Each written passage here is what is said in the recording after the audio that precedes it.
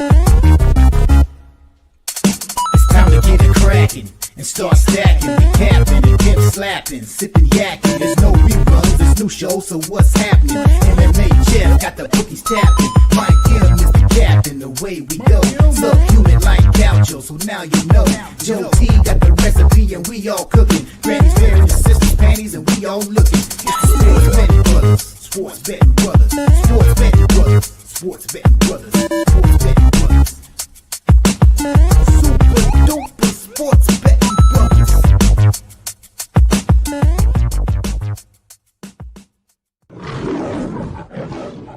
Let's get ready to rumble! Go time!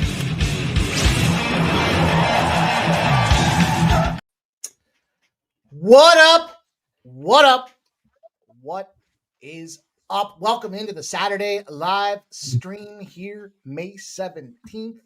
The main course of the day, the UFC Vegas 106. We got ourselves Burns and Morales battling in the baby cage with big bombs looking to fly around out there.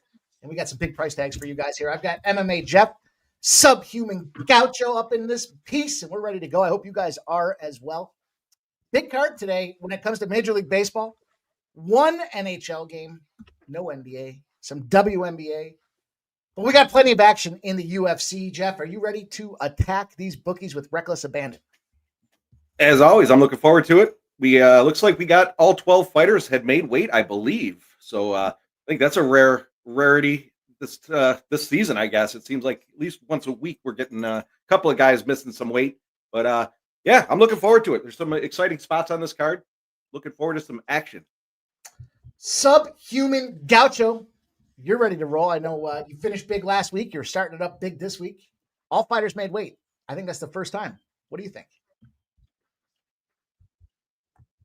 It's probably the first time in a while. Yeah. I mean, at least we have all the fights on. That's the good news. You ready to attack? You ready? I know we talked a little bit about this earlier today. Big card, full card. We got a lot of bets out there.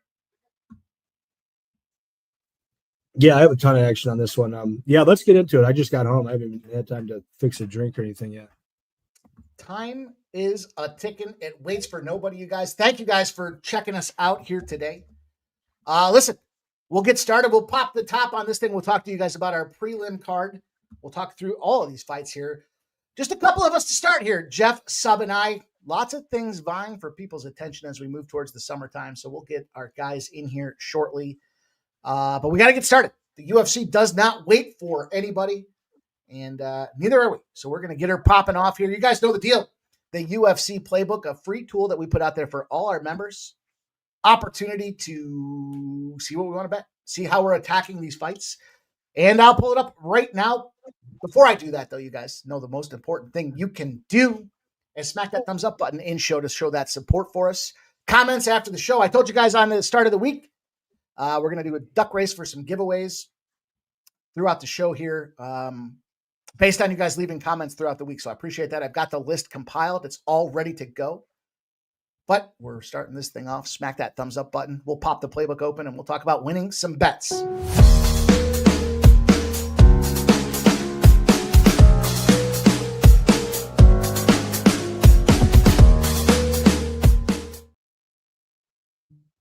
Almost time for 2 pages. Appreciate you guys that have taken the opportunity to upgrade to silver and gold. I got I think a 5-pack or a 6-pack of plays out there for our enhanced members. It is time to get going, though, boys. Let's kick her off. The curtain jerker, Subhuman Gaucho.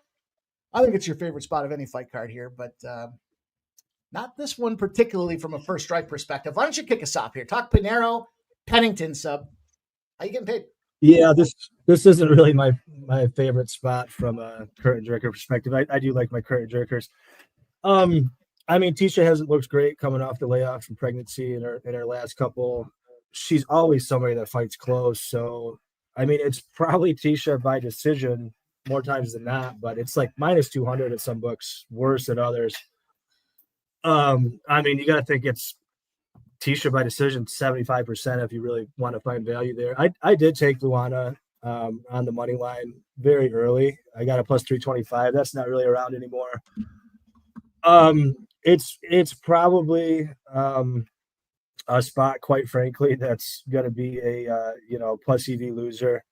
Since then, this isn't really widely available, so I kind of hesitate to give it out. But I did take 1.55 units on Tisha, basically round 3 or decision at Fanatics. That is way off the market. Like I said, it's better than her decision line at pretty much any book that I've seen. So I have 1.55 units on that. Hopefully we just get into round 3 and I can free roll from there. My favorite way to play this fight, if you got DraftKings, is Tisha's takedown ladder. 170 for a takedown, 700 for 2 takedowns, 1,200 for 3 takedowns. I think there's good value there. I think she gets at least one. So you ladder that up, cover all your bases, and I like that. Luana, never been super skilled, but she's decent in round 1 usually. So we'll see. I kind of doubt that Tisha just rolls 30-27 and makes it look that easy. So I don't like messing around with the minus 200 decision. All right, there we go. We got a little takedown ladder in effect right off the bat, Jeff. You agree? Or are you thinking the other way? What's your thought process when you attack this one? I put a small play on Luana just because of the dollar value. It's probably going to be Pennington by decision. To Sub's point, I saw that at I think it was Bet Online at minus 170. I don't think it's worth it to pay that kind of price for. So I just took a small play on the dog on this one. But again, being the first fight of the night, that dollar value for Pennington is just way out of whack in my opinion. Luana is not anything special, but she shouldn't be that big of a dog in my opinion. So I'm a small play on the dog here. Yeah, the way this thing started off early in the week there, I was thinking this has got to be a Pennington decision spot there. After talking with our friend Andrew yesterday from the Superbook, learned that there was some big betting action coming in on the under 2.5. So I snatched that up at 340. It's down to plus 240. Big, considerable movement on that under. So I'm on the under 2.5. I also look at, I think it's got to be Pennington inside the distance. I still, I saw some sharp action coming in on the Pinero side of things here. I get it. So Sub's point, I think you guys all nailed the thought process there. So under 2.5 for me, and Pennington inside the distance was plus 550. That's also moved now as well. So hopefully these women continue on the way these women have battled in the WWE, the WMMA. Hansung Park, Carlos Hernandez, and Jeff, you've got the first play in the book. So let's have you kick us off and talk to us about this second battle on the card here, the flyweights, Park and Hernandez. Yeah. Looking at Hernandez a couple of fights, he hasn't looked too great. I know he's coming in off a win, but he's 3-5, 3-2 in his last 2-3 in his last 5. Like I said, he just hasn't really looked that good out there. I think Park's got some power. I think Park's going to put him out of here inside the distance, which is what I ended up taking. I got it earlier in the week at plus 200. And then I see Subs in there with the Park minus 3.5. I might tail you on that one, Sub. I like that look as well.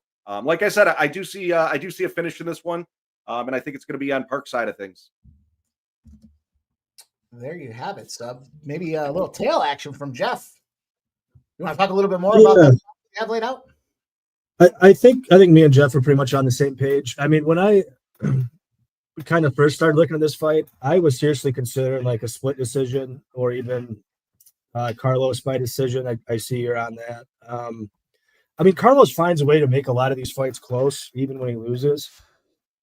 But yeah, I think I kind of have the same view as Jeff there. I do think that Park has a bit of finishing upside, and the minus 3.5. Hopefully you can get a 30-27 on most judges' scorecards anyway.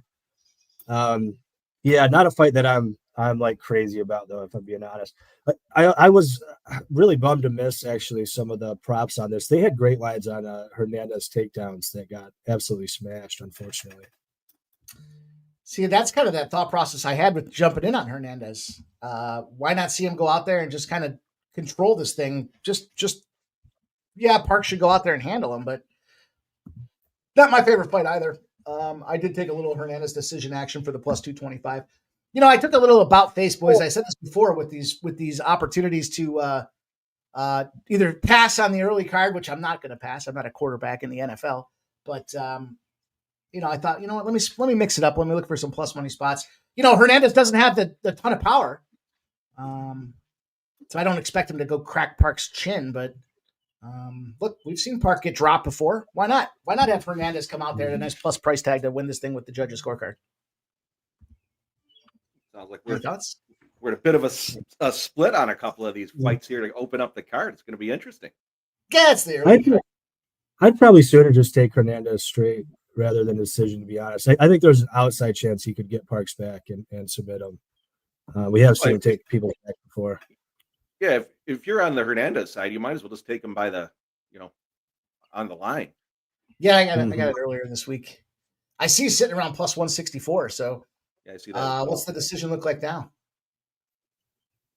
Plus 225. So it's holding pretty flat.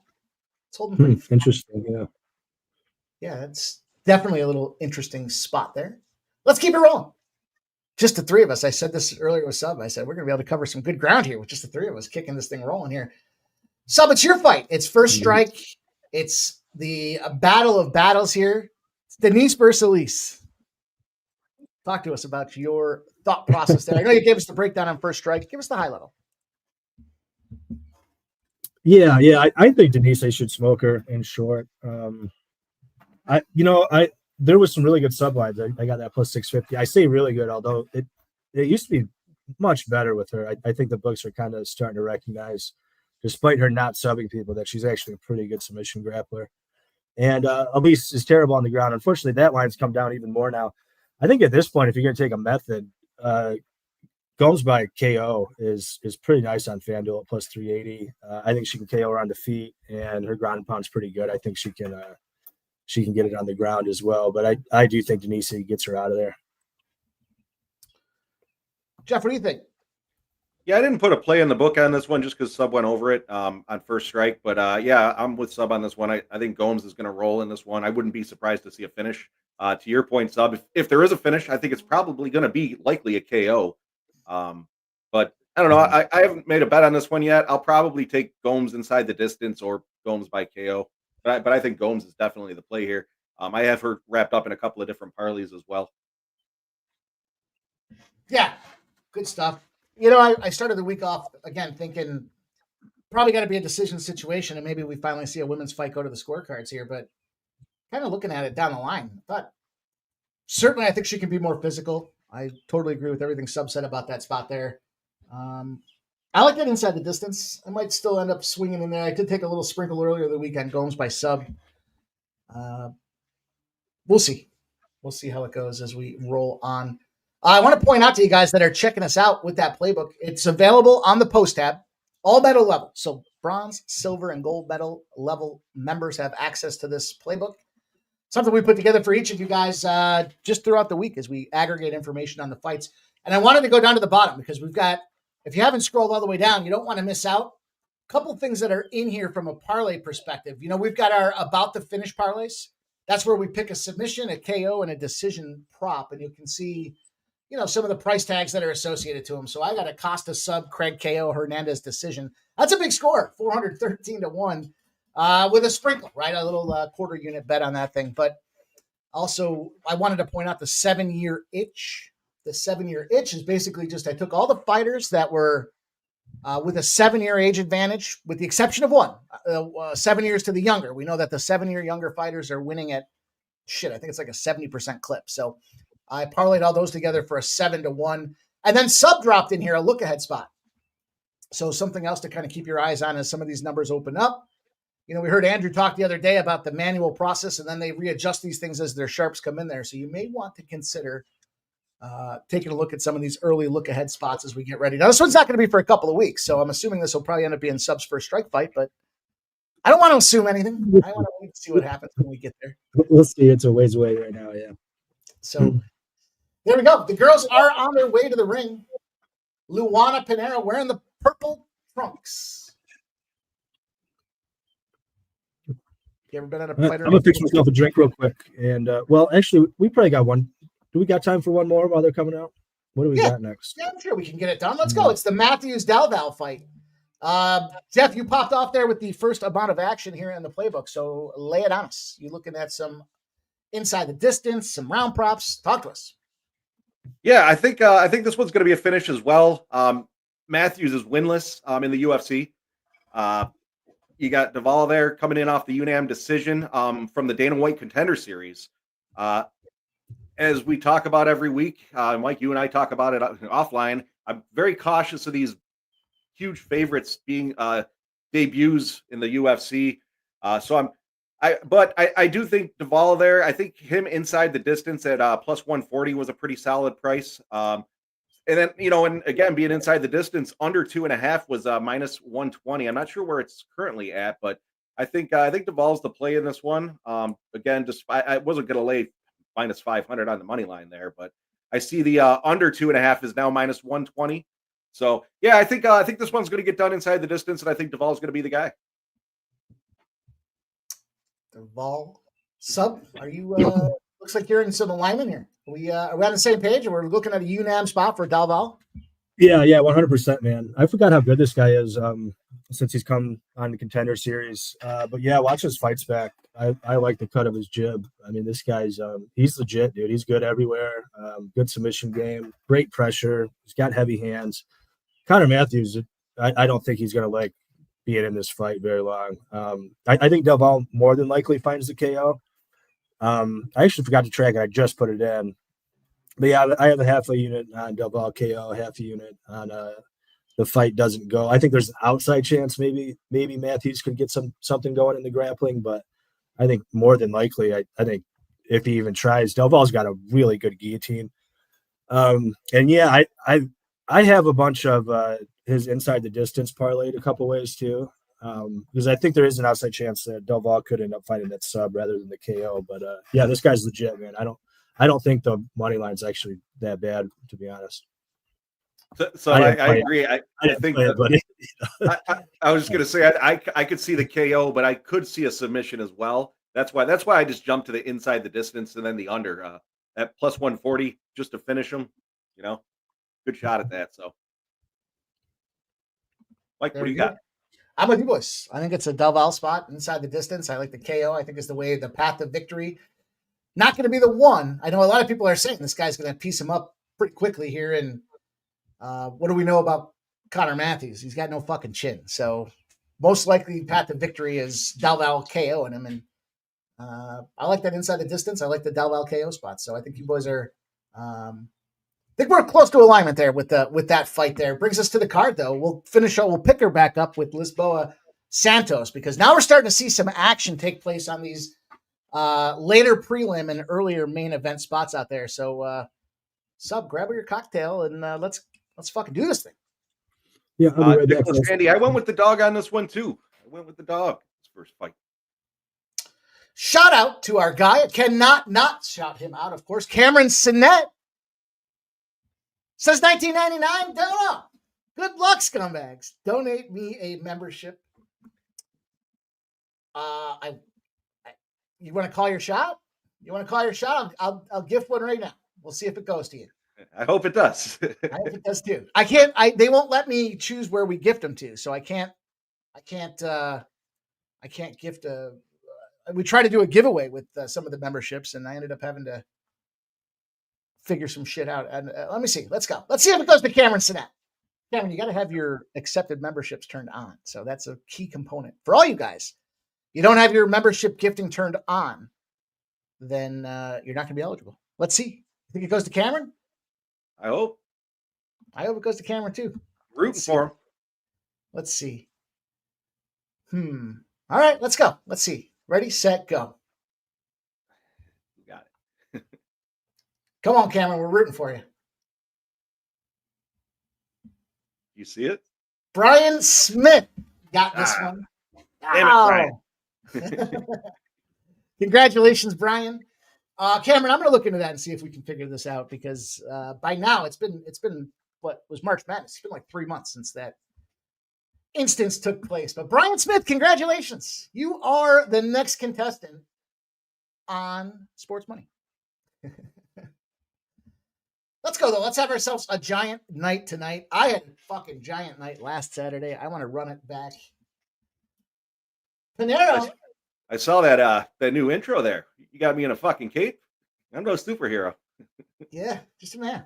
Just a man. I had to make some edits. We had to make some updates here as we transitioned along.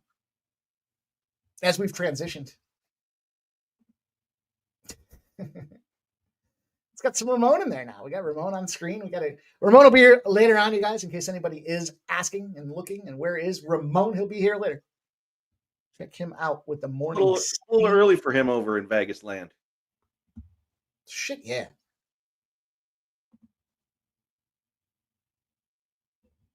Shout out to Fernando, our guy Fernando Morales in the house. Fernando Morales is in the house. Shout out Nicholas Handy, Michael B, Joe T, Cameron Sinet, Marty Riggs is up here. Black Swordsman's up in this house. Let's go. David Wallace, Fernando Mendoza. Appreciate you guys. Tarek B, David Wallace, Robert McCormick, Charlie Bradshaw's here. Twisted's up in here. Skunk Blaster joining us today as well. Appreciate you guys, man. Flea Mathis, good to see all you guys. Thank you for spending time. Lots of things vying for everyone's attention. It is, however, the last UFC card before the Memorial holiday. So see if we can't pay for all them hot dogs and hamburgers that everyone's going to cook up next week. So I did take a look, Jeff. We talked about this the other day. 9-3 was the line movement read from the betting tool that we had. And I wrote them down today. I've got them all written down. I will say this. Pinheiro was somewhat indicative of sharp betting today. So we'll add that tool to the equation because 9-3 is a pretty fucking good run. Yeah, that's solid. Hey, just out of curiosity, thanks, Nasty Nate. Knicks are scumbags. $1.99 donut. Shout out to Nasty Nate with the $1.99 donut. The Knicks smashed, Nasty Nate. Shout out to you, my guy. Hopefully your Red Sox smash tonight or today. I like the Red Sox. Mike, what was the AI on for this first fight? Just out of curiosity. I need to get another computer screen. 3's not enough. Were you able to use that monitor I gave you? I did, but it was fucked up. Oh. Yeah, it had like I don't know. It didn't work right with the sizing was different too, so it was kind of hard to look at. Yeah. Must have been an elder statesman. That was free. I don't know. I don't even know where it came from. AI likes Pennington decision. Pinheiro trying for a takedown, puts herself into a guillotine type of position out there. Well, she clipped her there. Yeah. Looping right on the chin. Right on the button. What do you think Sub's going to come back with? White Russian? I bet she comes back with the Red Bull vodka to kick his day off. He was running around all day. A mint julep, and if Sub comes back with a mint julep, we're tossing him off the screen. I've never had a mint julep. I haven't either. Doesn't look like. I think I talked about this somewhere. Maybe it was during the Derby last time. It just doesn't look like anything I'd be interested in. Yeah, I'm not even sure what's in it. Shit, literally from the fucking Kentucky Derby field. Mint. White peach Red Bull, says Fernando.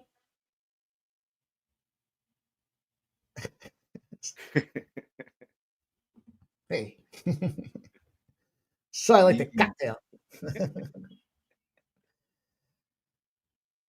No, I remember reading it.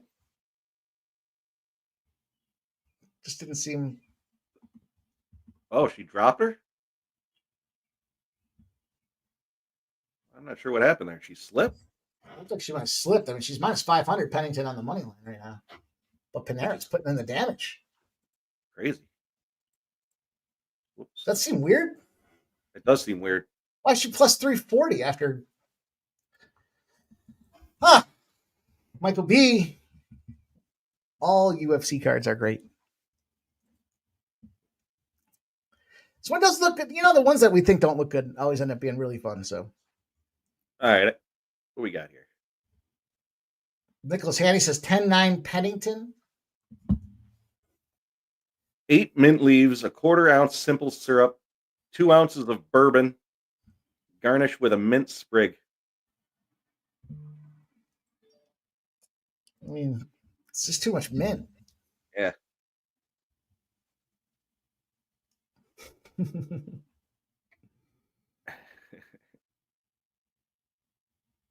I think so. Not I think all, it's fair to not go UFC. all cards are created equal, but we're getting some fights, and we're not having to pay premium price for pay-per-view, so that's always a nice thing.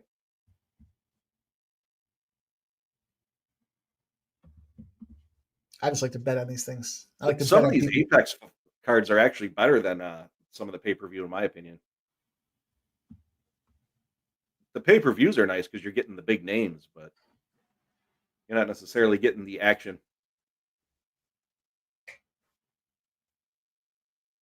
You got to keep in mind too, right? The week after a pay-per-view card, even Andrew was saying that he's like, it's tough to get the action to book because everybody just bet on that pay-per-view card. They don't now see these lower names or no names, and it's like, do I want to go put my money on these guys or girls?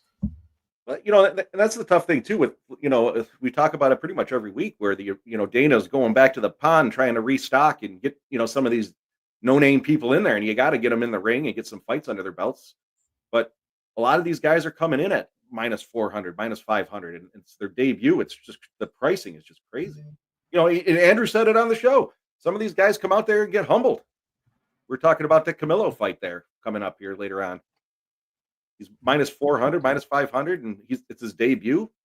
Who knows? I mean, you're fighting better caliber guys, obviously, in the UFC as opposed to some of these, the regional ranks. So could happen. Michael B. He agrees with some of the smaller cards are better than the pay-per-views. What you end up with, Sub? A mint julep?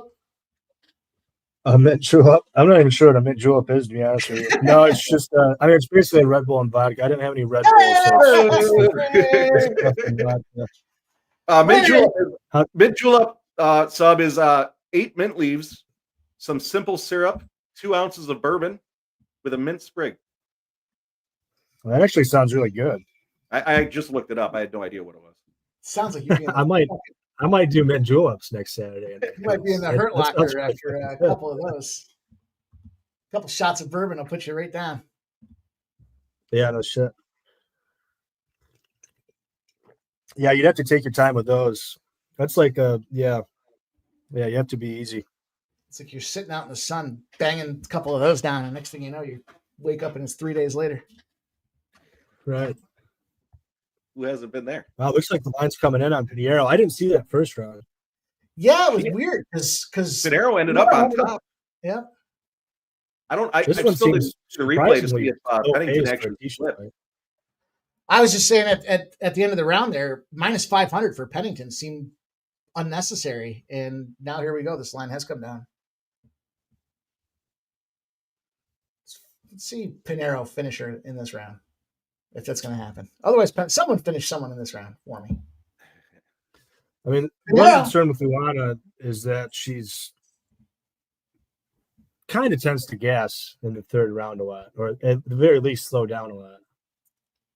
That's kind of what I was thinking. She has that path to victory for Pennington being late, right? She can survive the early onslaught, but Pinheiro looks pretty decent early, so I'm not going to take it from her. Oh, and she clips her in the side with that. Whoa, the girls are slapping. They're cat slapping, fellas.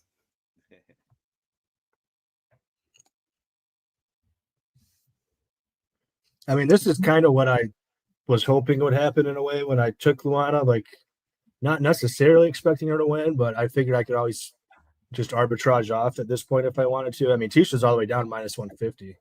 Yeah. Crazy. I saw that as well. Michael B, I like the Stars. I'd rather the Jets win that game personally, but I think the Stars are going to get it done, close the series out tonight. Mike, what do you think? Yeah, I think it's the Jets are in a terrible spot. The Jets are in an 0-11 spot for the game tonight. They're losing by over a goal a game in those spots, so it's looks like it should be a Dallas situation. I like the under. Sharp respected steam action has come through. Sharp respected action, I should say, has come through. They were on the under 5.5, so I gave out the under 5.5 this morning to our enhanced members, and I like Dallas as well.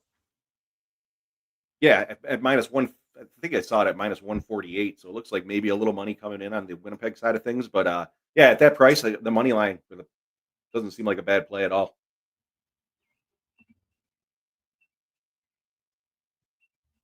Just tricky because it's game 7, right? You don't know. Is overtime in play? So taking the regulation or the puck lines are tricky. That's one of those spots where it's like, again, we're battle hardened with UFC betting minus 130s isn't a big deal. See what happens though. I bet you that line comes in a little bit before puck drop. Yeah, the Jets have looked pretty piss poor on the road. I think, there was a crazy stat but before last game. I think Connors scored a goal in every away game for the Jets this playoffs. Somebody was saying it when I was listening on the radio. I don't know if it's factual, but I know he didn't score last game on the road.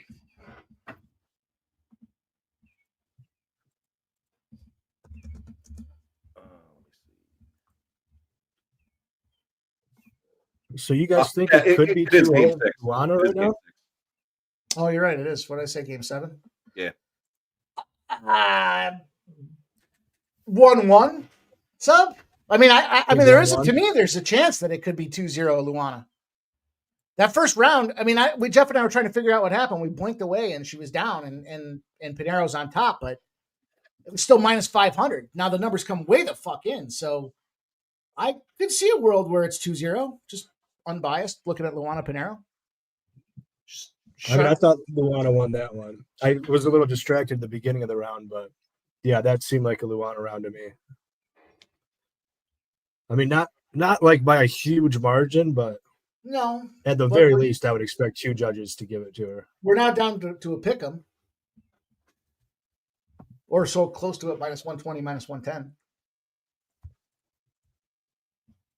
Yeah. Hey, here's our guy. Checking in from the sports betting capital of the world. He's running so hot. It's Ramon Scott. Hey, Ramon. Yeah, guys, what have I missed here? I want to make sure I got in here for the show before Jeff fired me, and ready to go here. Just couldn't quite make it for the start of the show, so thanks a lot.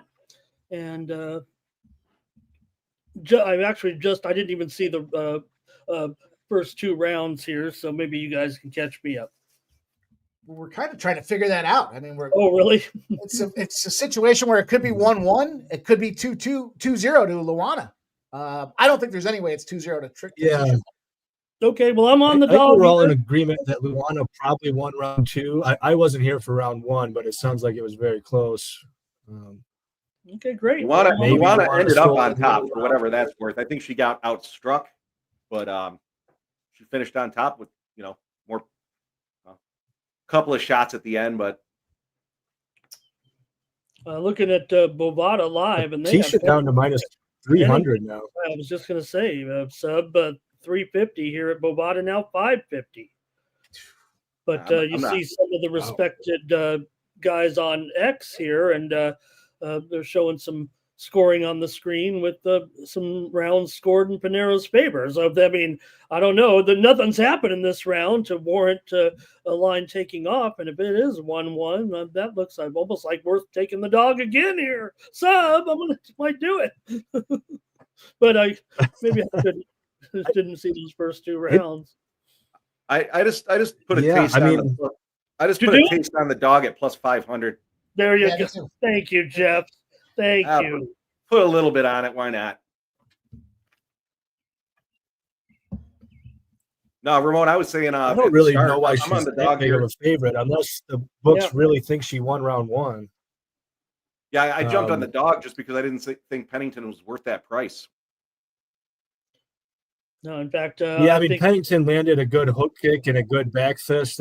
Those were clearly the biggest shots of this round, but she's not like completely dominating. Yeah, and I kind of went. Yeah, I guess it depends on how that first round went, which I can't really speak to. What was that, Ramon? I don't want to. I didn't catch those first 2 rounds, so I'm just going to watch this 3rd round and see if I can get a score with the dogs here. But good to be with you guys.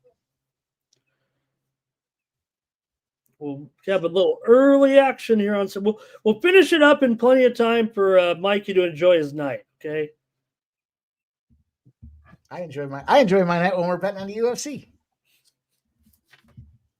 I always have a good time UFC betting with you fellas.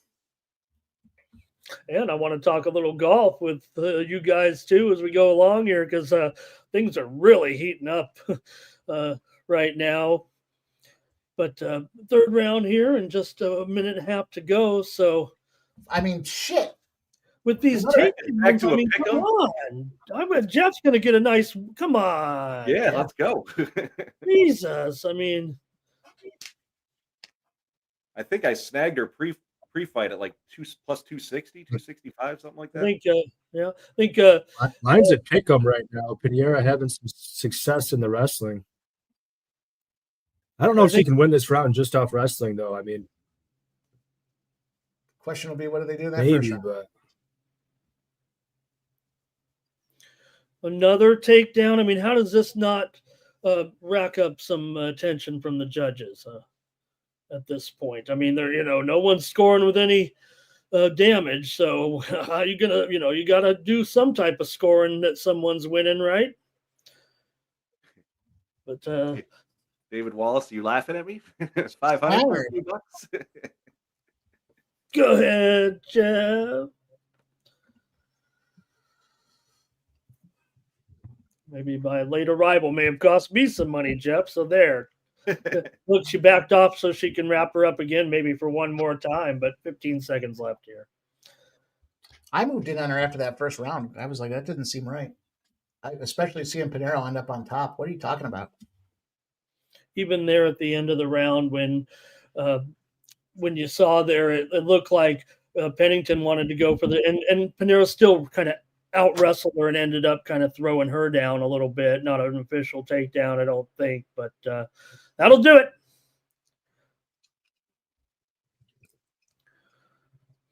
VB scored at 30-27. He just tweeted out Pinheiro.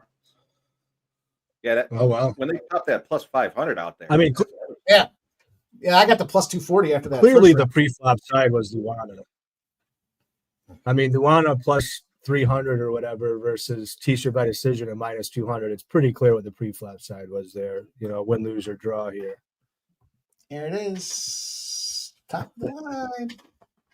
9-3 last week was that sharp respected betting action. Let's see what it does this week here. We got all but 3 fights have a sharp move to them. Is that your own sharp, or is it just the conversation with Andrew? Because he was really terrific yesterday again. Oh, he's always great, isn't he? I mean, there were some really great questions too that he was answering some great stuff there too, as far as betting and when the sharps bet and how do they bet on debutantes versus how does pay-per-view action change versus a Apex card.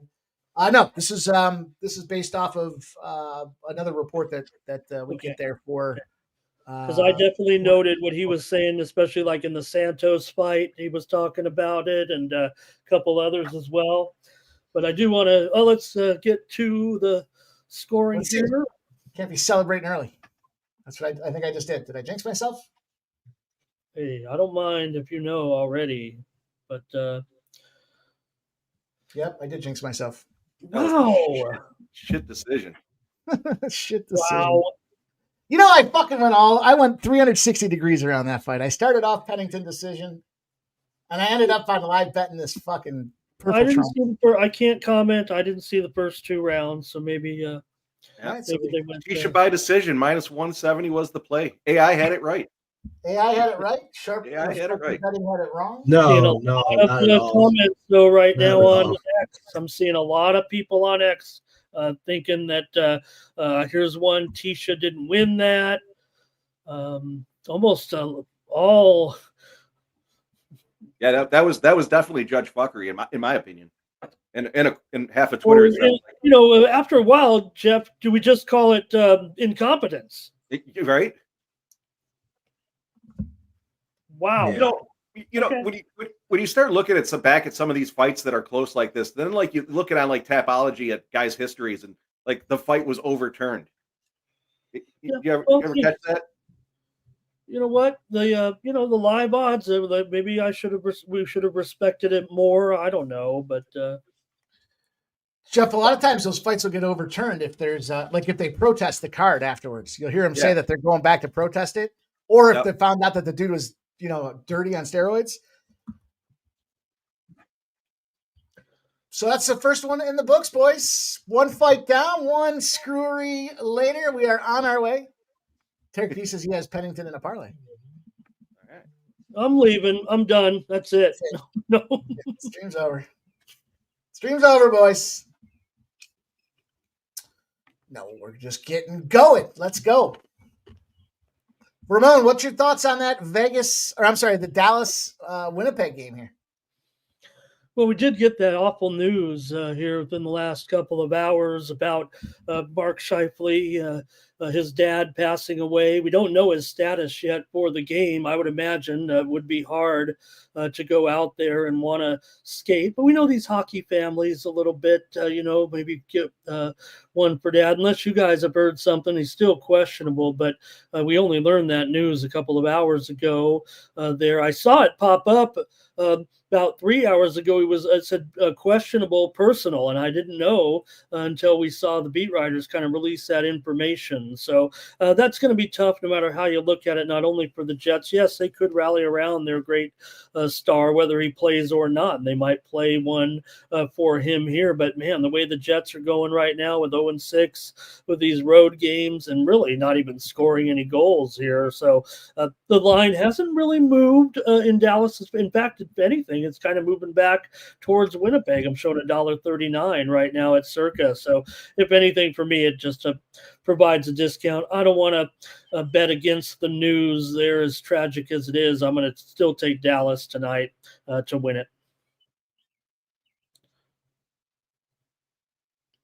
Excellent breakdown. Disappointing to hear about the old man Pops.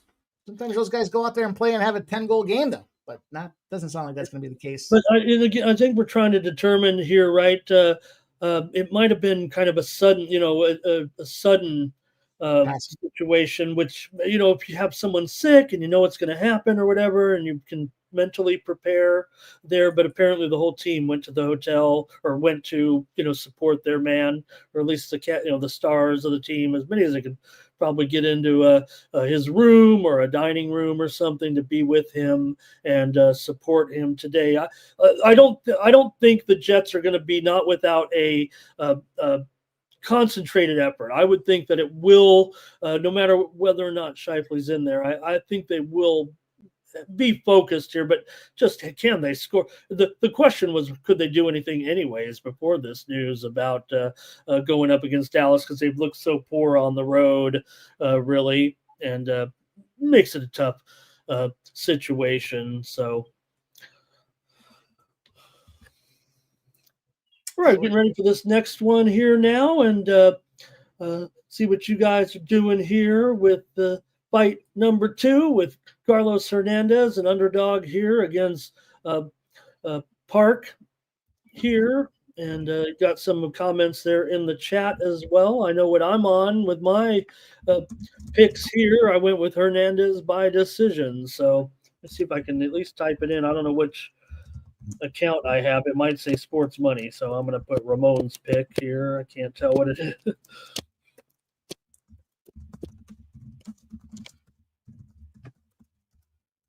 But I'm a little mad already starting off. I've lost. I'm going to be off this show if I keep giving the loot. 5 losses in a row here for me. Back to the last show. Sub. You guys give me the playbook. Oh, really? I couldn't be there for the. I couldn't be there for the main event. I didn't know you went on a skid there. I fucking clocked him. It happens. I think pre-flop, I was like 0 for 5 or 0 for 6 starting off on the prelims of last card. Well, I'm taking another dog here. Shame on me. But I'll take him here over Park. And I'll go by a decision here. Let me see what that might even be a little bit nicer price here. Hernandez by decision is plus 220. So I'm going to make that kind of my semi-official play. I'll put it in the chat here. But Jeff, let's get his picks out. Maybe a few more holes will come along because I want to talk golf too, because Scheffler's found his way to the top of the leaderboard already. It feels like he might put these guys in the rearview mirror. Yeah, he was struggling Thursday and Friday, but making the cuts key, moving day. He's moving, that's for sure. And with the weather and winds today, kind of takes some of the guys who might not be as skilled. Yeah, it could lead to some volatility, but when you're a Superman like Scotty here, he's still tied. Johnny Vegas has been hanging on here a little bit.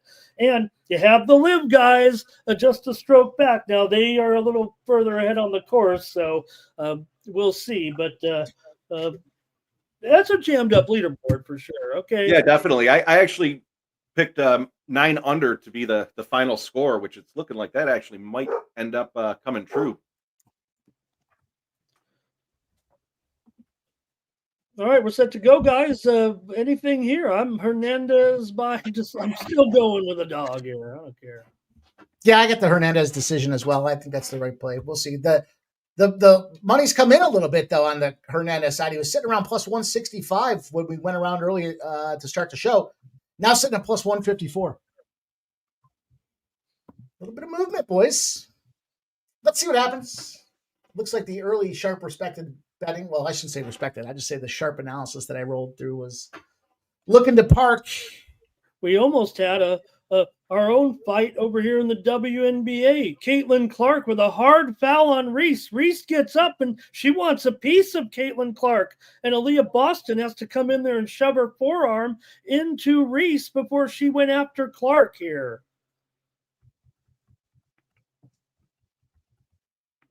And then Angel Reese complains that she likes to complain. She's the villain. She's the villain. Well, it's going to be a hard foul on Clark. I don't think it'll be any kind of no, maybe they are going to get Clark for a T or maybe a flagrant of some kind here.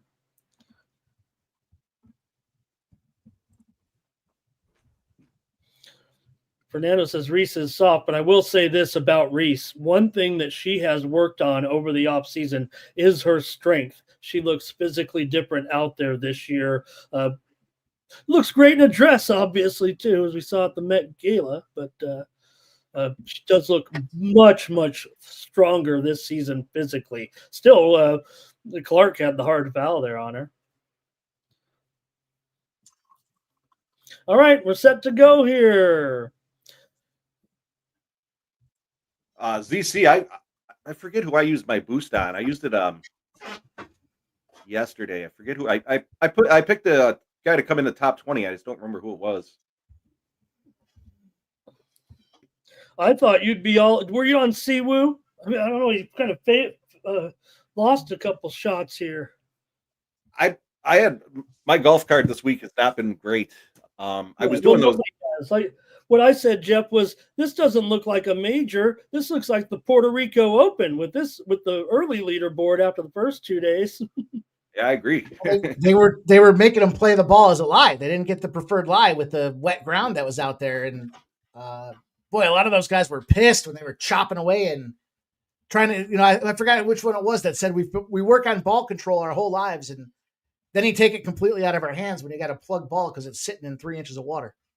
Nope. Rory had that controversy with his club as well. They took him out of play, I think. Non-conforming fucking scumbag. You know who got fucked the most on that was Shane Lowry, which he got his ball got put in somebody's divot, but it wasn't his own divot, so he couldn't lift it. So he ended up having to hit this ball out of this rut, and he ended up missing the cut by 1 stroke. Yeah. Pack it up, kid. In all fairness, though, they had that, what was it called? The air dry system or something like that, some pro dry or whatever. So they've got some new irrigation factored into that course. It rained so much, though, on Monday and Tuesday. It's hard to see that it made a difference. Park is piecing up Hernandez here. Fluffy Jr. ZC, that's not a bad look because Rory's going to come to play tomorrow. I'm not sure where he's at top 20 wise though. Baby go night night. Oof. Yeah.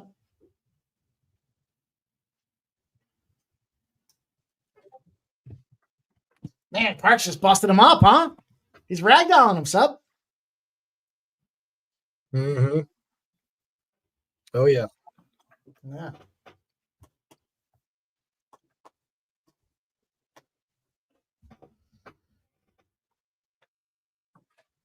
Yeah, Park all over him.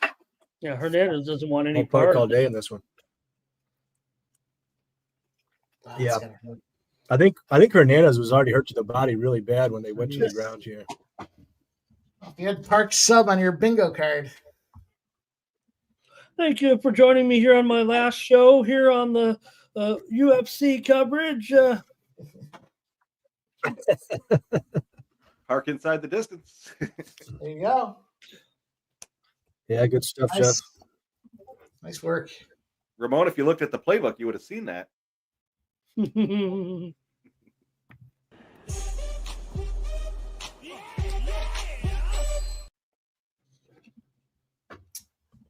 Yeah, I guess I should have got more aggressive than my -3.5 there.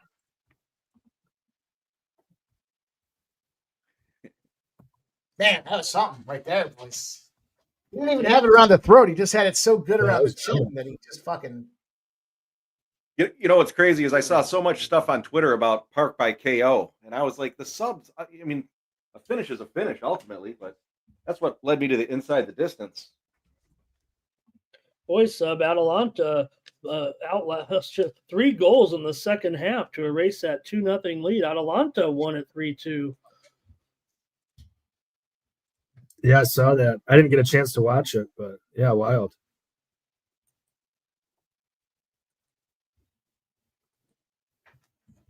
Really nice showing from Park there. Yeah, he looked fucking great. Just ran the guy down. Yeah, Mr. Chalk before you invited me to this show, but I just wanted to be an attention whore, and now I'm going to come back and probably get conservative now. There was no AI for that one. Really? AI the day it needed came back results inconclusive. Yeah. Yeah, they didn't have any. It's interesting. That's the only one. Even AI didn't want to touch that one. No. Even they were like, I don't know. Sometimes I do the Grok. Do you guys ever do Grok? It's like the AI tool on Twitter. I'll type something in I want to learn, and it'll come back with a response, and I'm like, that's not right. And I'll say, come on, Grok, you should. And you can actually like insult it a little bit subtly. You're like, Grok, do you even know what you're talking about? So and so is not on that team anymore, and it'll say, you're right. After further investigation, so and so isn't on that team anymore.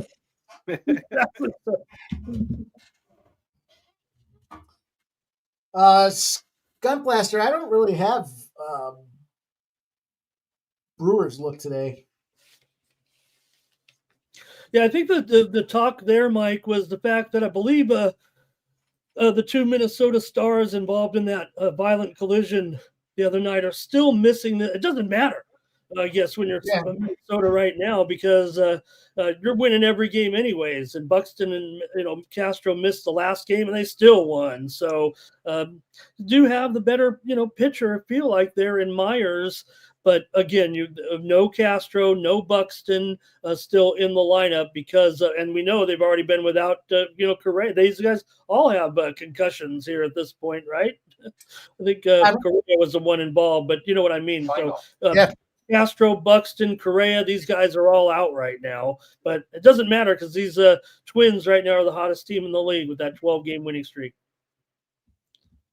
I guess this technically, if you follow the fade the star player theory, then this is technically the spot where you would fade them, right? Because the last game was the first game that those two guys were out with the collision, which means that this is now the game after the first game they miss, if I'm not mistaken with the timetable. But home dogs off a home loss, 23-13. So that's a tough game. I stayed away from it. I guess I would probably look to thread the needle with the Brewers on that one, but. Baseball action that I did jump in on here. Phillies -2.5 should be a good spot. Lay the extended run line to get some of that juice down. Oh man, you're going against Majinski there after he pitched that good game last time. Still 320 favorite for your Phils here. I mean, it's such a big number, but it should be, I think, in this case. And then the Astros and the Rangers. Love the under 8.5. Get that under 8.5. Should be a good spot too. Ronaldo, and of course the first 5, 4.5. Well, I think the story there is you have a Rangers team that's gone under in 50 straight games. It feels like right now. I'm half kidding. So far, the Rangers have been, the biggest under team, especially at home so far this season, just putting up a monster unders, I guess. We know their offense has been challenged, but Mike, 6-19 to the under at home for Texas. And how about this? Houston mentioned it to you because the one did sneak over. I put it in your chat. Remember, I said, "Oh, they're 1-8-2 to the under." Well, right now.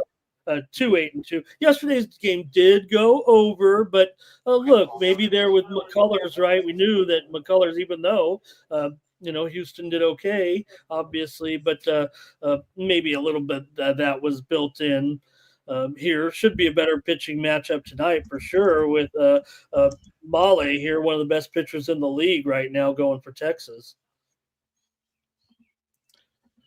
Houston came back to win that game, and that's how that game ended up going over. Otherwise, it was looking pretty right. It was 2-1 in the sixth inning, I think, or something like that. I'm going to catch a refill, boys. I'll be right back. Looks like John Rahm just John Rahm up the leaderboard. Yep. So 7 under now with Scotty, with Johnny Vegas there, and Bryson at 6 under, Siwoo at 6 under.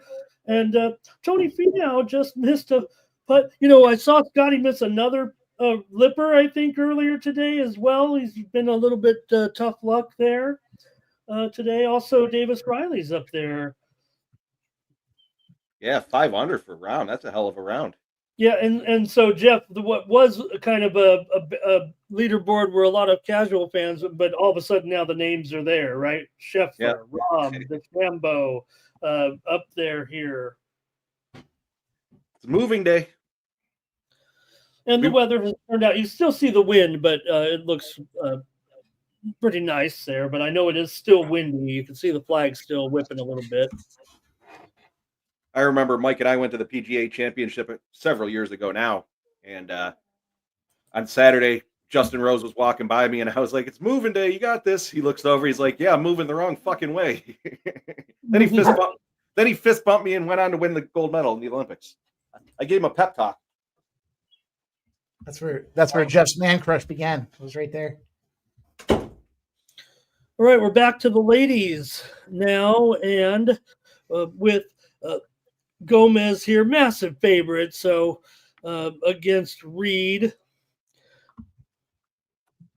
I have Gomez by submission in round 1. I'm gonna have to go to a favorite now after I got to get off this 6-fight losing skid. That's a solid look there, ZC. Siwoo's playing excellent.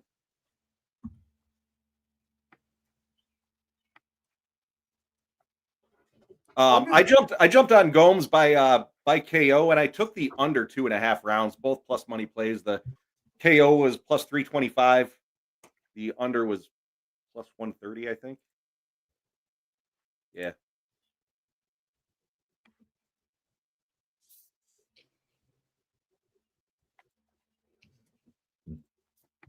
I just think that submission price could really boost it here for big time in this one. So let's see, round 2 is 14-1. I could take round 2 and 3, or you guys like it kind of under. And I said, what did I say? Did I go round 1? I'm flustered now. I said round 1. So maybe if I go round 1 and 2, submission 1 or 2 is 6.5 to 1. That seems, maybe that'd be the right play for me. I see the playbook here. Reed certainly has like negative grappling skill, if that makes sense. It's pretty poor. That's for sure. Sub's got Gomes inside the distance. Gomes submission under 2.5. Mike's got Gomes by submission there in the playbook. Okay, great. That then I'm feeling a little more confident here. I'll add some round props to it. I'll sprinkle your round 1 and round 2s on that. I think that's a good look. Why not? I'll do it. She's gonna sub her. Got to be in one of the first 3 rounds. That's a fact, boys. Well, you guys were going under, so that's why I decided to cut it down to round 1 and 2. Yeah. At Yeah, I think it's plus I think if it 50. gets late in that third, I think at that point Gomes might just cruise. Doesn't have really she doesn't like fall off the cliff, but she does tend to slow down a little bit. And I expect she'll probably be up considerably at that point. So I do tend to see it coming in 1 or 2.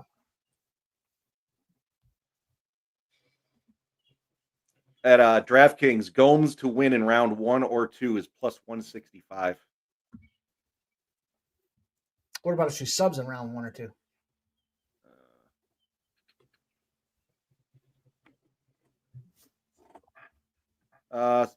Sub in round 1 is plus 750. Sub in round 2 is plus 1200. Those are crazy numbers considering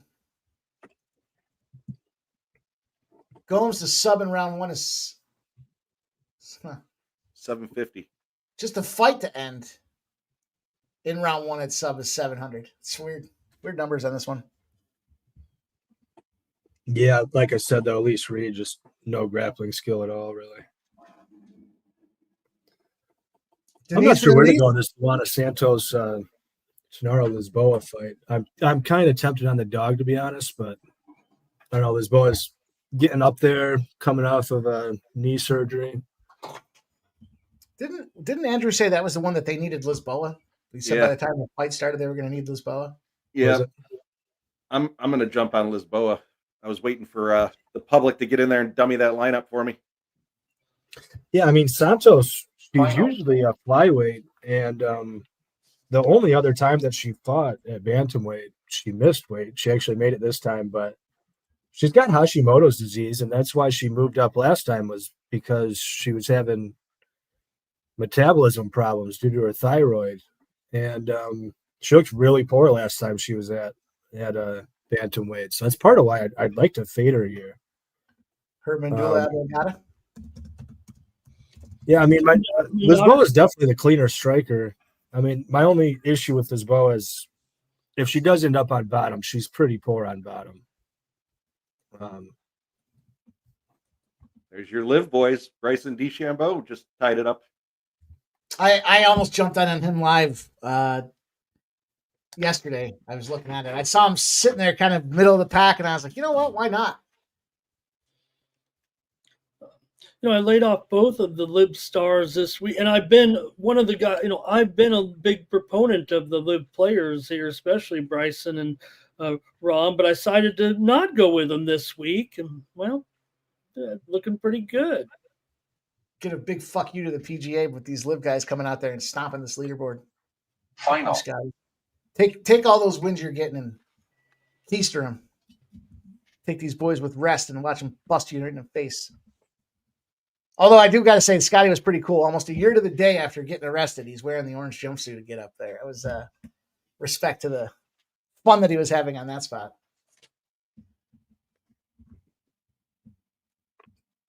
He's lucky, though, because given what he did in that situation where they were ultra aggressive against him there, they would have pulled me out of the cart and whipped me with their fucking nightsticks. Yeah. Right. And it does look, I know I want to put a little bit of, the social things on it, right? But remember later with Tyreek, he getting pulled over, just was the same situation there. And, even Scotty was a little perturbed, right? Like anybody maybe in their right mind would be there. And sometimes, and these cops on their traffic duty type of thing, I know to be safe with all the people around. You got to be safe when there's cones and, parking and stuff like that. But even Scotty was a little pissed, right?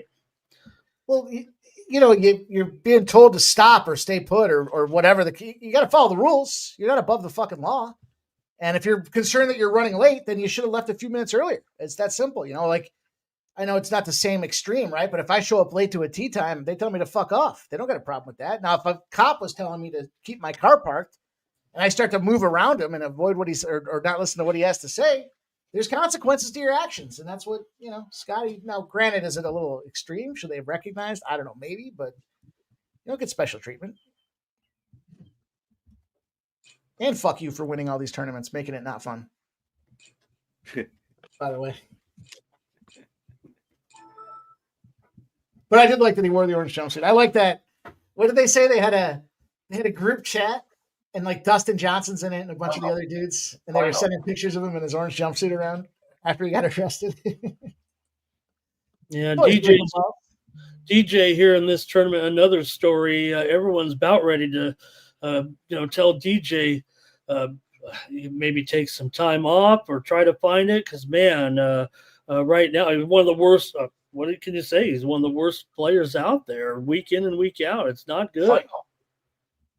He needs to get himself some blow again. Gotta go back to what works, right? The PGA frowns on that.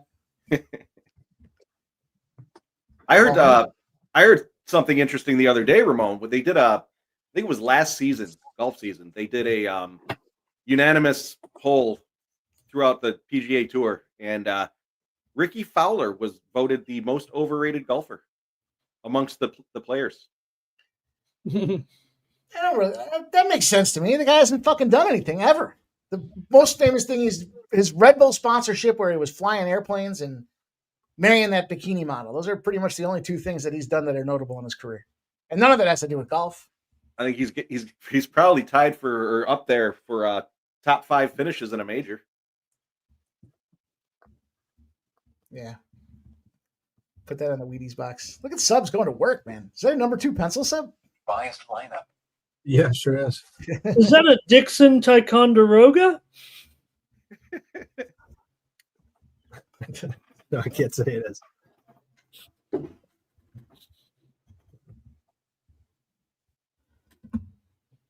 Jordan Spieth misses the cut. Jordan Spieth was all amped up about trying to make this one. He said if he could only win one tournament, this is the one he wanted to win. He wants to complete that career Grand Slam. And Hideki Matsuyama sitting out there in straight downpouring rain on Monday when everybody else is off the track. He's still out there on the putting green. God only knows what he was doing. Did you see him on the range after his round? He shit the bed. Yeah, he went to the range and was smashing balls. Yeah, he was pissed. Good. Ludwig Auberg, a big favorite out there. He's another guy that took the old chop. And Keith Mitchell. Finally bet on Keith Mitchell. I was surprised when you said that. Well, you took him for first round leader, though, didn't you? Yeah, first round leader. And I think I had a top, I can't remember, top 20 maybe. Don't matter. You know, this is like, this is the prime reason that I wouldn't bet a guy like Rory or Scotty. You know, I mean, look at Rory. Imagine hanging out plus 230 thinking, oh, Rory's got this. He's got this. Now all of a sudden he's in 50th or wherever he is. I think he'll make a push tomorrow, but I mean, it's still anyone's tournament. Do you think it would help Dustin Johnson if he was able to trade in the Gretzky daughters, the older model for the newer model? You think that would help his game at all? Because that younger sister's not too bad on the ice. And she's got a few less miles on the tires. Usually you got to keep your game up in order to qualify. And right now DJ continues to miss cuts and linger near the bottom of the leaderboards. You don't think he can spit any game?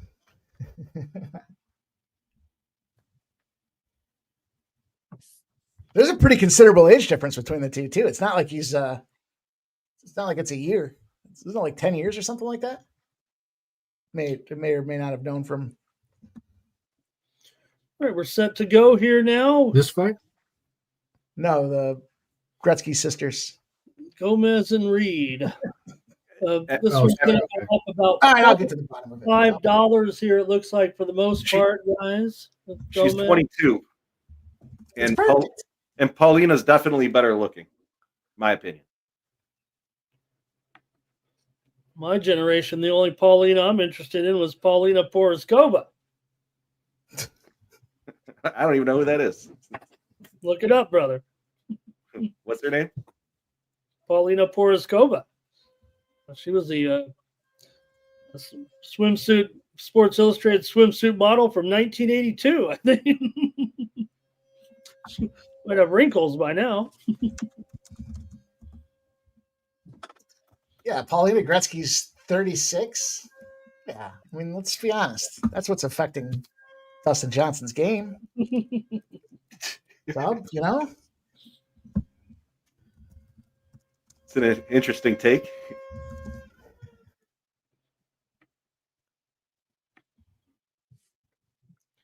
Paulina Poroscova was married to the lead singer of the Cars. I remember he passed away a few years ago. Right, Oof, she almost rocked her. Yeah, we get some action here.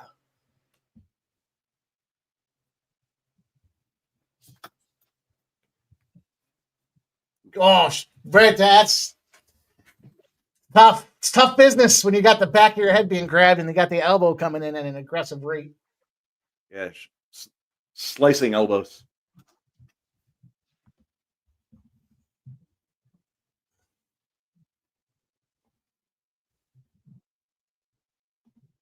Oh, is her cheek swollen? Oh, look at the mouse under her eye. Yeah, I was going to say her eye is blowing out. Woo! Oh, broken orbital. Stopped. Summer. Yeah, I was going to say, here's where Hammer the on the sun throat. She almost looks like she wants the KO, though.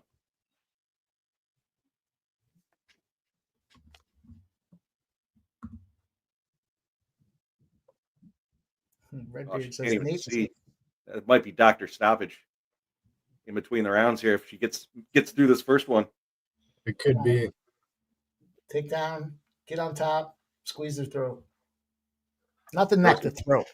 Throw some more elbows in there. Oh, that's horrible looking. As much as I don't hate her grappling, because I'd like to see her sub, I mean, if she just let her back up, she'd probably finish her on the feet. Yeah, right? I don't know if it's actually smart for her to be grappling, really. Final. That eye is horrible looking. Yeah.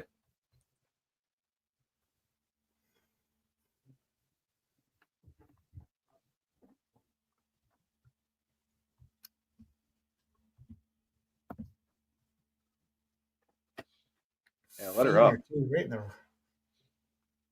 roll her over and squeeze the fucking head off her shoulders. Don't do that now. Don't do that, Reed. You're just gonna make her mad. Don't do that now. Don't anger. You already busted up. I don't know why Gomes isn't posturing up and just hammering that busted orbital. I would imagine, based on what she saw with that first fight right now, she's thinking she could be down 10-9. Yeah, it's a Reed round. Sounds like It's actually probably going to be a 10-8 Gomes round. it's pretty clear, Reed. What's the live line at? It's down. But she can't see and she's covering her mouth. Man, look at how red that side is, too. She's just getting. I don't really know why she's not passing. She's just kind of hanging out. Bovada has the line available at 5 dimes for Gomez plus 1,400 for Reed.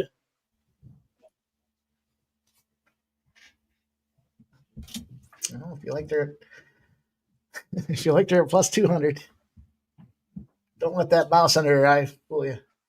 She's still in this thing. Oh, Head and arm? you know, in all fairness, good for her for working the other side of the face. You already got that one side all busted up. Now you're coming in on the other side. Squeeze. Round 2 paid better than round 1.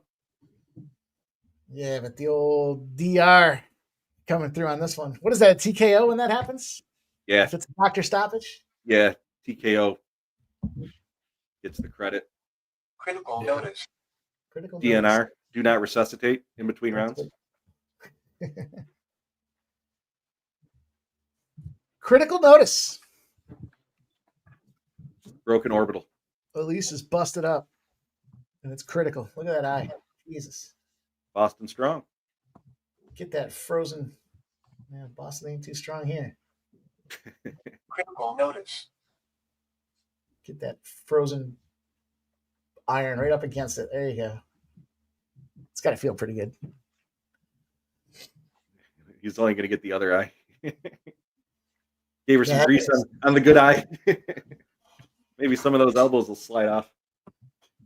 Look at how that thing is swollen, man. I'd be surprised if they let her go into this next round with that thing. Doesn't that look like? I mean, look at how far up that black and blue was. It was up, literally up to the bottom of the eyelid. If she dies, she dies. I think the doctor would let her go unless it gets worse. Cut her. What's Rocky say? Cut me. Cut me. Cut me, Lou. All right, let's attack that eye. All right, let's go. Get this sub. Round 2. All right. Asper Herzog. Of course they were still going. What up, Stop Geo?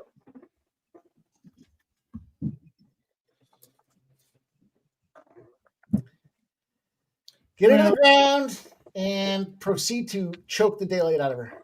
Oh, KO. Ah. Get it. Get it. Hey, that's hopefully everybody was, rolling here with this favorite. Look at Herzog just letting her feed her. I should. Oh, man. I was going to say, dude, I do not know how he didn't stop that way Dude, he's just earlier. spinning over like, oh, man. Whew. Yeah. Plus 325 for the KO. Round 1 and round 2 was like plus 160 or 170. The under was plus 130. Fucking tag that fight.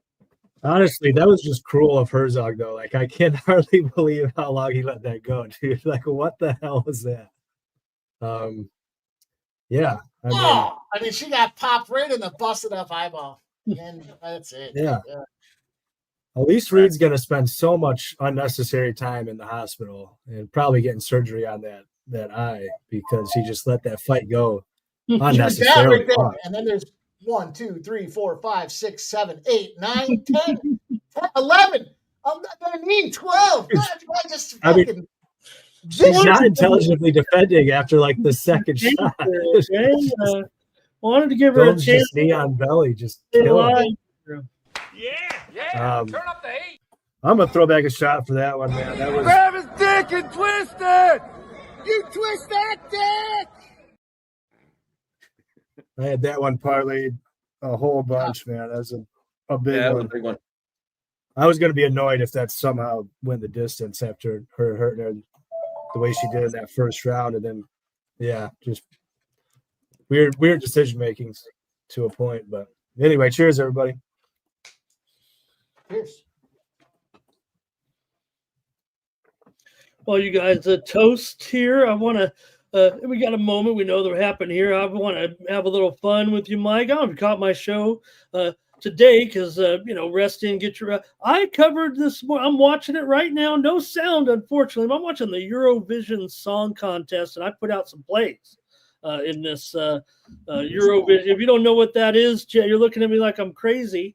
But this is a international event, a European event where each country has its own song, and this has been going on for over 50 years, this contest. And I took a 14-1 shot here to win it. I don't think it's going to happen now, the way I'm seeing the analysts talk here on the closed captioning, but I took a 100-1 shot as well. But just having a little fun here. The Eurovision Song Contest, people have been betting on this for years. It's on Peacock right now, and they're down to the final couple songs here. But, I'm just, me, I'll bet on anything.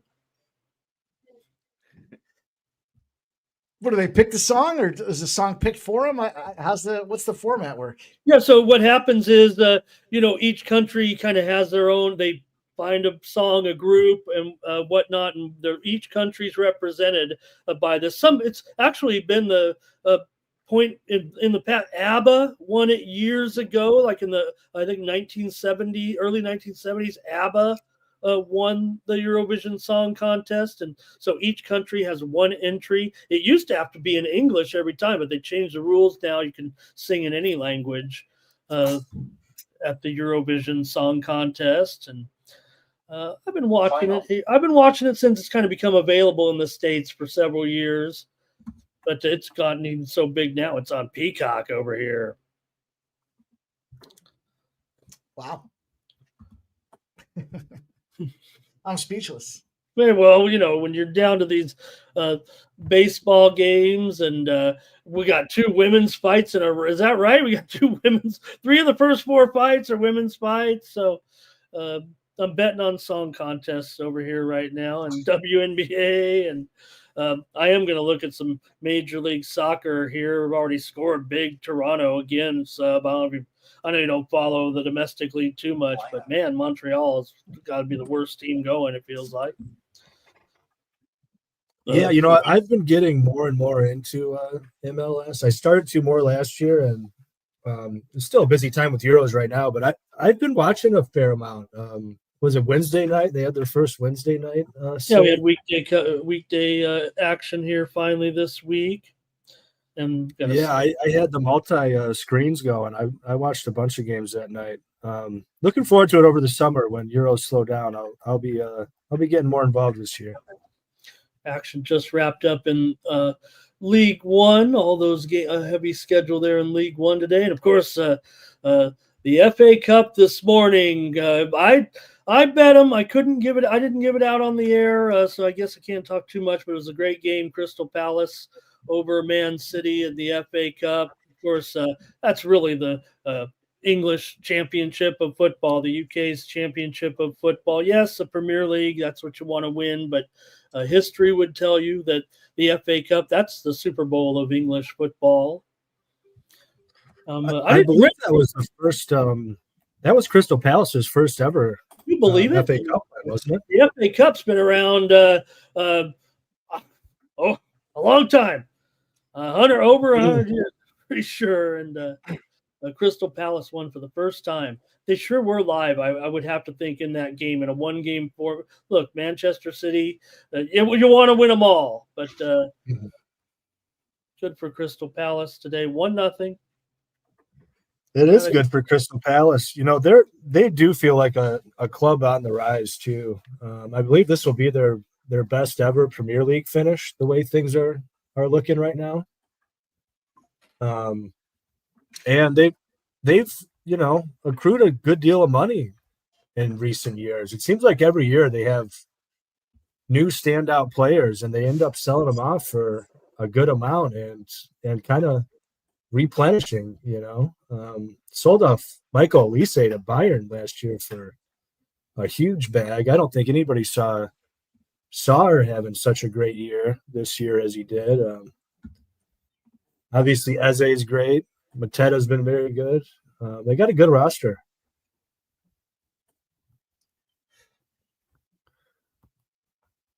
Unfortunately, FA Cup isn't the biggest, money tournament. It is kind of like a huge pride thing throughout England more than a money thing. It's kind of too bad because, a club like them, a little bit smaller, they could always do with an influx of cash.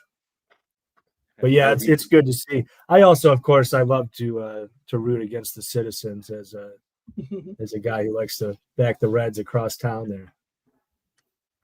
RVD says Herzog wants to see somebody die out there. ZC, hang on. I do have a same game parlay I threw together. Hang on a second. I'll try to find it here. Bryson has moved into the lead. Scotty fell 2 shots there. And Bryson now with the 1-stroke lead over Johnny Vegas. Davis Riley here as Bryson tees off on 16. ZC, with the boost I got, it's plus 1463. I got the under 5.5. Kyle Connor to score a goal. Connor 3+ shots, and Mikko Rantanen 3+ shots.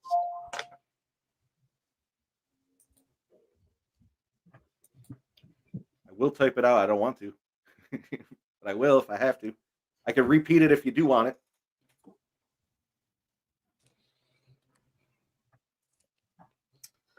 All right, Lisboa and Santos. I've got Santos second round knockout as my, as my big money or as my featured play, I guess. I mean, I'm on Santos here, but I'll take a knockout second round. I'm going to price it up here.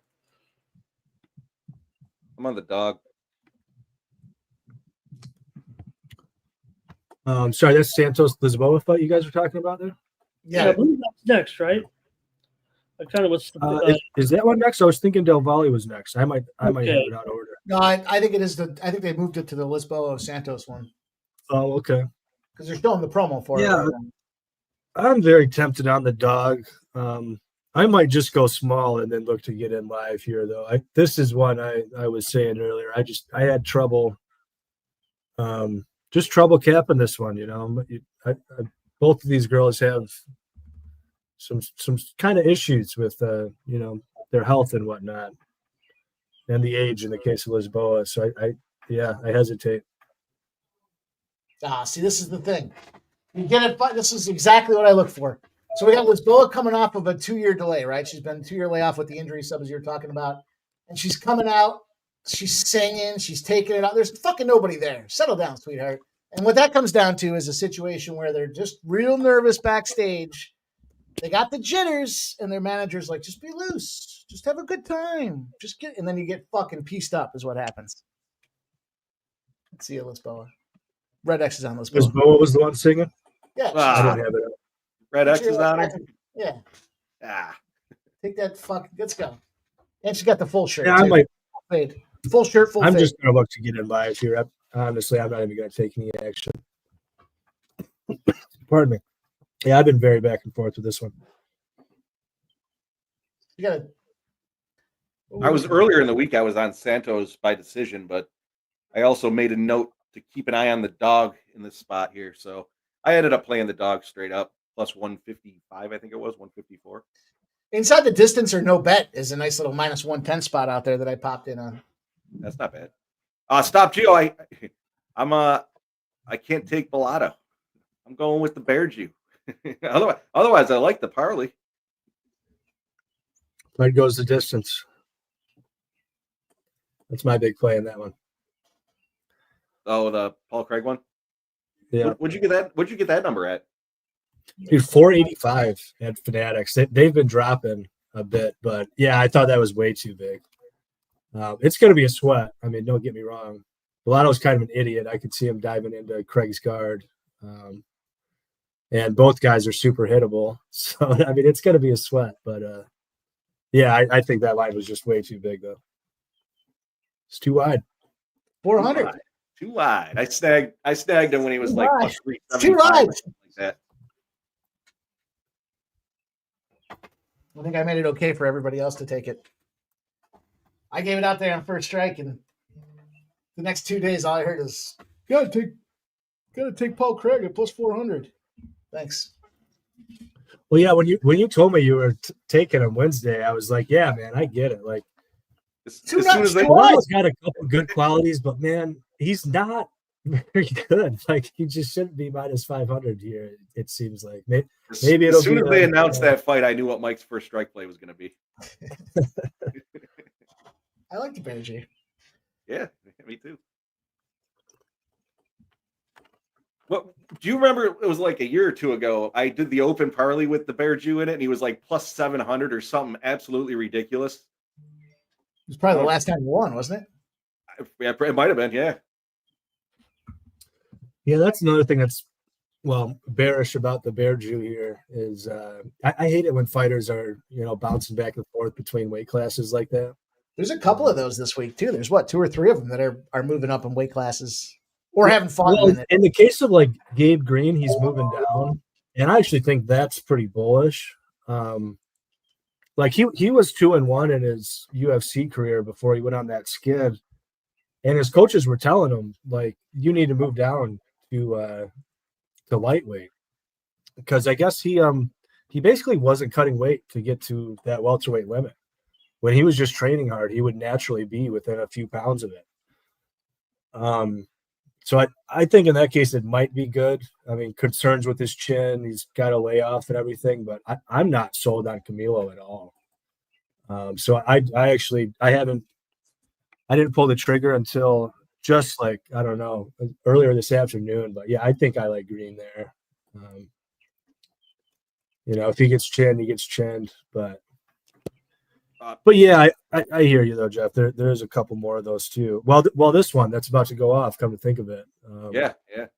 Silent Rob. Santos, yeah. Silent Rob, the Burns movement, I think that line was crazy to begin with. Burns should have never been that big of a dog. But I would attribute that to being a lot of the, just putting some money on, a big price tag like that's moving that line. I personally, from a UFC perspective, if you're a matchmaker and you're making a main event, that it should never be a minus 800 or 700 or plus 800, whatever. It shouldn't. The line shouldn't be that drastic, in my opinion. For a main event, I could see that in a prelim card. I mean, rarely anyway. I mean, I see what you mean. Yeah. I mean, it's just crazy when you look at, like, it wasn't that long ago that Burns fought like Jack Della Maddalena, and it was way more closely lined than this, which just doesn't really make sense. Fuck out is what's going on in that one. That's why that line opened up like that. He took his JDM loss. He took his Bilal Mohammed loss. He took another loss on top of it. It's like you're 38 years old and you're fucking done. Gloves in the ring after this one's all said and done. The question isn't if, it's how. Yeah, I think if he loses, he retires. I think. No, and no doubt. To me, I look at this a lot. Maybe I just look at it from a new, a observation perspective. Burns is up first on the marquee, according to UFC. He's the one that they, right, a little bit. His great. Yeah, he's put his time in, right? Service, sure. Right. So it's a little bit of a. Him to get his chance here. Give him one more shot at it, but it's like, Jesus, even his last fight, he just looked. It's like he tried early and then he couldn't get anything done, so he just kind of gave up. I mean, that's kind of his MO. I mean, his gas tank's never been great. But also, like one thing, but like body language, he just looked fucking like I said, checked out. We'll see what he looks like. We'll see if he's dancing around and singing coming into the ring on this one. I hear you. Yeah, Ramon, there's a lot of bear signs in the chat there. Gilbert here. Says Burns is higher ranked fighter. He should be listed first. Yeah. Great point. That is a good point. I mean, he's obviously way more accomplished. I mean, Morales might be undefeated 17-0, but let's be honest, he hasn't really beat anybody. Yeah, you're crushing tomato cans.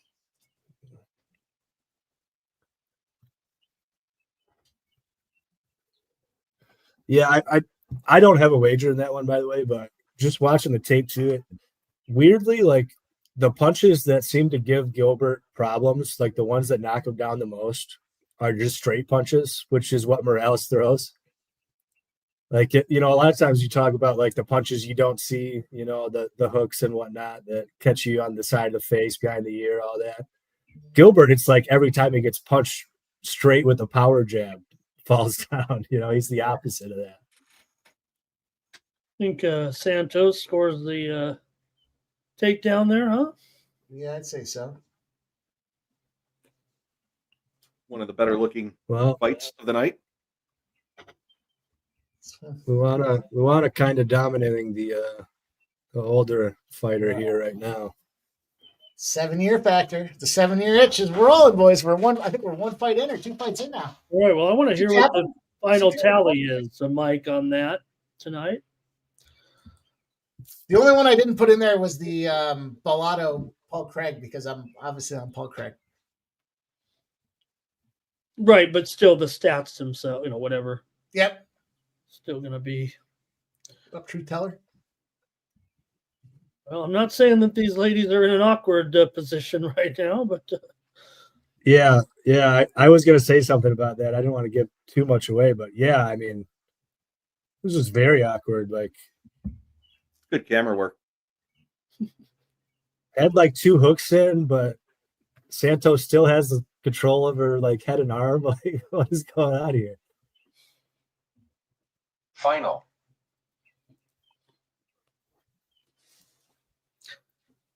They're talking about in the chat a little bit that final 93-58. The Fever absolutely destroys Chicago here. Angel Reese. It's my girl, but she's a bum. Didn't she pick up her own rebound? Like, Didn't Caitlin Clark get in her head? Caitlin Clark's. Redbeard's Liquid Ice Viking said she had a triple-double in this game after only 2 all last season. So she was making some long-distance shots again. And she definitely looks like she bulked up. She got some muscle. Probably the better way to say that for Caitlin Clark year over year.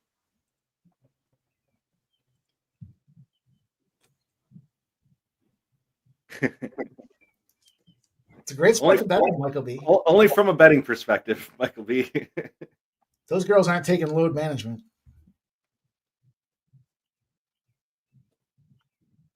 All right.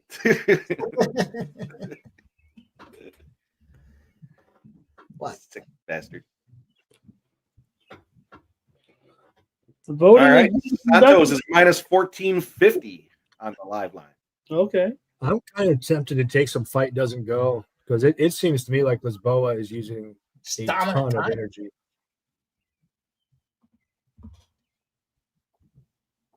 Hey, we got a guy backstage ready to go. We got a guest here ready and dialed in.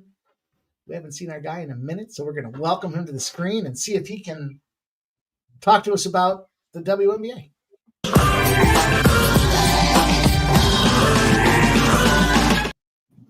Or anything else you want to talk about, Barney? How are you? You say something about WNBA? Oh my God, Barney's Barney? here. What up, Ramon? Jeez. He's alive. See you, Barney. Long time no see, brother. How you been? Had to jump in live from the dirty Chester itself. No. The old backyard? Yeah, I'm right behind you. Nice. Look out. Look out. Look out. I had to hurry back to my hotel. I thought I was going to get jumped. Now the Depends on where sun's you are. out. You're okay. Sun's still out. You're okay. What part of the city are you in? Where am I? Right now I'm on Broadway.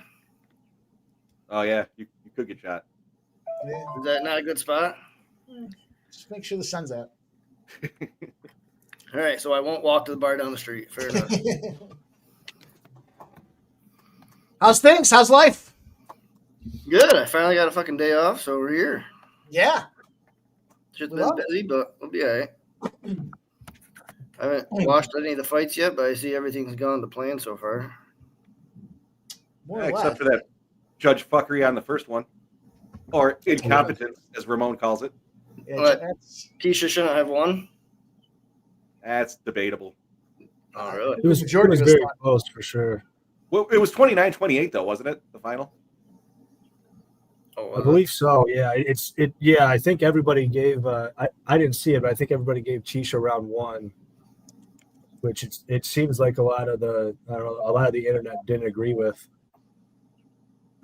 So I had Pinero's takedown ladder, and then I saw that she lost. I go, what the fuck? How'd she get 5 takedowns and lose? Yeah, we could She call had it. some great you know, heel throws in round 3, like even if we head were over heels critical, type stuff. even if we were critical, all 3 judges, you're right, Sub. Not only 29-28, but they all scored it first round and third round for Pennington and the second round for Pinero. All 3 judges agreed in that fight. It was Cleary, D'Amato, and McCarthy. So Fair enough. Final. Oh, shit. I missed that sound. Yeah, it is always hard to like what do you count those judo throws for? You know what I mean? Like I mean, Pinheiro didn't really do anything with them once she got to the ground. I think the thing was Like- we were feeling like that Pinero was doing enough there in the third round to win it, right? Yeah. Yeah. So that's kind of what I mean. Like, what do you count those for as damage? I guess on a mat they're not that damaging, but like, Right. So I mean, I don't why know, would they're a very effective technique if you're like, you know, in the real world. Like you don't want somebody to judo throw you on the pavement or something. You might not ever walk again. You know. But yeah, they don't really count the same as like that big back fist that Tisha landed early in the round. Exactly. You can land one big blow there, one good blow anyway in the round, and you're ahead, and they're waiting for her to get down there and throw some punches when really she is physically dominating her in a different sense, but I guess that's not how it works here. So you'd have to think that was poor strategy or poor, coaching there to say, hey, try to keep out wrestling her and you'll score when that wasn't going to happen. Mm-hmm. Mike Ramon, I pulled up. Stop Geo has a comment regarding the Jokic stats. Any thoughts? I would imagine, especially if, without Gordon, it's going to be even more Jokic for sure. That's a good point. Gordon can't make the game, and it doesn't look great. I mean, I understand. We've been talking hamstrings this whole postseason, right? Hamstring, no good if you got a hammy there. But I don't know about the grade of injury, but right now he's very questionable for sure. So more Jokic. I like the under in that. I was gonna say that fight. I like the under in that game. I think it's like 212 or something like that, somewhere in that vicinity. Probably should be a little bit tighter with it. And I think OKC handles them, but I haven't really looked at too much of the props yet. It's tough when you got a team that's banged up, thinning out on the bench. How do it's just tough to predict what's going to happen. Not that it's any easier than the other time. A story that broke within the last hour. They said Jaylen Brown was playing the last game for Boston with a torn meniscus. He'll have to undergo surgery, I believe. I thought you were going to say he was playing his last game for Boston. Good. Get him out of there. See ya. Not for nothing, but if I was Boston, I'd get come contract time, there'd be a whole bunch of motherfucking changes going on up in there. What up, Gio? You gotta make sure this shit ain't. How long you in Rochester, Marty? In hell? Just one night. No. No, she had to go to some thing, so I dropped her off, and I got a few hours for myself. Nice. She wanted to go out later. I go, well, let's see what Mike says. It's not that bad. No. And I got a hotel room to myself on a Saturday. I might not be joining Mikey and Jeff, but we appreciate seeing Bart. Yeah, we took care of business before we got here.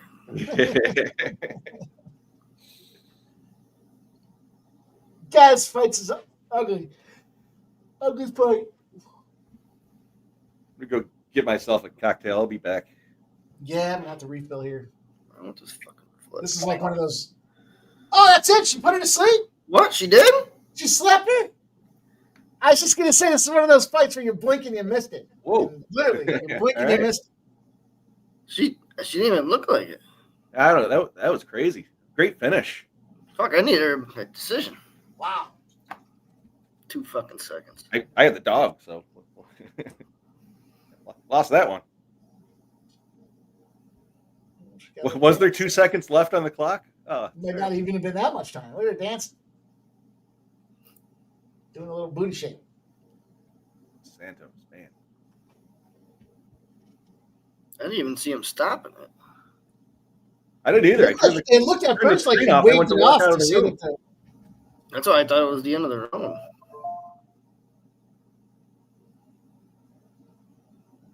Tap or snap? wow. What, you verbal tap? She must have. Must have. She didn't have a free arm. Would she look at Herb Dean? I'm going to break it, Herb. Call her, I break it, Herb. Hey, I'm not Herzog. Wow. Well, there's a winner. Winner, chicken dinner. Inside the distance or no bet. 3-1 moves the sharp money report.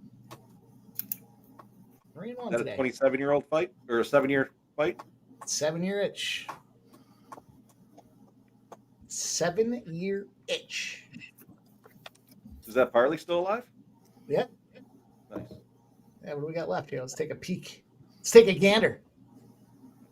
Are they offering a payout? I told you I played it twice. DraftKings offers. DraftKings won't let you play it twice like that. Did you do it on DraftKings? They let me. Really? They won't let me. Yeah. I remember it said something like you were doing the same thing twice, stupid. No, it said, do you want to keep the same picks in the in the queue? And I said, yeah, and I popped it in twice. Yeah. It was just over 7-1. 6 legs. Denise gets the win. Luana gets the win. Camilo, Costa, Santos, and Morales are all left up on deck. No, they're not offering a payout yet.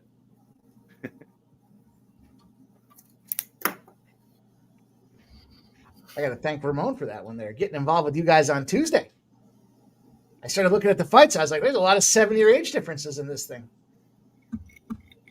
Nasty Nate in the chat today. He says, Santos ITD. And then he says, remember 7-minute itch? Excellent emphasis on the capital letters.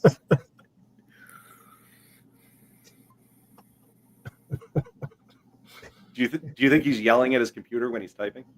Oh, what the fuck? I don't know if he knows about the caps lock button. He's using the text to type, and he's yelling.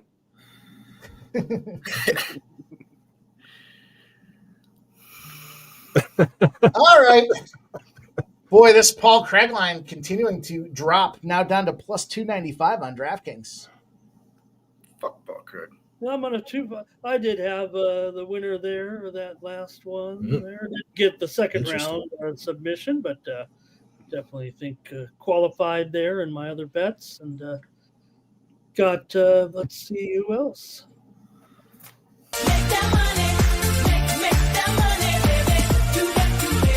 Stuff, though. Didn't quite get that 33-1 there with the second round, but first round there. What'd you guys say? 2 seconds left? 2 seconds in the second. Somebody in the chat said 2 seconds. I didn't see the clock though. It was 2 or 1. It was. Yeah, it was close. What was second round? Was it the second? Or maybe I'm mistaken. Oh, okay. Sorry, I just did a 33-1. No big deal. Hold on. Hey, no big deal. I gotta go to Bovada here. I thought it was the first round still. No, second. God. Yeah, second, right? Oh, shit. There it is. Boomski. Shit. Wake up. Come on, these people want to see a show, and I don't want to be embarrassed. I don't know if you guys, I don't want to make sure that we caught it in the chat there. 3, 4, 5, 6, 7, 8. I don't know if you see it there. I can't scroll back. I'm not in the. Hang on. Oh, I had KO. Sorry, guys. Oh, we got us all excited for nothing. That's why I'm not on this show. I mean, that's why I'm a guest here. I mean, an intruder here. Okay, only my second round bets cast. So it was still a good fight for me, but clip that one. Sancho, I'm looking forward to that one as well. I think that's going to be a solid fight. I am on the Moises side. KO, yeah, that's all right. Del Valle, is that all of our Yadier? Yeah. Matthews and Del Valle here. Big $6 favorite again, huh, guys? Yeah, I took a small play on Diwali by KO at plus 200. That's all I played. Now that I think about it, I might actually take the under as well, under 2.5. I'm going to take that as a 2. Okay. I think he's getting the KO. Now, I always caution the debutante being a minus 500-600. You never know; they could get humbled. Babakitis was talking about that yesterday on Mike's show there, and it could happen, but I don't know. I think Duvall's the real deal here. Del Val, or whatever the hell his name is. That's kind of an urban legend, though, because that was one of the things that Fanatical Jim taught us with his database was that fighters at that price range coming off of the Dana White Contender Series, if you just bet them straight, they're actually a positive ROI. Oh. Yeah, and I don't think this guy came out of the Contender Series either. I think he came from just a no-name regional. Not a no-name, but Del Valle did. Del Valle had a Contender Series fight, didn't he? It's him or someone else. I don't know. Hang on, I'll take a look. I thought I put that in the book. Am I misremembering? No, I might be thinking of a different guy. Let me see. I think you might be thinking of Camilo. I don't think he came out of Contender. Yeah, he did have the Contender Series. He had a UNAM decision win. It's got to be Camilo there that I'm thinking of. I was gonna say I could swear I just watched that. I thought I was going crazy there maybe for a minute. Yeah, if you watch that Contender Series fight too, it was a UNAM decision, but he beat the ever living life out of that dude. Just happened to be extremely tough, that guy. Yeah, no, I agree. I'll join you on that play there, Ramon. I like that round 1 KO. Scotty, two bogeys in the last 3 holes here just now. If anybody wants to try to get back here involved with Scotty, he might be heading back up to 2-1 here right now. Fuck Scotty. That's what I said. Fucking guy fucking ruined golf for everybody. I just got Fitz, Bradley, and Higo. Bradley shot a good round today for sure.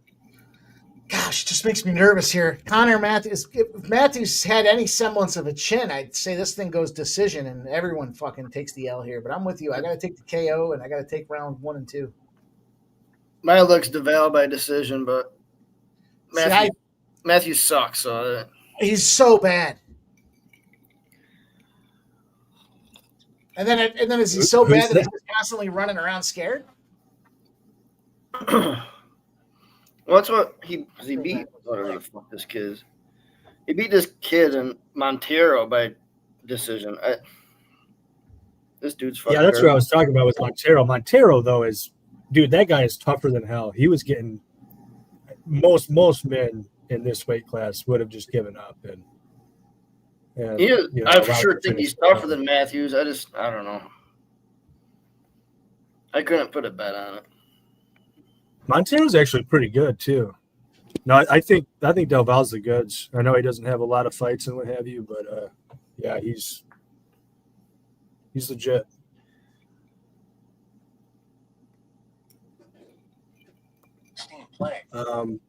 I've actually got. All I gave out on the spreadsheet was fight doesn't go and the Del Val KO, but I have a lot of parlay liability with Del Val ITD. Almost more than I'm comfortable with, but I think he gets Matthews out of here at a pretty high clip.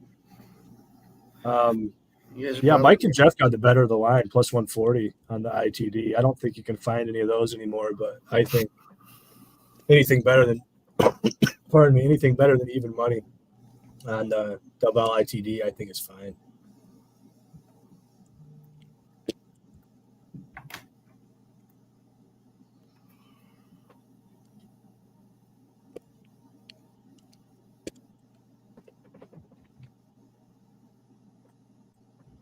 Yeah, they're showing a little bit of that footage of the Montero fight, or they were a minute ago.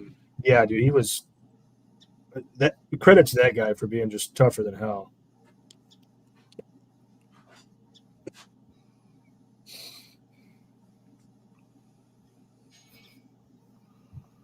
Oh shit.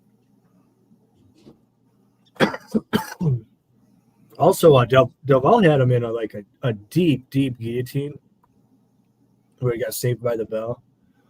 So not only did he nearly KO him multiple times, but he also nearly submitted him and would have submitted him had it not been for time expiring there.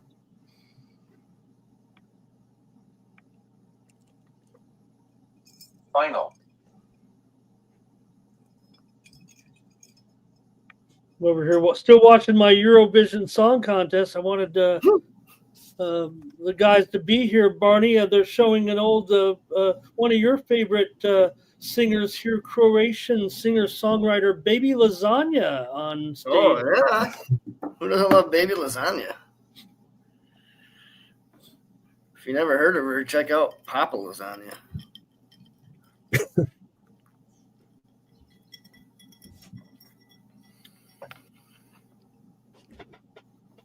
There we go. Speaking of baby lasagna, Mike is back. The fine folks of Amazon timely delivered my case of Red Bull. Oh, it is timely. I said between 5 and 7. Hopefully, the Drizzly delivery is right behind it. Still truck warm. All right, let's go. Let's watch Connor Matthews get pieced. 5 seconds. Over, under, sub. What do you think? 5 seconds? No, I think it'll take a little while anyway. I mean, one of the great things about Navalny is just his pressure. Like, I think it could be round 1. I think it could be round 2. I think, if it makes it to round 3, you can still get him out of there then. Haven't said in a minute, but appreciate all you guys that are watching us here today. Make sure if you haven't done so already, smash that thumbs up button. You like the content? You like what we're doing here? Show some support. Give us a smack on that thumbs up button. And we got a video for it.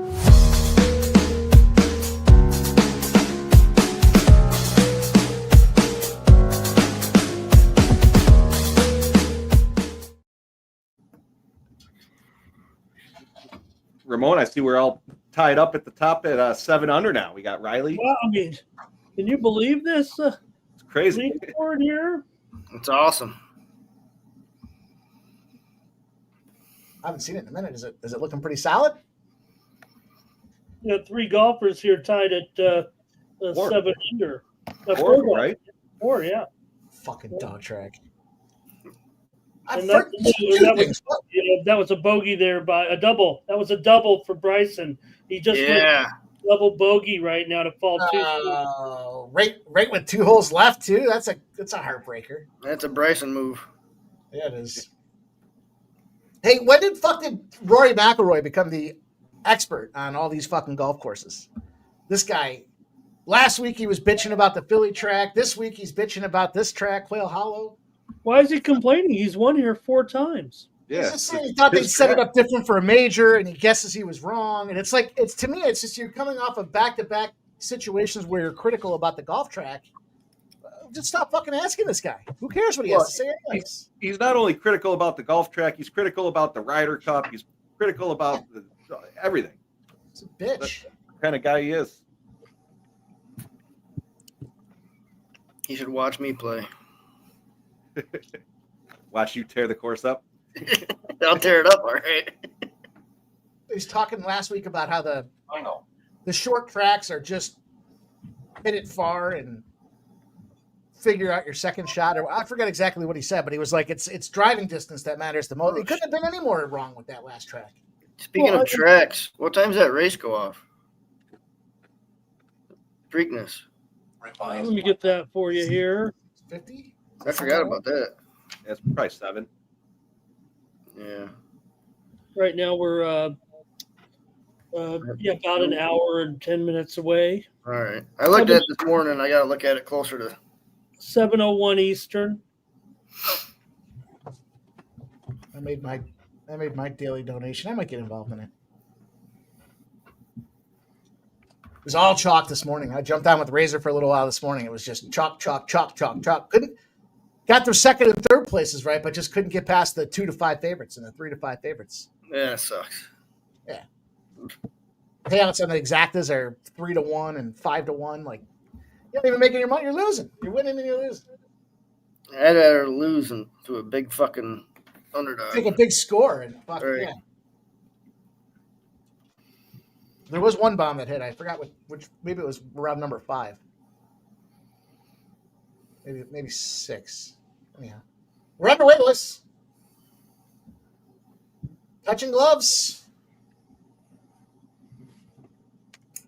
All right, let's take it slow and easy. A lot of fainting going on right here.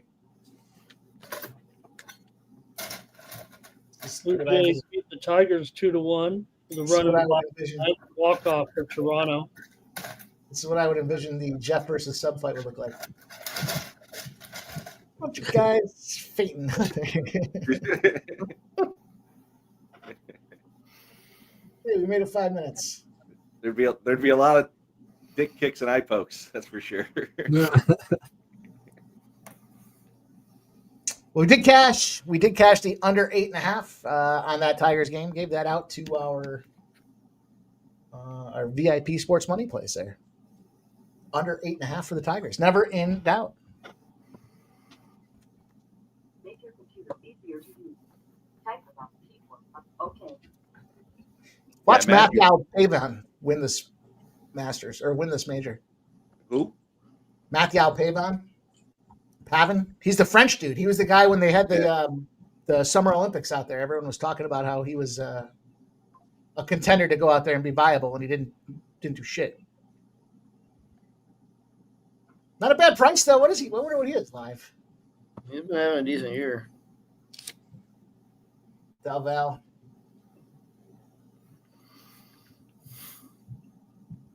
I think Matthews is playing it pretty smart up until this point here. Until he just got You didn't want to get touched one of those heavy shots. He ate some hard inside leg kicks, though. Pavone right now 25-1. You got the lines up, Ramon? Yeah. What's Fitzpatrick at? 25-1. 18-1. Oh, okay. Yeah, I see. Yeah, well, obviously vary by book, right? Pavin's 30-1 and Fitzy's 25-1. I might take a fire. I might fire a dart on Pavin there. He's still got plenty of time left today, too. All right, KO this prick in the first round. Just give it to us. Hold on. I might want to be off on it. Uh-oh. Don't do that. Got the hooks in. Yeah, this ain't looking good for Matthews. Shocker. At least he's not getting chinned yet. He's taking some pretty good shots. Oh, no. Oh, no, you fuck! Oh! Round one, but not the way we needed it. At least not the way I needed it. The under did cash, though. He was fucking toast.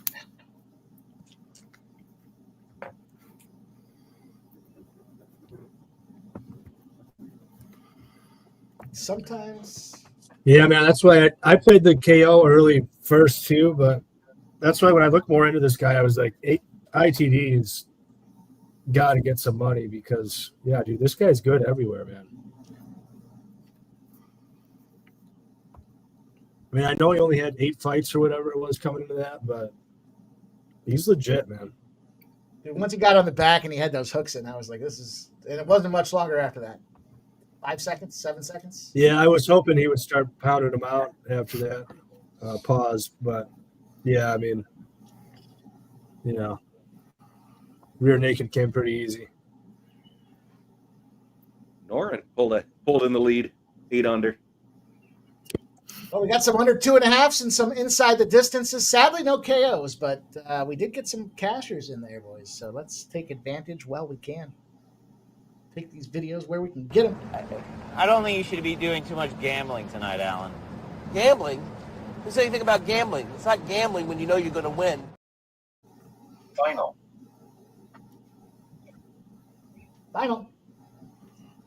Toronto under.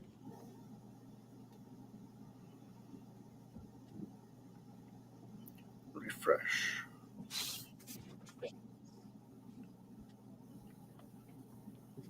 All right, boys. On to this Gordon battle. It's funny. When I had Andrew on yesterday, we were talking. He asked me about this one. He said, what do you guys think about this one? We're kind of split in the risk room on this Gordon Moises spot there. I said, let me pull up the playbook. And I pulled it up, and I said, ironic. We're pretty split on this one here. And I'll say this. So far, the sharp betting analysis is 4-1. 4-1 on the cash flow line movement here. These next 2 fights, it's not the sharp money that's moved it, it's the public money. And the public loves Gordon and the public loves Camila. So there is some advanced analysis. As I evaluate, it's clear from the red X side of the house. And Gordon did open up at minus 110, has moved and caught some steam coming in on this guy. Gordon now minus 125 in this spot. Where are you getting the indicator of the sharp money from, though? What are the sites I sent you? This is where we go back and say, like, I use the same, if you got a constant, you have to have a constant to measure these things over time. And I keep the same site. It went 9-3 last week. And so this week, so far 4-1.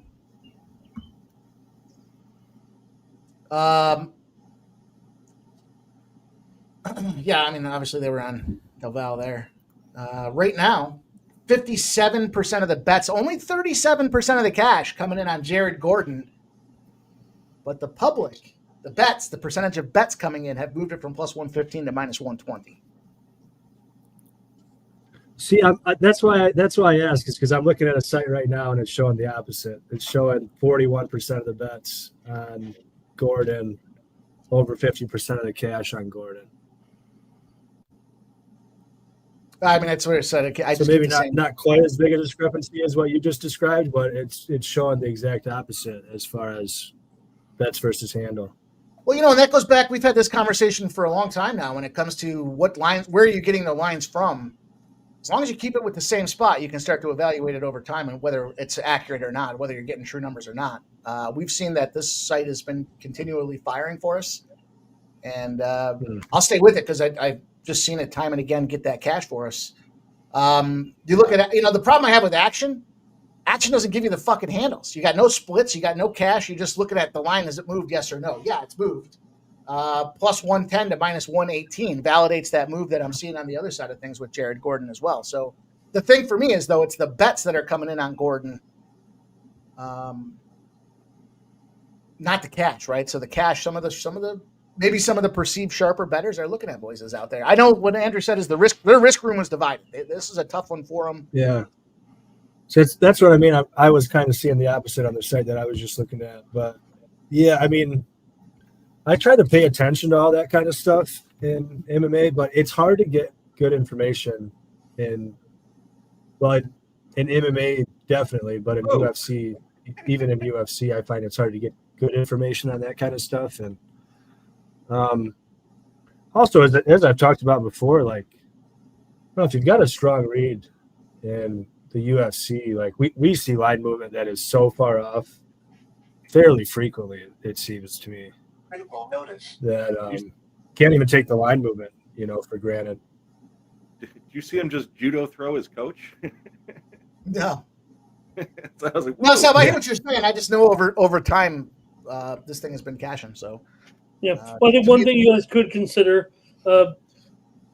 This may be not to your point, but one site could have the fight at, say, minus 135, and another site might have it at minus 125, and everybody who wants to take the dog is going to site A, and everybody who wants to have the favorite, it goes to site B, especially for those that subscribe to the theory of shop for the best lines. Shout out to Eric, drinking the jalapeno margaritas, listening to the boys. Appreciate you joining. I am on Moises as well. I snagged him earlier in the week at plus 103. He's now plus 105. I took him again. Yeah. I'll say this, and I'm looking at an app here in Las Vegas currently, and I show most of the books have Jared Gordon. Would you guys agree that Gordon is the minus of 120, 125, maybe a little bit right around there is the favorite, right? Well, here, the slight favorite. With the stations here in Las Vegas, they've actually have Moises the favorite here at minus $1.20. Interesting. There you go. I mean, you know what I would say too, if you guys are getting new to the tracking business game there, keep a notepad and find it out for yourselves. Validate it for yourselves before you you don't want to go all in. It's a weather vane. Which direction is the wind blowing? And kind of use that as an indicator. But track it. Certainly track it. For anybody that's out there thinking this versus that, track it. See what you do over time. I know this fucking site kills. Now we'll see what it does. Like I said, the reason I indicated this separately is because I think this is public pushing this money on Jared Gordon. when it comes to the sharp side of things, what I kind of stay cognizant of is what Andrew had talked about, was it last week? And he said sharper bettors are going to take the dogs on, closer to fight night after the weigh-ins and shit like that. So they're not taking dogs early in the week. Like Youssef took a lot of early action, I thought, out there. Maybe I'm off on that, but if they're taking the dog on Monday or Tuesday, those aren't the spots you want to be on. You want to wait. You want to let that percolate. And then seeing things like the Bear Jew today. Now, are the sharps just buying the Bear Jew because he's at a plus 400? I mean, he's all the way down to plus 290 now. Maybe that's something to be said for just taking a shot with the price tag because of the implied probability. Is he going to win 90 out of 100 times they fight each other? Maybe that's the case or not, but we'll see. That's why I said I tracked it with a P instead of an S, because I'm curious to see what the public side does here. The line has moved towards Gordon, and there are more tickets being written for Gordon per this site, so we'll see. I'm on Moises. Yeah. I mean, fair enough. Like I said, I mean, I was kind of seeing the opposite, but it wasn't a huge discrepancy in either case. I mean, I think the best place to really monitor closely is just what is Bet Online doing, what are they taking? Because I think that's where the sharpest bettors end up more often than not. Well, they're also the first ones to get to the market. So that's another thing that we talked about before, is it's so important to get the very first number. A lot of books will wait until that number gets set, kind of see how some of the action comes in, and then set a number based on what they're seeing. So it's not the very first number, right? It's your 2-3 iterations down the line, and that might not show you the same line movement that you saw if you caught the very first number. So that's a great point. I think Bet Online definitely they like to get there first. Yeah, I mean, they originate the lines and they open up their limits sooner than anybody else. So for that reason, they're that's where you're seeing, I think, the sharpest line moves. They're also just more or less globally available, so they've got money throughout the globe coming in, where these domestic books and whatnot, which is where I think a lot of the public money and whatnot is where a lot of that info is derived from. I think that's part of why it can be misleading. Kind of coming back to what Ramon was saying, if the lines are different, even if it's only by 10 or 15 cents, anybody shopping around is going to be taking lines at different times on those different domestics, and that can kind of skew things where tickets and handle and everything else is concerned with those smaller books, or not smaller books, but these domestic books. I guess smaller is one way to describe it, but hopefully that's somewhat clear.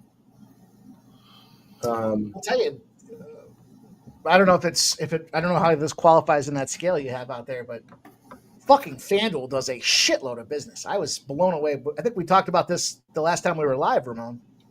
Vegas used to account for like 5.8% of the sports betting handle, and now FanDuel's over 15%. It's like 3 times the number for FanDuel. I was going back to this, saying I used to joke about when FanDuel's got the best number, you're fucked.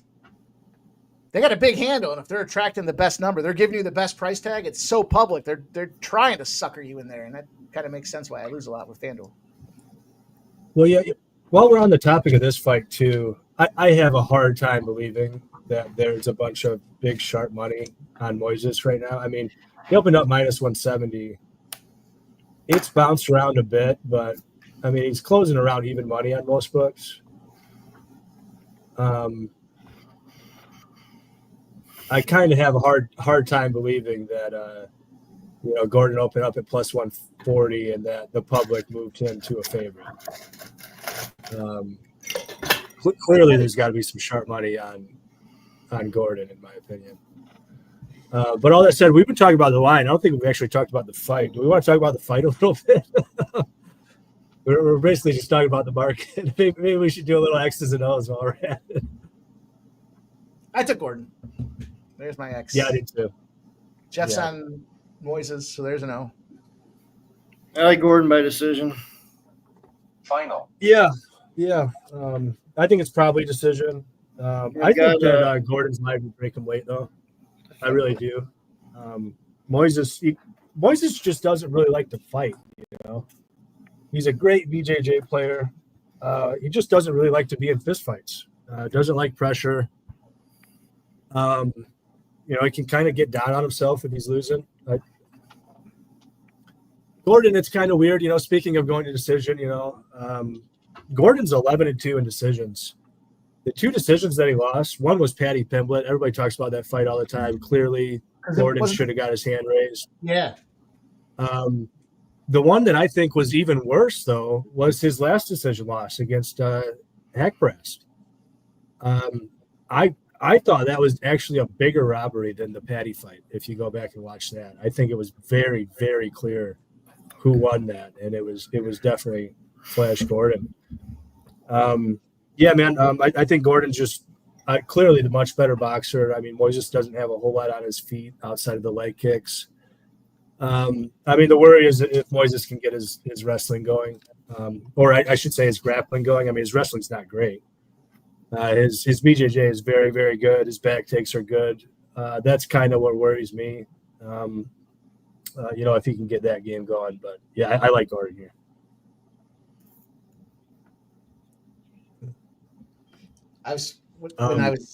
Jeff, you got anything to add here? What's the Moises read for you? I think it's the game planning. I didn't throw any comments on this one. I think Moises knows he's not the better boxer or the striker for that matter. So I would imagine he's going to come in and he's got pretty solid takedowns. So I would imagine he's going to go out there and just try to turn this into a grappling fest, so to speak. So that's basically that, and the money aspect of it. I think getting Moises as a dog here isn't so bad. And he's got some ears on him, though, doesn't he? Yeah, that's fair. That's fair. I mean, to your point too, like getting him as a dog here. I'm arguing against myself, but this would probably be like one of Moises' worst losses. Like if you look at who he lost to, they're all like really, really high level guys. Yeah, this should be a good fight, though. I mean, I saw Nate saying he was on the under. I saw the under at -190 at one book and -175 at another one. It looked like some of the money was coming in on the over. Oh, shit.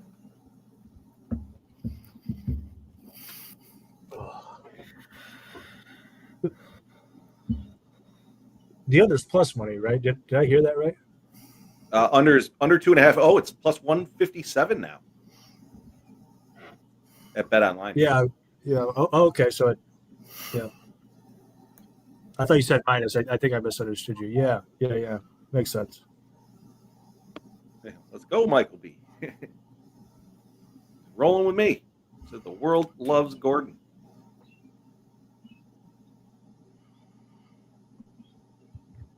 I don't know about the world, but this, I was thinking after I was talking with Andrew last night after we were done with the show for a little bit, I was thinking if I was going to stay off a fight, this is probably one that you would stay off of. It's just too close. But I'm a fucking degenerate. I'm not staying off the fight. It could be a very good live betting fight too. We'll see here. Yeah, we'll see. That's a good point.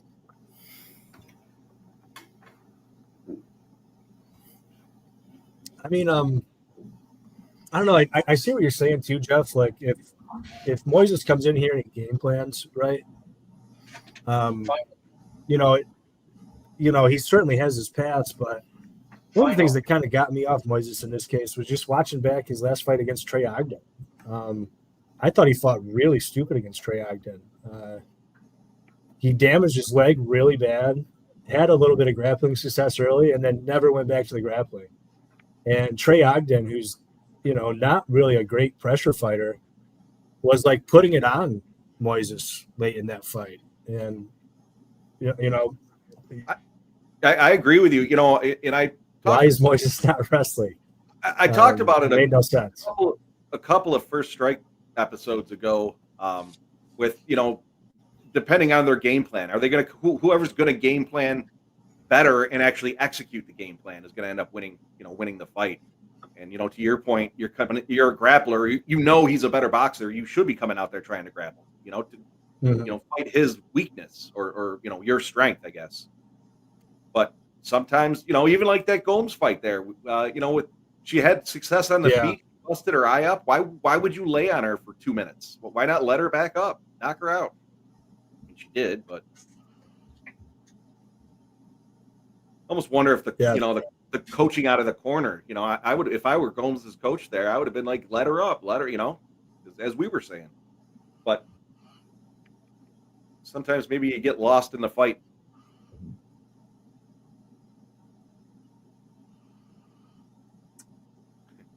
He says he thought Moises got cut by the UFC. I thought so too at one point. I kind of thought I remember hearing something about back and forth. How do you think you say that name? Indaiatuba, Brazil. Give you an A for effort. Yeah, sound it out. Use your adult voice. It's a big one. What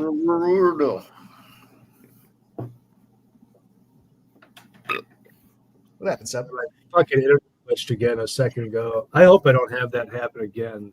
I don't know what's up with my internet lately because it's usually pretty good, but mine went through a stretch there. Mine went through a stretch for 2 or 3 weeks where it was kind of off, and then it's normalized itself a little bit. Look at this guy. Very happy. Never met a cocktail he won't drink. Looks like a drinker. Ramon, I don't know. Maybe I'm just guessing. Who's that, brother? Hatley, the ref. Right. Redbeard, you got any plays on the horse racing? I know you're into horse racing. Congrats on the Santos stuff there. Uh-oh. That was right. Oh. Not what you want to see 10 seconds into the fight. There you go, Barney. He's on Sandman for 300. Sandman? Which one's that? What number? 7. Number 7 in your program, number 1 in your heart. I don't think I had 7 as one of my 4. Oh, well. Donation. Lucky number 7. Journalism actually had ticked down to even money, but just for a moment, now back to 6-5. I think my favorite one was the number 1. Can't remember. What the fuck? I left my goddamn notes at home for everything. Google Docs. I'm lucky I got the internet to work here.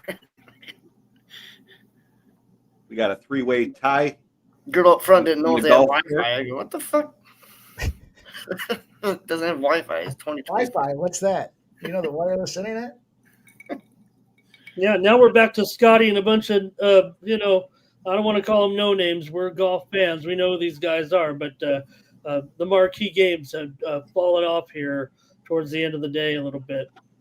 Yeah, I saw the Eagle. I didn't see it, but he must have holed out on 14, Scotty. Right back up there to the top. Showing Johnny Vegas here right now. We got a lot of play left with Johnny, but he just took it left. Woo! I think. I'll tell you, Moises got a hell of a grip on Gordon. Can't get free, and he's leaking. He took a thrashing elbow to the head.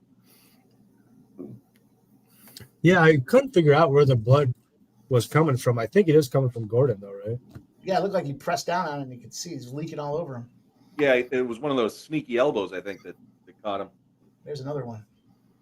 Yeah. Now, Gordon has the control, but Moises did more damage.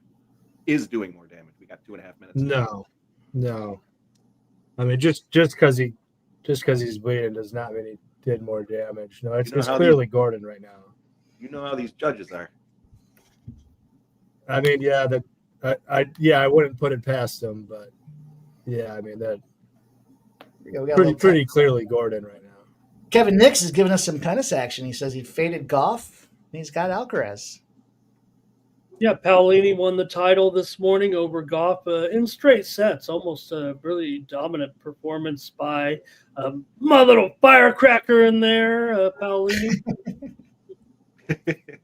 Yeah. And tomorrow, or this morning, I should say, with that matchup there with the Alcaraz. Pretty stiff favorite here still. Oh, that's it. God. Nighty night, sweetheart. There's a Flash Gordon for you. Yeah. Wow. Now we cut his ass. I think I read. Wish he would have waited just a little bit longer. I had some of those round 2, round 3 KOs. I thought he'd break them late. I didn't. I think I could read Moises' didn't lips expect there. that I think he said, He said, "Oh, fuck." Wow. Put him on the button. Right on that big airplane here. Man. The best was the second punch there, right? Yeah. He went down. He was still had his hands up. Well. There you go. Big dick player. Swinging past your knees. Big dick baby. Yep. Such an underrated movie. Such a good movie. You're in a world of trouble.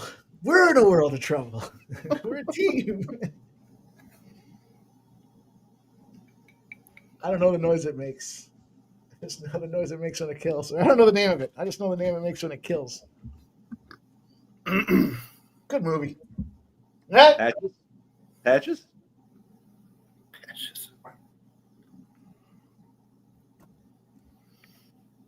Onward, boys. Onward and upward.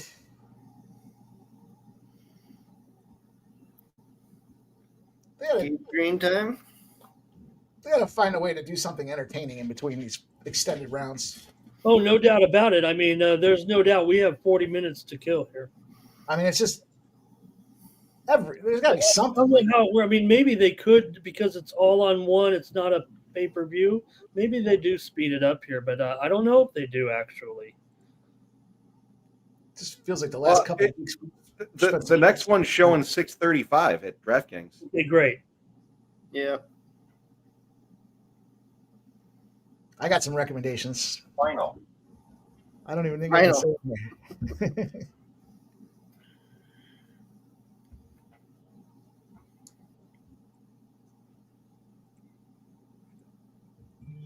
I think it'd be cool to go to an Apex event. I don't care if it's a small cage or not. Some of these UFC guys are pretty critical, saying that they think this is bad for the sport to have this thing, but okay with it. We can violence. The Green Camilo fight is part of the preliminary card, so that makes sense now. Yeah. The opponent couldn't make it. The opponent can't make it here for the decision for the final result, huh? Got nailed pretty good.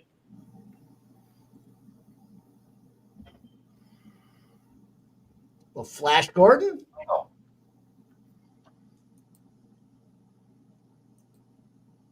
All right. Well, I feel like I got the cheat sheet here, boys. Now 5-1.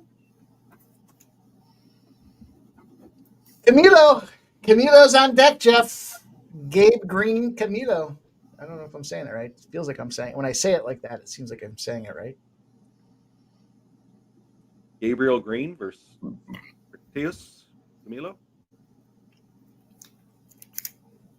Pricey Camilo spot. Final. Final.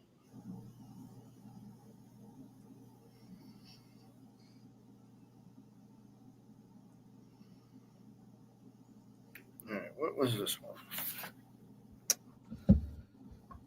This one is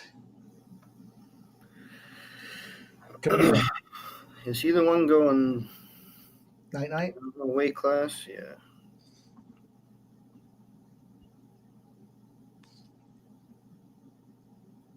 Right.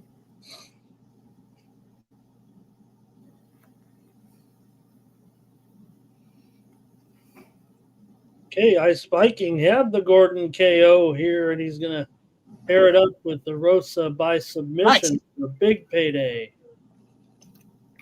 I do like a Rosa by sub.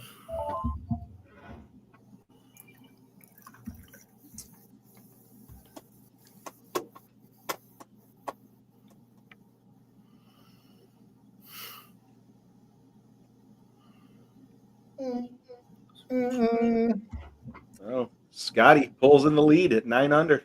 Fucking Scotty. Fuck Scotty. Yeah. Him and Rory. They just can go fuck off together forever.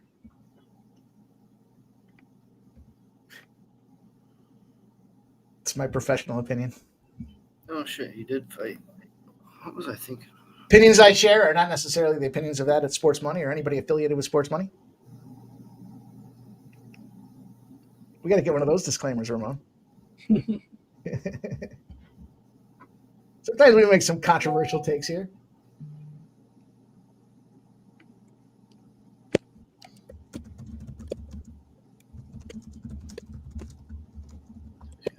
Fairly light. Schwarber. Schwarbaum? RBI. Killer. Critical notice. Critical notice.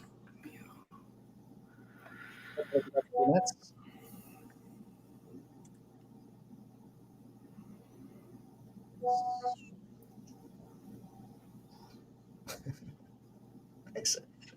Who you got here? Wow. Someone's got a nice ticket brewing on this one. Gabe Green for our guy Subhuman Gaucho. The last leg of a parlay to pay 16.5 to 1. And it wasn't a small bet. What happened? We get rid of that fucking Flash Gordon's? Can't even remember.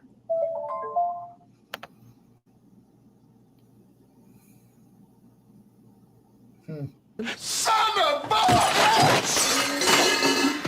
You done messed up, Aaron! Don't mess up, Aaron. Holy fuck. I'm trying to figure out.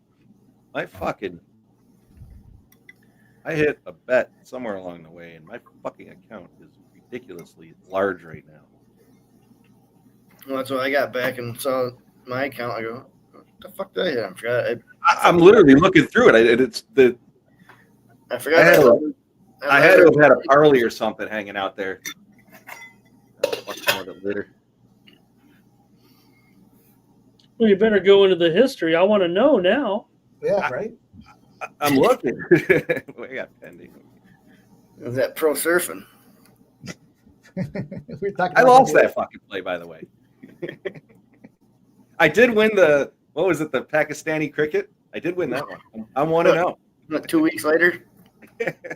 I'll tell you what, Ramon gave me a winner the other day in college baseball. I meant to say, I think that again was the other night that we were live there. It was the -1.5 at 1x2. Nice. I can't remember who it was, but it was West Coast team, wasn't it? Feels like it was a West Coast team. Because I think the East Coast was all in rain delays. I'll tell you what's going to drive me nuts is seeing Anthony Smith in the booth or wherever he is. So he gets outstruck, and then he. All I can think of is all the times I've lost money on that fucking bum. Got to the point where I just stopped betting him. That's it. Fade your ass. Oh, fuck yeah. Wasn't he the one?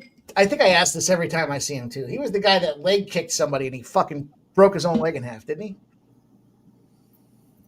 I don't remember. I don't have a memory like that. I don't know how I even got here. Had to be like 3 years ago. I remember I was at your house, Jeff. We were watching it. Yeah. Oh, just for do not try this at home. It was that park fight. Apparently, I don't know, had the shakes and hit an extra 0 or something in there. Happy accident. That one worked out.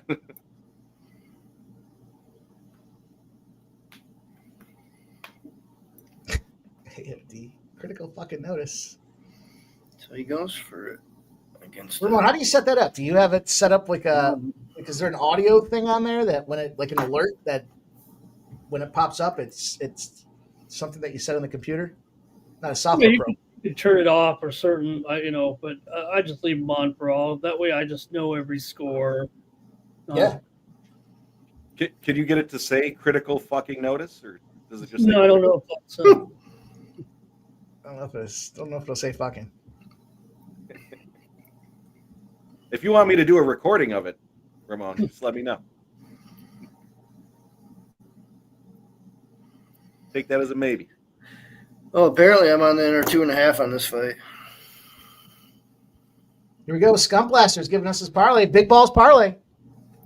He's got the Brewers money line, the Stars money line, and Paul Craig and Diamondbacks money. That's a good looking parlay. You know I like the Paul Craig spot. Holy shit. And I like the Stars. And I like the Diamondbacks. I got that at way better odds. I'm on Camilo by KO. I did take Camilo round 1 KO, and I did take the under in this fight. Again, I go in with caution. A debutante to the UFC. Yeah, that's kind of why I'm surprised I did it. I think I saw that these guys both like to fucking throw. Sancho, this is Paul Craig's last fight for his contract, I believe. Yeah, it's his last fight of the contract. Yeah, and he's late 30s, so he's 30. PFL bound, baby. Yeah. You see PFL cut Patchy Mix? Patchy's coming over to this. Yeah, UFC 317, I think, isn't it? Oh, did he get? I haven't seen that. Yeah, he's on one of those cards, I think. I saw it was rumored. I didn't know if it was official or not. Yeah, I didn't see anything official, but Patchy Mix called me a pussy. Not risk adverse here. I'll break some news. Well, was it deserved? No. No, it was before he went to fight for the $1 million. And we were at the LFA at the casino there, and he was riding down the escalator like this. And I was like, Patchy, be careful. You got a big fight coming up. He's like, fuck you, pussy. So kinda. Well, that was helping him. Jeff proceeded to beat his ass, requiring the police to come. If he'd have had $1 million, I would have threatened him. I would have caught him with a 12-6. I think you and Mike could have took him. No, but I'll tell you, it was Ashley and I that were there. I think you and Ashley could. I missed that. Ashley got a better chance than Mike. The crazy part was like 20 minutes before that, he was literally taking a picture with us. Oh, was he? Yeah. I don't know what his deal was. Maybe came off his meds. Did you see the fighter in the PFL that's still alive in the tournament and he got hurt? He's not going to be able to fight now? No. I don't remember who it was. I just saw it like 2 days ago. I wish I had written down his name. Yeah, Sancho. I'm guessing it is CTE.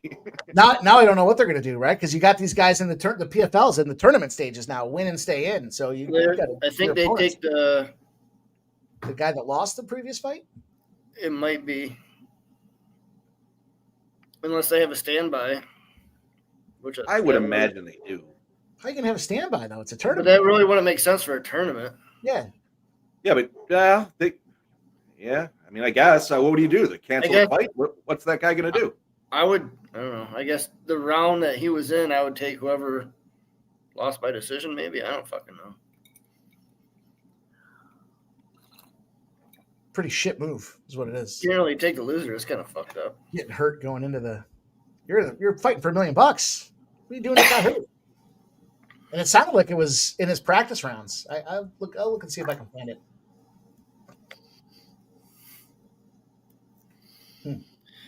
Well, I've been staring at Green takedown plus 130 and Camille strikes over 48.5. I don't know.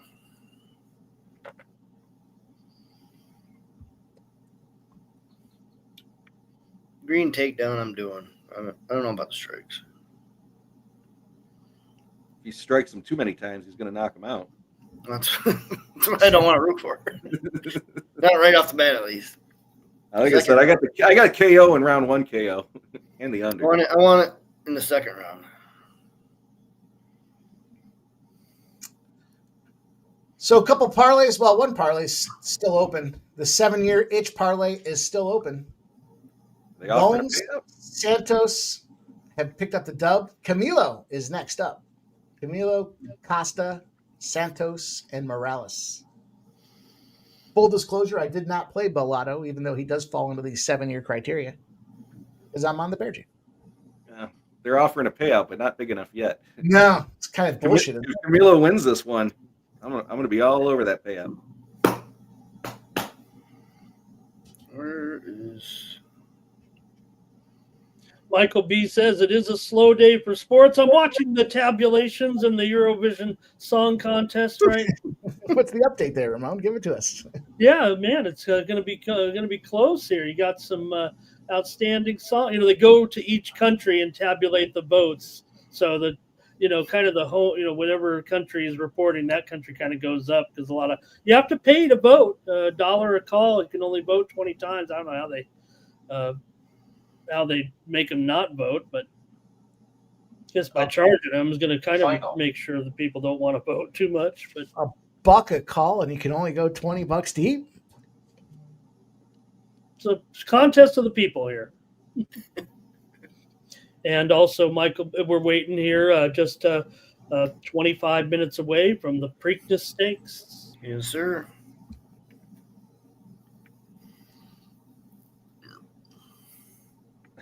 I don't know. Mike, I just sent you the picture on WhatsApp there.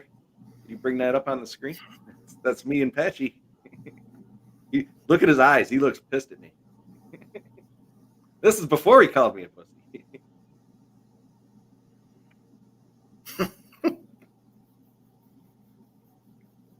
I haven't gotten it yet. He's literally grilling me. Final. Who is he eyeing? Me? No, he's clearly eyeing me. You would think he'd be eyeing Ashley, but with the CTE, he was just angry at me. Well, maybe, that's what he likes.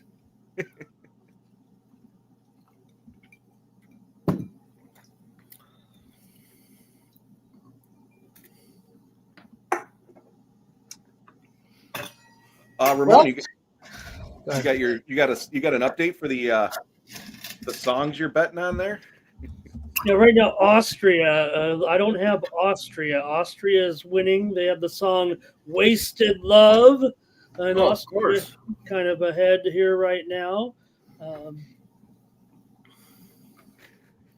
Wasted love. Was that the critical notice? Austria's up. Greece is making a night. It's really Austria right now, followed by Switzerland is in second place as they go down country by country. Switzerland had a song "Voyage" or "Voyage" because it was sung in French. Dancing Queen? Are they busting out Dancing Queen? No, but the winning song when ABBA did win the Eurovision Song Contest was "Waterloo." We get a couple bars or Waterloo. I bought some sneakers in the Waterloo outlets last time I was down your way. Final. You guys are fun. I'm making a fucking mess. Well, you're in a hotel. Don't worry, Mark. I was just gonna say that. Yeah, best place to do it. Make sure you leave a fucking tip. refrigerator in here, so I got a bunch of fucking ice everywhere trying to get leave a tip on the desk. Who doesn't have a fucking refrigerator or Wi-Fi? What the fuck kind of? There's no Wi-Fi? There is. She just didn't know what the fuck Wi-Fi was. Dial up. You have to plug into the wall with one of them phone devices. I started to explain that to her. That threw her away for a fucking loop. That's when you know you shouldn't go outside when it gets dark.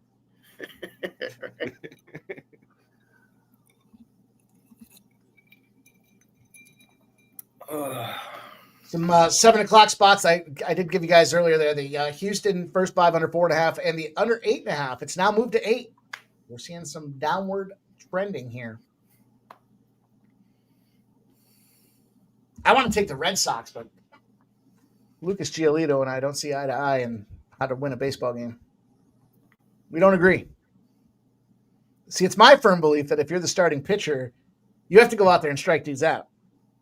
He thinks, I'm just going to get through it, and if they smack a bunch of runs, our guys will smack more runs. And that's a firm philosophical difference of opinion. I'm taking a flyer on Jonathan India. Home run, hits, runs, RBI bases. I'll never forgive Giolito for Patriots Day 5 or 6 years ago, Nasty Nate. What was that again, Barney? Jonathan India, home run plus 700, and 2 hit runs, RBIs, and 2+ bases. All right. You had me at plus 700. The home runs at 700. I did them all separate. I didn't parlay that shit. Yeah. Oh, look at Michael B. He's really turning the plane into the storm. He's got Red Sox first 5. We'll see I what love watching Giolito them does. suck.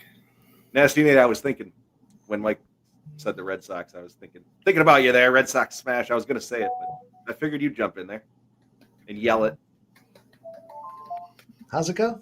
Red Sox smash!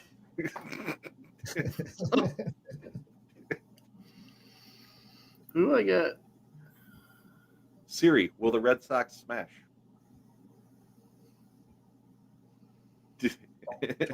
Don't you get my Siri going. Oh, Ben Seguin and Perfetti in the hockey game for goals. Who? And Velarde to get a point. Michael B., I would not take the Grant Holmes and the Braves at a pick because their bats are all screwed up right now. We did see, I apologize, didn't see in the chat, but someone had mentioned that they are expecting Shifley to play in tonight's game. So got to be pulling for him a little bit tonight. Pop him to get a goal. I'll tell you what, I don't know if you guys saw or not, but Austin Matthews did score the first goal last night. He did. Plus 1,000. Sure. Plus 1,000. Hey, we're going. We're fighting. We're fighting. We're going to fight. Yeah, Sancho, Mike and I are both on the Stars and the under, for that matter.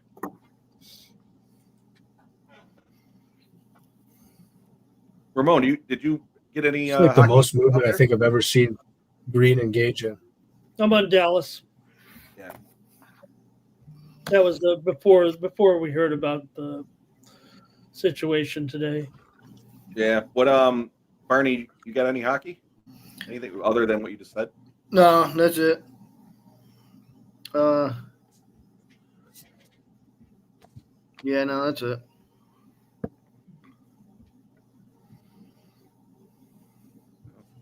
Sancho says the whole panel's on the Stars. Should be good money. I'm rooting for Dallas, if that means anything. I'm rooting for him because I put the play in there. I'd actually like the Jets to win. I honestly don't really care that much. Yeah. West Coast. I don't mind either team, so. Oh. A lot of dancing around here by these guys. Kind of not ready to go at it here yet. Looks like the books are saying the better dancer is Camilo. We watching Dancing with the Stars now, too? Can you bet on it?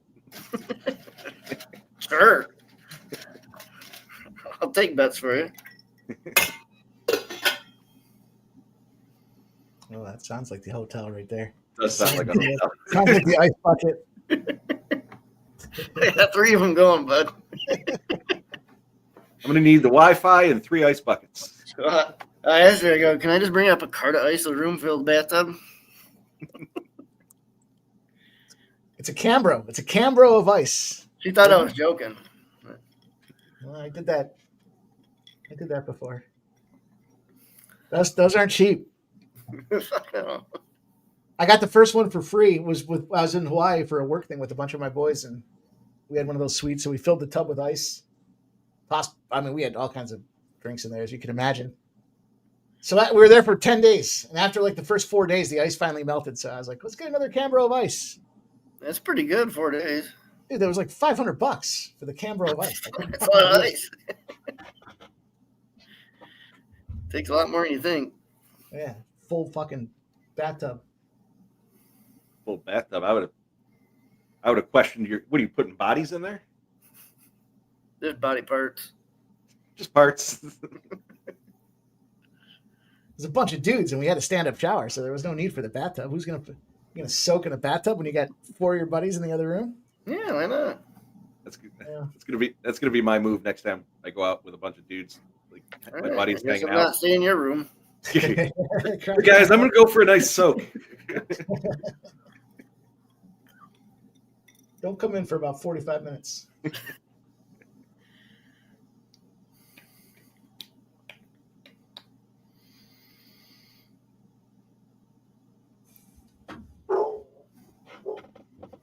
The dogs are barking. Come on, trip them up. Dog's howling. DJ Hardy says, "Fuck the Stars." I'll tell you, I have the Jets in an 0-11 spot, and the margin of victory is 2.5 goals. Nice knee. Oh, and Camilo gets a takedown. Fuck me. It was subtle, but Green dropped him in there with a hook. I don't think the judges will even see it, though. The books didn't really respect it. I mean, the lines come down a bit, but yeah, Green dropped him, man. It happened so quickly. Yeah, it was very quick, but yeah, if you watch it back, it's pretty clear. He hurt him. Round one is not looking so good. Yeah, he's got a big old knot on his head too, does Camille.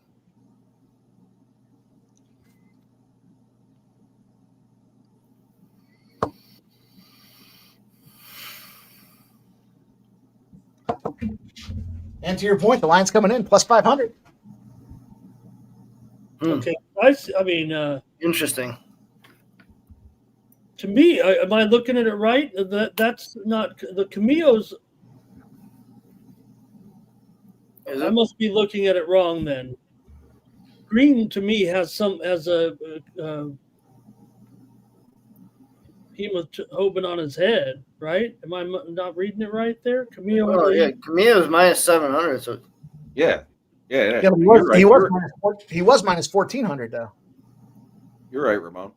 Yeah, I mean, where's he minus 700 at? I mean, see him minus 450. DK. DraftKings. Minus 720 at DK right now for Camilo. I mean, it's a clear Camilo round, no doubt about it. Guy doesn't have a great gas tank though. It sure Got looks a full tank of gas. What the fuck is he talking about? He's the man. He's the man. I heard Ramon sing that song the other day. Got a full tank of gas. How's it go, Ramon? Yeah. You got money in the bank. You got gas in the I got news for you, baby. You're looking at the man.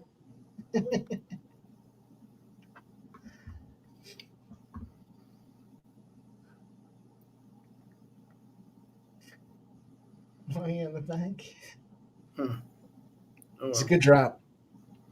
I actually text Jeff and I said, "Oh, Ramon just sang the He's the Man song." There you go. It just dropped to 400.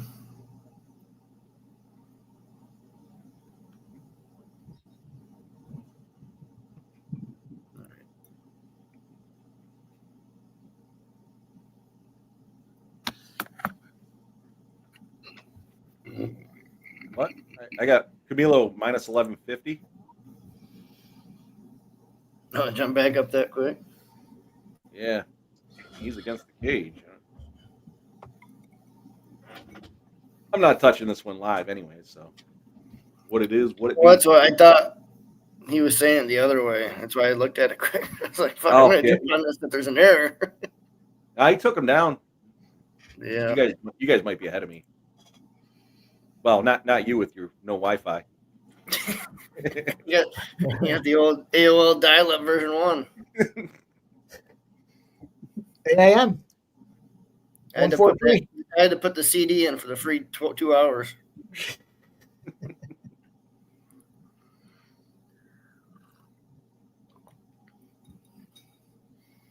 Fuck, I was gonna take fucking both of them too.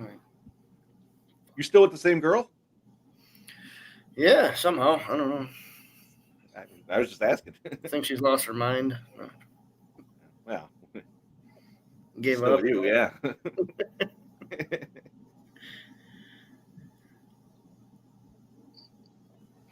Oh. No, it just looks very strong compared to this man. Yeah. Is he gonna get that? Yeah, he came in looking fit. I mean, most Look of at his that. fights he was What at Green welterweight. We're grayed out. You guys just see that power bomb? Yeah, I saw that. Did he Reaction dig to himself a hole? It looked labored though. It looked like he was pretty heavy. He was a lot heavier than he expected. Yeah. We're grayed out. He's about to pop those wrinkles up top of his head. Yeah. Yeah, I'll Look at tell you this thing. what, that looks like my ball sack more like. You get older, it gets a little more crinkly.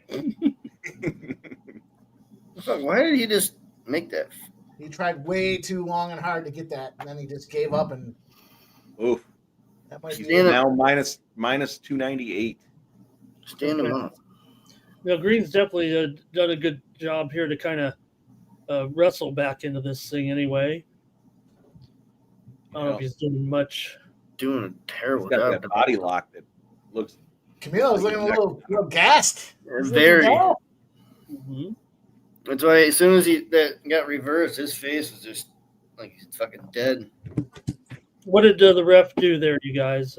Looked like he was putting his fingers in his gloves. Gave him a warning.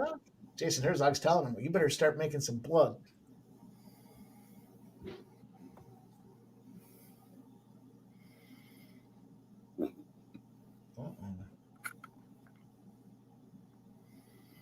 Final. 9 or 10 minutes to post time here, guys. Also, Oh, he taps. Green wins. Oh, shit. Let's fucking go, boys. Nice hit. Oh, that son. was big, man. That one was nice. big. Nice job, Sub. Jackson Holiday home run. Huh? I mean, I had him straight for a unit, but I sent it to Mike, man. I had him in a parlay for a good amount of money. 1650. I catch a couple there. I got a green at 650 and 450. I'll take a shot. Oh, did you take it live? Yeah. Oh, that's the under. Man. We got the under. Well done, Mike. Yeah, at least the under hit. Yay. At least the under hit. Well fucking done, Mike. You know, I was thinking about it because this Camilo guy, his gas tank does suck, but They weren't very big pops. I was a little. It was right when you started Especially, talking about I already the had knot. a lot coming back. If you want, Right when you started talking about the knot, I was good hit, boys. Okay. Mm-hmm. Yeah, let's go. The money is mine. I have Good money. shit, The money man. is That's a mine. that's a big For one. the first time, I got the money. That is a fucking big one. So Sub, we talked about it earlier. A debutante at a huge favorite. What was he, minus 500 or something? Hard to trust those guys. Now that Duvall or Hill or whatever. Yeah, he was somewhere around there, right? I don't know if he was quite that big, but yeah, exactly. And dude, Camilo that guy's not. He's not like Del Valle, and he's got in my opinion, a harder matchup in green than. Now we talked about it. Did. Duvall came from the Contender Series, which I misspoken and meant Camilo there, but he came from nowhere, out of nowhere. What was he, undefeated? Yeah. And you're coming into the UFC with as a huge favorite, big favorite. Right. And I think people were writing off Green, after the layoff. Like he did look chinny in some fights, Green, but he's facing Green's losses, man. A lot of them come to really good competition where Camilo hadn't fought anything like that level, Yeah. And Camilo, man, not a good gas tank on this guy. I always knew that was the case. Race the stop home run. Were you able to find a lot of tape on him? I only watched a handful of fights, so I guess not a find lot. a whole lot. Yeah, I mean, I didn't look like all that hard. I'm sure if I investigated further, I probably could have, but I don't know. Maybe a half dozen fights I watched, something like that. But I mean, he's always had a problem with his gas tank. Also, like I kind of didn't like what Green was doing at first, where he was like kind of on the back foot, dancing around the outside. Because if you watch that Camilo guy, like if you back up, he'll come forward. If you go forward, he'll back up.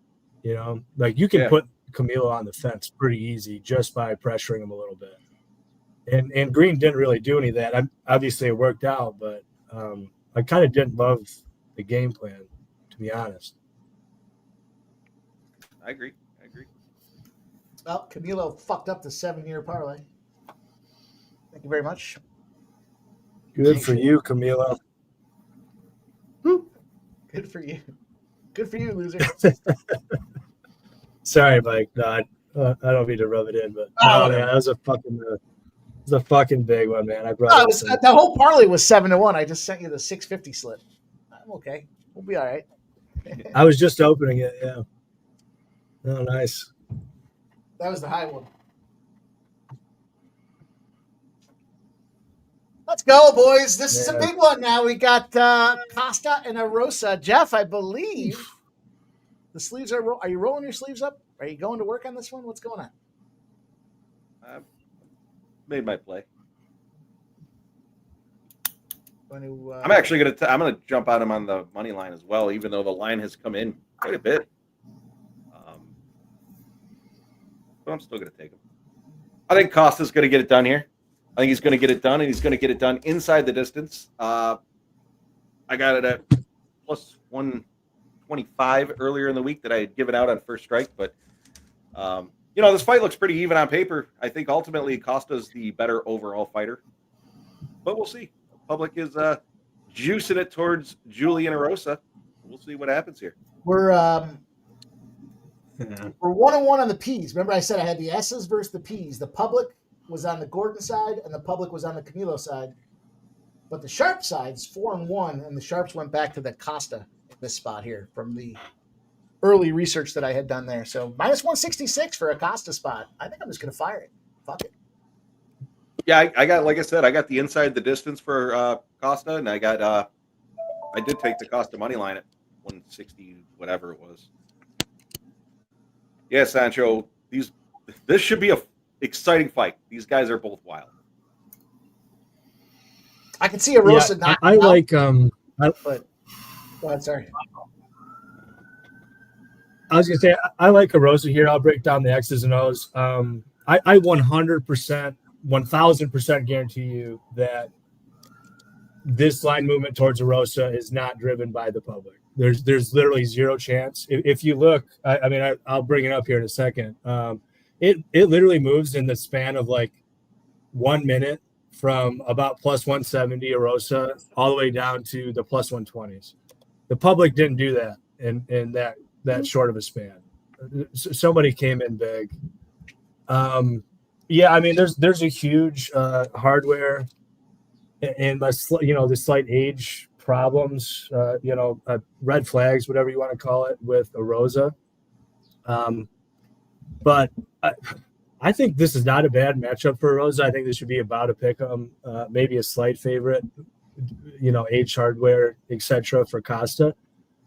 Arosa's big problem is getting hurt early, and Costa can certainly do that. Costa does not have heavy hands, and he doesn't have particularly good hands, for that matter. So if it's going to be early, I think it's got to be like a Costa head kick. Yeah, I mean, his kicks are pretty elite, to be perfectly honest. But all that said, Arosa is the better submission grappler. I think there's no doubt about that. He's certainly more dangerous. Arosa has the better gas tank. Costa does not like to be pressured. Arosa does exactly that. He throws a ton of volume. He'll jump on you, pressure you the entire fight. I think there's a lot of reasons to like Arosa here, outside of his, his questionable chin and just his age. I had to roll with Arosa here at plus 150. I'm not sure where it's settling right now. But yeah, man.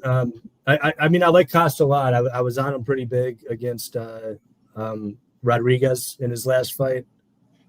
A lot of good things to like about Costa, but yeah, man, give me old man Juicy J here.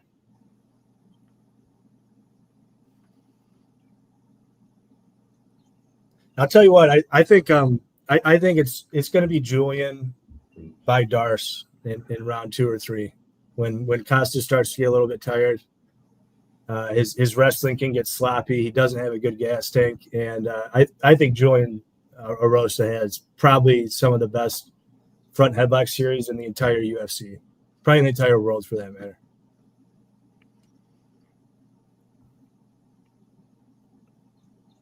Now watch him get head kicked in the first 2 minutes, and we'll never see it. I'll tell you what, Costa. I thought I thought I recognized this guy when I was putting the clips together. There, this fucking dude's fought a lot in the last couple months, huh? 11 months ago, he gets a fight. Then he fights 3 months ago, and then he fights again 6 weeks ago. Yeah, he's fighting again now. Yeah, it's crazy. PFL. What is this guy going for the $1 million? Yeah, well, him and Julian both fought. Within the last 5 or 6 weeks, they both fought. It might have even been a shorter time. That's a great call. A month and 3 days ago, we saw Erosa KO Darren Elkins. Right. I guess Julian, he kind of gets an advantage there in that he gets the easy fight with Elkins. Elkins just totally washed. He didn't really take any damage. Whereas Christian Rodriguez, Costa kind of had to go to war there. Ramon, bring us in. Talk to us. Yes, Wasted Love wins the contest. Not the favorite here. The second choice in the odds at 5-2, maybe even 3-1. They're upsetting the favored Sweden. Was the favorite in that. I did not hit there. Eurovision. That was going to be my next question. Did you bet it, and for how much? Good job. It's the preliminary round earlier this week. I thought I had a handle on this, but sports money's got you guys covered. We bet it all. Look, it's no joke. You get it's in an arena. There's 25,000 people in this arena here.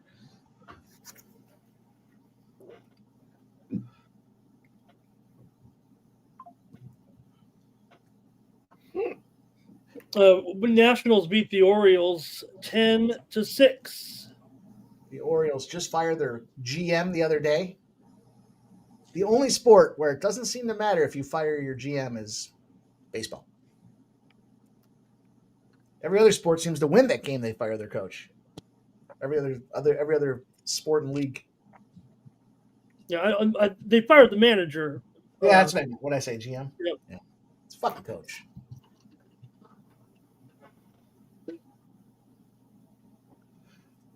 Marty Riggs, I'm with Jeff. I'm taking Milk Coffee. I was just going to ask you. What's his name? Milk Coffee? Yeah, I always call him Milk Costa. Melchizedek is it's too many syllables and all that. Milk Coffee is his nickname. Juicy J. Yeah. I saw some guy Juicy. That's an easy one to remember. I think his nickname is a reference to his skin condition. That is a what's it called again? Vitiligo. Vitiligo. Yeah, thank you, Ramon. Yeah, it's vitiligo. Which seems to have cleared up. Yeah. And Michael Jackson. Vitiligo. Right. He got teased as a child, Michael Jackson, which made him make his nickname. What is it? Dalmatian. Milk Coffee. Milky yeah. White. Milky White low. What? Anybody know what movie that's? Barney, you take any action in this one? I'm with you. I got a roast of the money line. I got him by sub. In round 2 and 3. We're house divided here, boys. Jeez. I do have a little. Ramon, you give me the tiebreaker here? Did you give out a play yet? Oh yeah, no, I've cast my vote long ago. I was on a losing streak, but now I've won 5 in a row here on the card anyway. Not hitting my not hitting my exact specialty. I'm giving out my exact result as my play in the chat, but we've had the winner in 5 straight now, and try to keep it going here. I'm going with Costa. All right. There is some money movement coming back into Costa's side of things. Well, on this book, anyway. All right, here we go. They're starting to load up at the Preakness. You gonna call it for us, Barney? Yeah, I don't know about that, but I can try. I tell you what, if there's one fight on this card that I'm looking forward to from a fan's perspective, it's definitely this one. Yeah, I think this could be a great fight. I like both these guys. As just from a betting perspective, I bet on them a lot, and I like both of them from a fan perspective. There, I splashed the pot on this one. I splashed the pot. I got Costa on the money line. I took Arosa to get the KO at plus 700. And then I followed those subs, sub round 2 and sub round 3, 1,800 and 3,500 for Costa. So smaller. Yeah, I tailed Ramon there with the sub round 3. I did take Costa by KO as well at plus 165. Costa inside the distance, as I'd given out. Oh, Redbeard. I got 1, 2, you guys 3, took Costa 9. round 3 sub? Round What's 2 that? and round. I did You guys round took 3. Costa round 3 sub? Yeah. Yeah, I tailed Ramon on the 3. Same. To your point, if he gasses, that's why I kind of like the second round too. 18. And they're off. Wait, what? No, that can't be right. So you said they were loading up. No, they're indeed not, guys. Arosa, if he gets subbed, he gets subbed. This is a Clever guy that's out 14 here. and 0 to submission in his By career. a length right now. That's Gosker in second, followed by American Promise. Yeah, come on, Gosker. Moved up on the inside here, saving ground back to River Thames in fifth position here. Currently, Clever again out here leading it a length and a half. Gosker is second, goal oriented. Third, River Thames moving up along the outside right now, followed by American Promise in there. Got a couple lengths back here right now to the rest of the group, but it's still Clever again.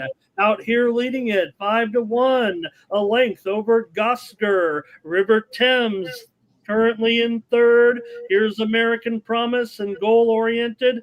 Got to give a call to these other ones. Journalism looking to make a move here right now, but he's still 4 lengths off the lead, sitting in fifth. A couple back to Sandman, and the trailer is Pay Billy.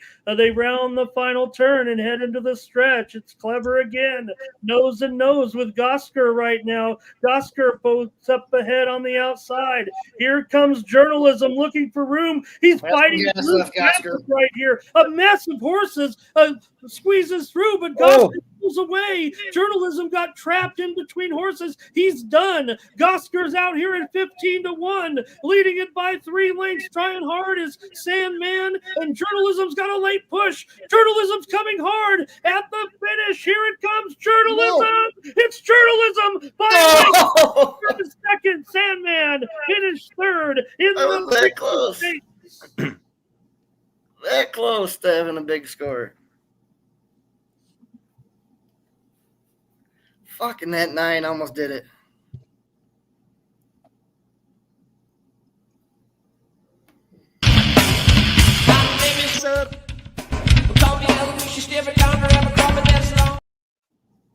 It's a record. I'll tell you what, the Journalism would have won the race by 5 lengths if he didn't get trapped up in there between horses. There would be an inquiry. That's the thing. Yeah, did the 2 push the 1 or the 1 push the 2? Yeah, there's going to be an inquiry, right? Because there was like a wrestling match between. I don't know, sure. Barney, though, right? Because look, they were really there was no horses like lunging out or anything, right? They were just in such tight quarters. Journalism had to fight his way through an incredible ride, actually, by Rispoli. There, Journalism went off at the even money favorite.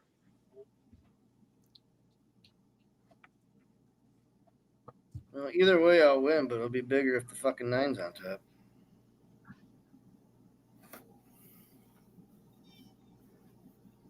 My name is Sub. So that's a record. My name is Sub. My name is Sub. I think if Good anything, call, Ramon. Good job. If anything, the one pushed the two. It looks like. That was a good call, Ramon. Flea Math is there in the chat, says, great call, Ramon. I don't think I'll be replacing Trevor Denman. Yeah. It's Honorable mention, though. You got my vote, Ramon. Rise journalism fought out of that traffic, man, because he got scrunched and bunched, and all of a sudden he fought through it. But he was sandwiched in between a pair of horses and made it very, very difficult. And I thought that 15-1 was going to get away. I wanted him to. What is the? I got it on mute. What is the walkout music there, Sancho?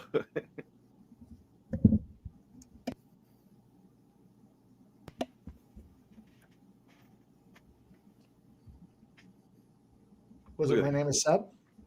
Look at the gear on that guy. That dude just. Is that the Hawaiian Islands on his face? Jesus, that screams tough life. What's he got tattooed on his chest there? Jesse Jackson. Hello Kitty is a song. Do you see that there's I saw it on Twitter the other day. There was a meme that popped up. There's a homeless problem outside of some guy's restaurant in an apartment building. And so he set up an outdoor microphone, an outdoor speaker system, and he plays Baby Shark on loop 24/7. Trying to get he's trying to eradicate the homeless problem that's outside of his apartments and restaurant. I can appreciate that. In fact, in the state of California, Gavin Newsom has ordered 80,000 speakers to play Baby Shark.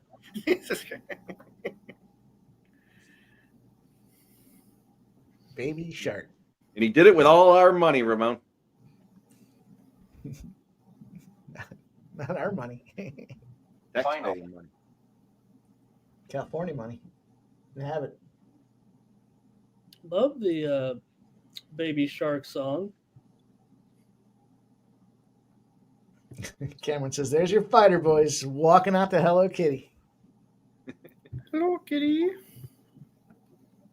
I wouldn't be good enough. That song is. Ramon, I see Scotty pulled up 2 strokes with one. I'm the 18th. Yeah, and he's going to have a shot here. I mean, could you imagine here if he gets this? I mean, he's going to have a great shot at another bird here, and he might end up with a 3-stroke lead after today's round. Right now, Scotty here, you've missed out minus 300 at this point. I feel like I'm comfortable letting that one go. Well, I couldn't pass yesterday after he lipped out that putt. You guys might have saw it. Yeah. He's like, oh my God. Yeah, He immediately went up at that point to 5-2, and I said, this has got to be the moment. He was not on my pre-tournament card. Well, you caught him at a good time. He's minus 350 or so right now. How's my guy Pavin doing here? 30-1. He's at 90-1. I ended up McElroy, Rahm, Neiman, Connors, Berger, Mitchell, Thompson, and Mac Hughes. It was terrible. Sergio shot a 79 today. Ooh, I could have shot better than that.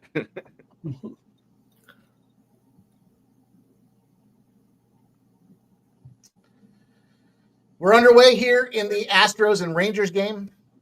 Gave you guys the under 8.5 and the under 4.5. We're down to 7.5 now on this one here. It's Lucas Giolito Day in Boston. That's about to pop off. The Cardinals with Mikolas and Noah Cameron on the Kansas City Royals are going to pop off here in a few minutes.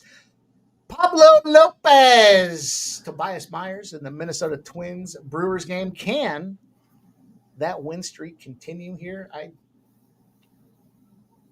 I'd like to see St. Louis play Minnesota right now. Those are the hottest teams. Yeah. So, yeah, St. Louis has been battling. They just downed the Phillies and they came back out. It's been, for a team like St. Louis, we usually expect them. It's been like 2 or 3 years here. They haven't done much, right? We expect them to be always in contention, but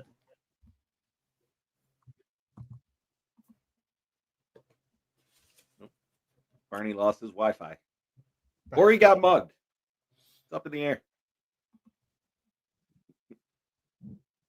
Hopefully not mugged.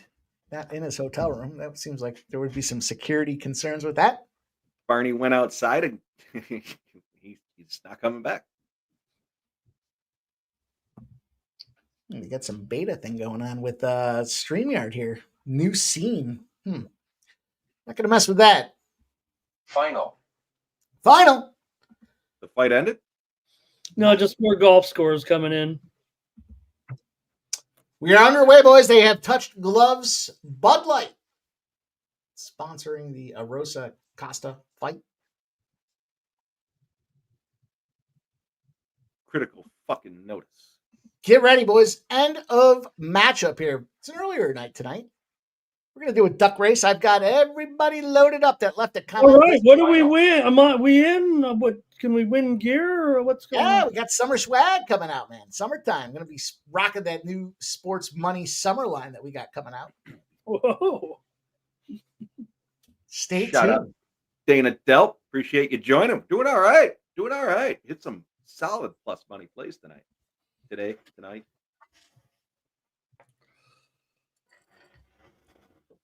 We'll do 2 duck races. How about that? We'll give away some summertime merch, and then we'll give a summertime sleepover at Sub's house. Summertime. Oh, we're doing this shit again, huh? Summertime. I missed the last one. Sleepover. You guys are all sleeping outside. In your own tent. You sleep with the dogs and goats. Does the goat do yoga with you? What's up? The goat yoga, yeah. I know people love that, man. I mean, I love my goats. They're fun to hang out with, but I can't imagine doing yoga. They don't leave me alone. I mean, they always think I'm gonna like give them food or something, so they just. You don't let them. As soon as I let them out, they just follow me around, trying to eat my shorts and shoelaces and stuff. I can't imagine trying to do yoga around a goat. They'd be mobbing me. There's that leg kick to the face you were talking about with Costa. Yeah, he had the left leg, and then he followed it up with a punch. Rosa's been able to answer, but I don't think he's gotten the better of this so far for sure. Houston's up 1-0. Wow, Dana Delp. Yeah, that was a very scary moment. We could talk about that. We could do some contract negotiations. We could talk about an afternoon with Ramon Scott. Yeah, that could be the prize. Final. Rooming with Ramon. The new segment. Costa clearly ahead by a lot right now. Hello Kitty jacks him up. Twins gonna run. Costa's loading up that head kick every chance he gets too. You can just tell. Oh. Yeah, look good. Rosa almost knocked himself out there. Right? Yeah.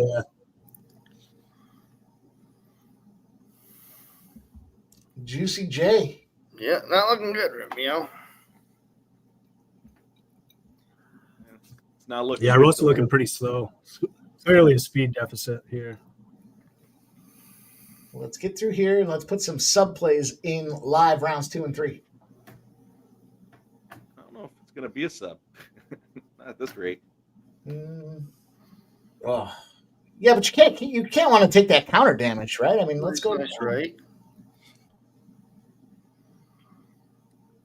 Here comes the rooster. If Costa keeps beating his ass on the feet like this, I don't know if Costa will even try to grapple. It's like it's almost Rosa doesn't know how to stand against him. Oh, that was a nut shot for sure. Yeah, it was. Spinning nut shot too. He should have. He says, "Ah, fuck it." Moves it off. Oh, boy.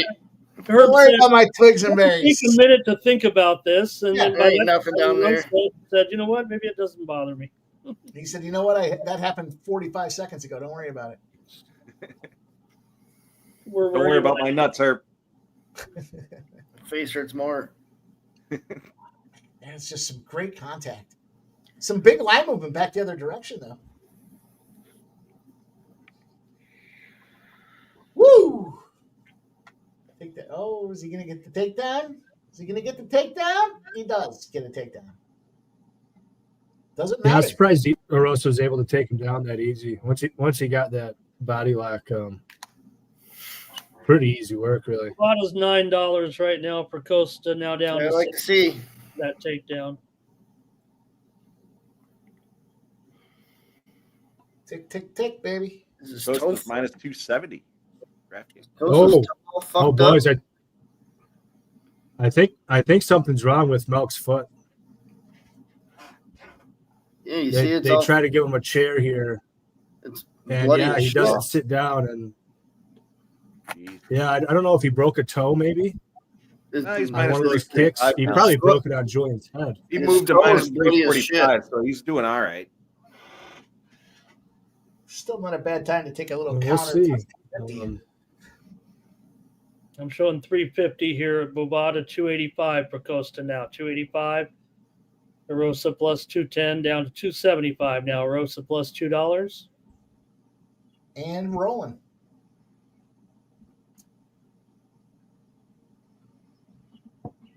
Go Mel. I don't know. I've broken a toe plenty of times. Keep it rolling. As long as it ain't your big toe, you're right. I mean, yeah, breaking a toe sucks. break my toe right try now. try to plant and make explosive movements when you break a toe. It's pretty tough. I wouldn't read too much into it, but it's maybe not it's time good. to go to the mat and look for the sub. There it is. It's all bloodied up. See that? That left foot looks swollen. Tell the camera. He's going to have a 3-stroke Yeah. lead, Jeff, after that birdie. A 3-stroke lead. Oh boy, No matter what. running away. Did you see him tell that camera guy to get the fuck out of there off his foot? Siwoo just bogeyed 18. He's bleeding off that left foot. He broke his toe on his face. Broken nail. Why tonight? Take him to the mat. Choke him out. Nope. No, he's still kicking with it, though. He don't care. Maybe No. he lost the nail. Hey, that gives you even more, just use your foot. That's already fucked up. Just to keep on Yeah. going.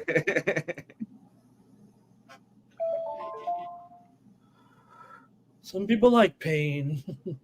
Right, Barney? Lions come way in. Minus 154 now for Costa. That was a crisp combo he threw, though. Yeah, maybe don't take any more of those, bud. Oh, there's the sub. Get him. Get him. Choke, baby. You're not even trying. Don't you know I have you in sub round 2? Oh, yeah, he knows. He knows I got it. Get that foot in the cage, baby. Squeeze. Put him to sleep. A little bit of maneuvering. Not much. I don't think he's under the chin.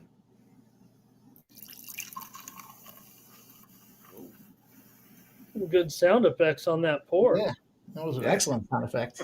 My bad. You got to clip that.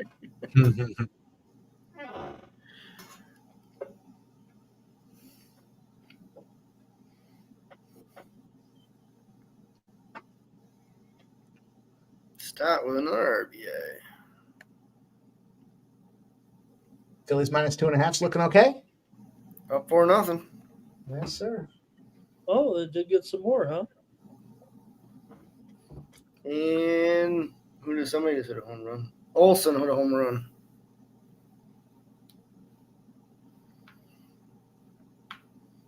No, Costa's looking to foot stomp. I hate that shit. Yeah, I'd probably be wise. It's my favorite move.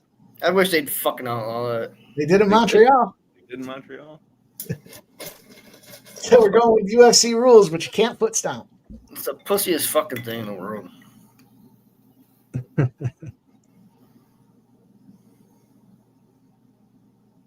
I was telling the story. You should have seen us at that last LFA event, Barney. We were I was yelling foot stomp. I was going to say it was me. I was yelling foot stomp. The corner kept going, no, no, no. But the girl kept doing it. She was foot stomping. Yes, yes, yes. I can see it now. Oh.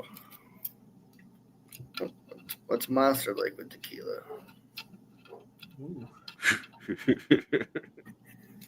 That sounds horrible. It does, but that's all I got. I got a Busch Light apple, but it's not cold. I don't know, put on ice.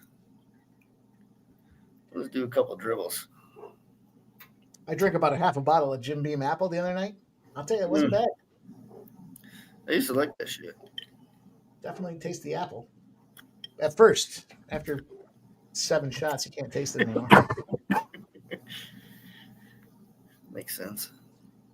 Close to nearing $5 again here at Bovada. Oh shit! Rosa's getting picked apart. He's looking for the kill shot. He's throwing some good counters though. Every time he takes a couple. Ozuna home run, 3-0 Braves. Jeez. Nope. Costa wants to go. Don't matter. You can eye poke me all you want. I'm still going to kick your ass. Well, I mean, he took that nut shot. You can't push over the eye shot. Yeah, right.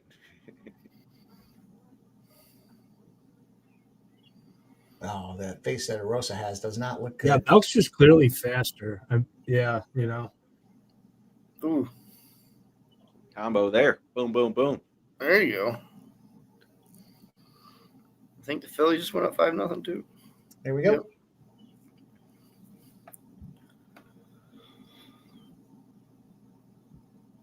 I'll tell you though, Arosa can take a fucking. I mean, round 2 was very close. I think it's probably 2-0. It might be 1-1. I could see a 1-1.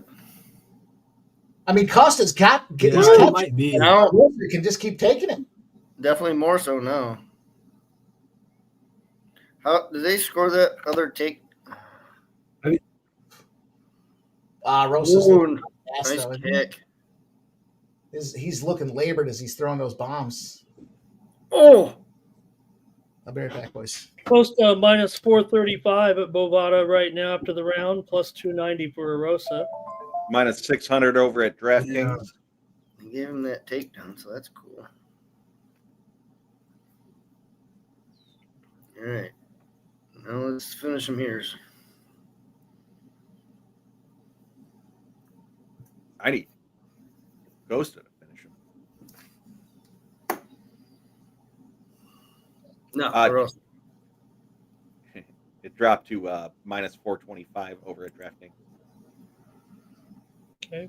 Still sitting 485 here. I do think it's probably 2-0 Costa. I think it's 1-1. I think it's 2-0 personally, but I also have it inside. Yeah, I do think there's an outside chance it's 1-1. I think Arosa, I was looking at the stats, did outstrike him by the numbers. Well, I think anybody who thinks I just have a feeling though. I just have a feeling the judges will look at it. You got a 1-1. You got to take $3 plus right now. I mean, you've got to take that. If you think you've got a round on them, I agree. You take plus $3. I think it's 1-1. You got the strikes in that round. You got takedown and control time. I don't know. Well, that was the Rosa just looks labored as he's getting busted up. It was a pretty chaotic round. I mean, a bit difficult to score, in my opinion. Good fight so far. Yeah. Yeah. Yeah, don't try tequila on Monster. That was a failed attempt. Yeah, it didn't sound like you go to when you said it. I heard you say it. I looked down. I'm like, wait, did he just What say did he that? say though? Tequila and Monster? Oh, okay. Yeah.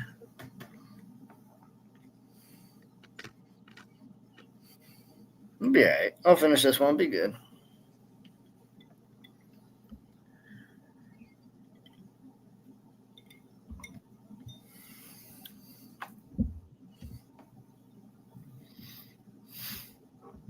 Costa's minus 500 now at DraftKings. Oh, I mean, that's like the second or. You keep doing that. Oh. Oh. Maybe I'm behind you guys. I don't know. But That up kick? yeah. Yeah. Mean looking. Rosa does look gassed. I don't think Costa can finish him though. He's not throwing enough. I mean, early on in that first round with the head kicks, yeah, but I think Costa's definitely slowing. He always does in round 3. Somebody's got to get hit and fall into a sub.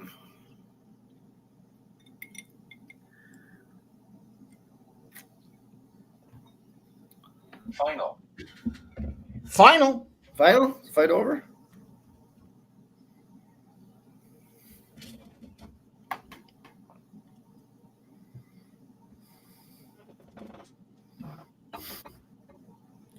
You gonna try again and fall on his back again?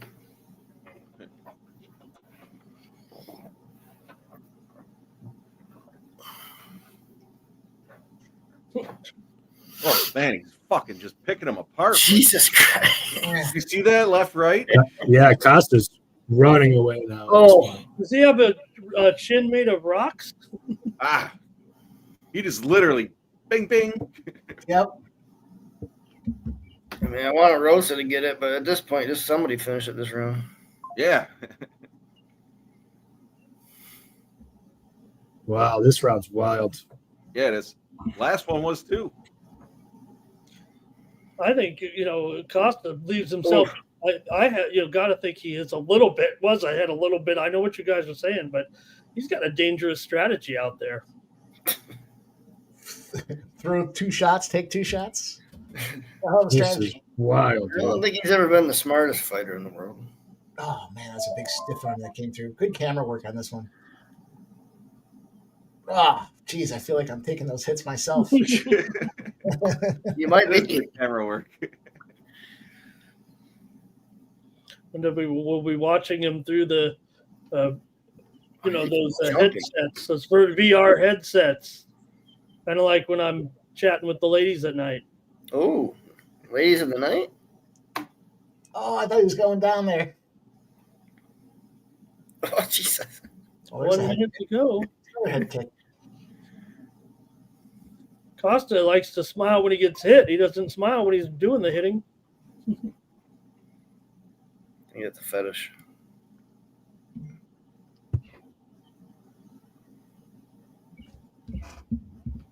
Oh, fuck. Yeah. Doesn't seem like we're getting this inside the distance. Final. No. Great fight, man. That was a war. Solid fight. Rosa's a tough son of a bitch. I think round 3 was pretty clear, Julian. I say clear, but it was complete chaos, so it's pretty hard to score. But I think there's a very good chance that the judges had it 2-0 Costa going into 3. Yeah, a split wouldn't shock me, but I think Costa will get his hand raised. Final. These guys aren't done with 5 seconds left. They still want a piece of it. So good job, guys. Well, black and blue action under the great, eyeball of Rosa. Round of applause for that one. I do got to say, I am glad I jumped on the straight up money line for Costa there. Sucks that the first strike play did not win inside the distance. I'll tell you what, Rosa, tough son of a bitch. That is for sure. I mean, Jeff, it's not like the worst read or anything like that by any means, but like Arosa is one of these fighters where like at the beginning of the fight, his chin starts at 0, and then like every minute it goes up another 10. And by the time you're in the 3rd round, it's at 150%. Like he either gets knocked out early or he doesn't get knocked out at all. Yeah. No, that's a good point. Good point. He's a weird guy like that, man. I can't really think of any other fighter who's quite like that.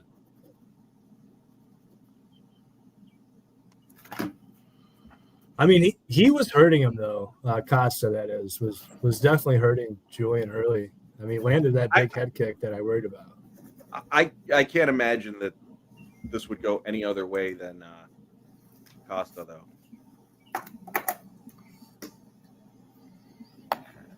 I can imagine it. Yeah, 29-28 across the board for Milk. What the fuck is that beeping? That's me. Is it me? What are you doing?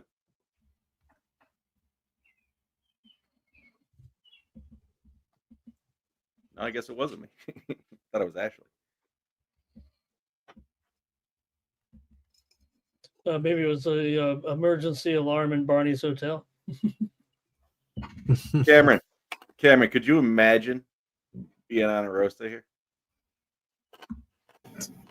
Final. It's a bold statement. And there's Mikey's I don't know, interpreter, Fabiano Busquet. It's my favorite. You know he is. Crush. Look how excited he is. He's just interpreting it. Looks like he won the fight. Look at him. I mean, Milk sat around like close to minus 200. Did he really look 66% in that fight? I don't think he did. Well, Costa, he keeps winning these. He keeps winning these coin flip decisions. He keeps winning them. So. Yeah, no shit. Yeah. My boy Sancho.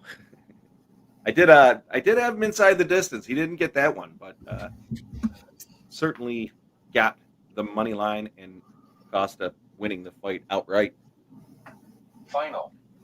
I mean, like I said, man, I don't think Milk looked 66% there. I guess if you got him late when the line came down, maybe like minus 150 isn't bad. I don't think minus 150 had like a great deal of value. It's all right. Let's go this in this next one. How about that? Let's go. We're back in the sharp cashes again. The sharp spots now 1, 2, 3, 4, 5, and 1. And they are looking at Stoltzfus. I'm taking Stoltzfus here. I think he's a live dog too. See if that number, if he gets busted up early, like the expectation I thought was Ruzabayev to KO this guy in the first round. And I think if he gets out of the first round, this could be the one. This could, you know what? Sub, we were talking about the other one the other night there. This could be the one here. We could see a Stoltzfus decision plus 550. I'll take a little sprinkle on that. Yeah, I tend to agree with you, Mike. Yeah. I think that's not a bad way to play it at all. I took a lot of props on this one. Yeah. Yeah. Well, kind of correlated with what you're saying. I'll just read off what I took. So these first three are a Caesars thing that they've just started doing, but they give round one significant strike props. Final. Really? Round one, Stoltzfus over 8.5 significant strikes at a pick'em. Round one, significant strikes for Ruzabayev over 10.5 at a pick'em. Those seem nuts to me, dude, because, I mean, yeah, Ruzabayev maybe lands his big right in like the first minute, maybe, but I don't think that's a very high percentage. I think these guys will go to war pretty quick. 8.5 and 10.5 for these two fighters is crazy. They also let you parlay them. They let you same game parlay them. So you put those two together plus 246. I have a unit spread out across the three of them, and same sort of logic.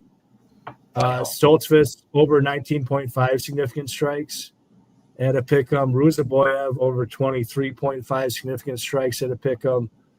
I have 0.3 of a unit on each of those. Kind of in line with what you're saying, Mike. Like I think this one is very live to go late. And then I have a Stoltzfus takedown ladder. I'll just real quick. I was kind of in a bad mood when I wrote this, but this is what I wrote in the playbook. Ruzabayev is a complete fraud that is completely dependent on his right hand. He has power in his right, but he has terrible hips and takedown defense and zero ground game, quite literally less than blue belt level. He's very big and athletic-ish, but his process is terrible, and I look to fade him every chance I get.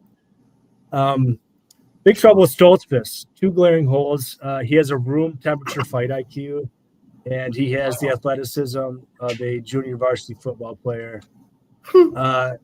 His scrambles in wrestling are pretty good. His distance striking is decent, and his jits are very good. The trouble is that he's a pillow-fisted dummy that is happy to get into hockey fights with much bigger power punchers. That's kind of how I feel when I watch the tape on these dynamic two. breakdown. It's extremely frustrating. I don't think Ruzabayev is that good, and I think Stoltzfus is pretty good. He's just dumb. Joining us right now on the line are the parents of Dustin Stoltzfus. Right now, they'd like to talk to Sub. Final. The opinions sitting there on screen are not that of Dark Place. Sports Money Network. They're just those of our personalities here giving you guys fight breakdowns. You said you are on their strikes. Yeah, I'm on the over with other strikes. I think that Mike's on the right path with the dog here. Lines come down. Mike got the best of the number. Ruzabayev could knock him out, but I think Stoltzfus hangs around. I think he probably has some success here, and quite plausibly wins. No, that's I was looking at both their strikes over and the over 1.5. Yeah. I think we're all of the same mind there. I don't know if Stoltzfus necessarily wins, but Stoltzfus by submission in the third round. Yeah, Ramon, I was looking at that too, man. I love it. I absolutely love that. They were at 28-1 now at Bovada, but the same thing here. I'm on Stoltzfus, but I'm going to trying to hit a big one tonight here on this show. Yeah, I didn't sack up and take it, but yeah, man, I was looking at that exact same thing. I'm telling you, Ruzabayev is not a good grappler. He's very athletic and long, and to his credit, when he gets taken down, he's very active. He'll start throwing elbows and stuff, but he's not good on the ground at all. People look at that OV at the end of his name and they think that he's another Dagestani wrestler. He's the opposite. He's terrible on the ground. His wrestling is garbage. Just very big and like I said, pretty athletic. I mean, I tell you what, I do not think this guy has a very high ceiling, really. An update from Lucas Giolito Field. The Atlanta Braves are up 3-0 on Lucas Giolito. Still? Second inning. Okay. Just worth commenting. 3 runs. The home run was because the home run was in the first inning. They literally locked the fucking. Are you kidding me? Sounds like they're blocking. They locked the over under. Yeah, I see that. The total rounds got blocked up. But I did take the strikes, and I took Ruzi KO round 3 plus 900. What the fuck?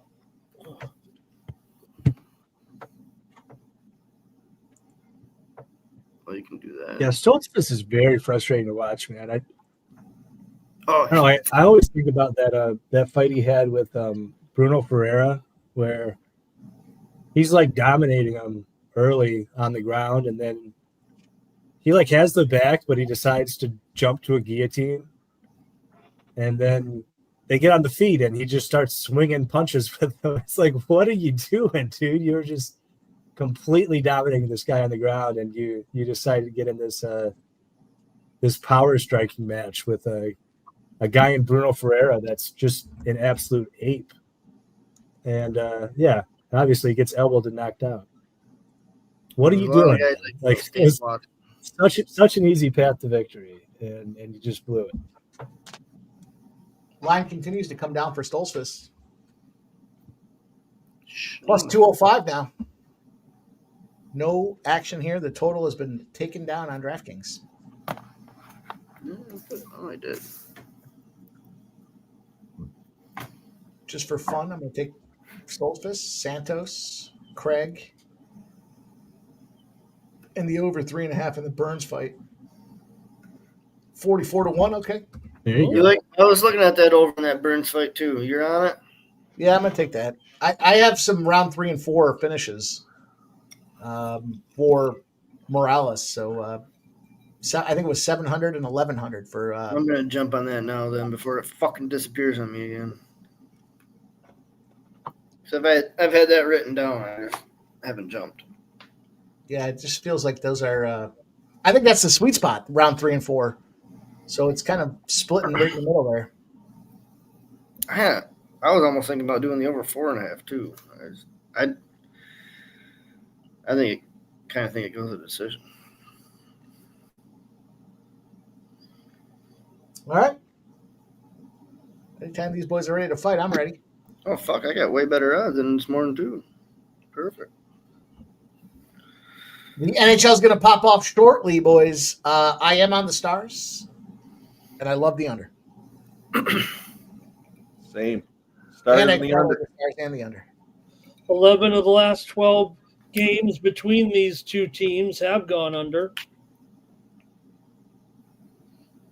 Let's go. If you parlay the under 5.5 and the Stars and the money line, it's plus 200. Yeah. I'm on each of those plays individually, but I did parlay them also. Let's go. Let's go, Dallas. Slap them bottoms here. Like I said, 0-11 spot with a 2.2 goal margin out there. Has to do with being the road team. After the last time you played them, they were over, and it's beyond game 5 of a series. Final. Stars won. 2-1. UC line beat Fullerton 12-10. I lost. I said take UC Irvine minus 2.5. Since I said it, I'm going to take it. 2-1 is plus 2,200. 22-1 for the Dallas Stars to win 2-1. I'll jump on that with you. I like those exact scores. Fun plays for some big money. Penny Feather, I went with Santos by KO in that. Wow.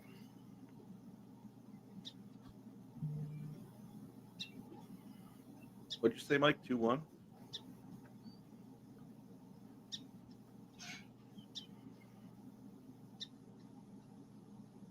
Mike?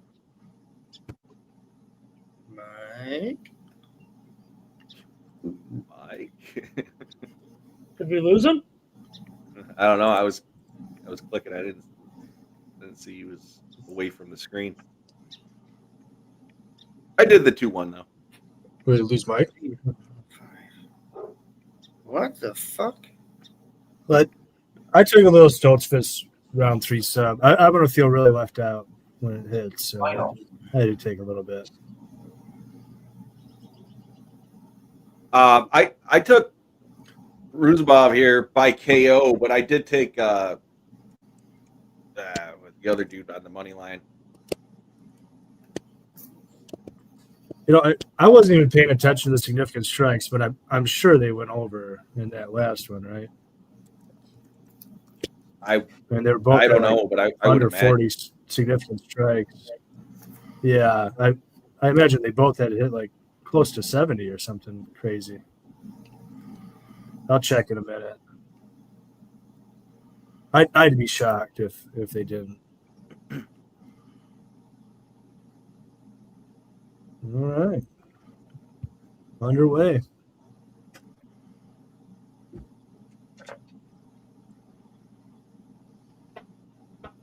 It's the old PNC, boys. I heard you guys calling me out. The old pissing cocktail.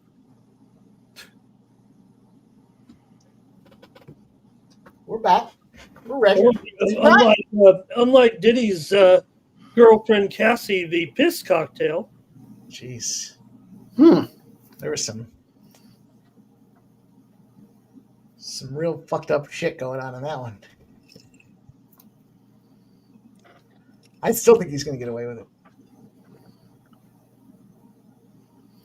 I'm going to jump down Rosarena's bases and hit runs RBIs too. Come on, Stolzfist.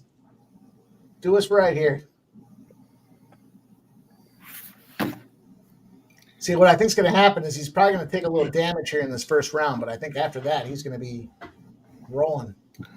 Where's Bias? Tall motherfucker, though, isn't he? He's a big boy. It's all right. Oh. Certainly has a big windup, doesn't he? Yeah, he does. Look at Stolzfus is like, I don't want to do that again. Uh-oh. Uh-oh. Great outline.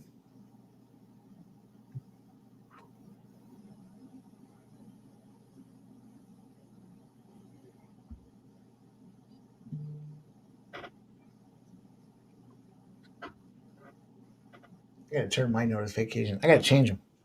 I was gonna say, you guys watching this? Because this is Squeeze!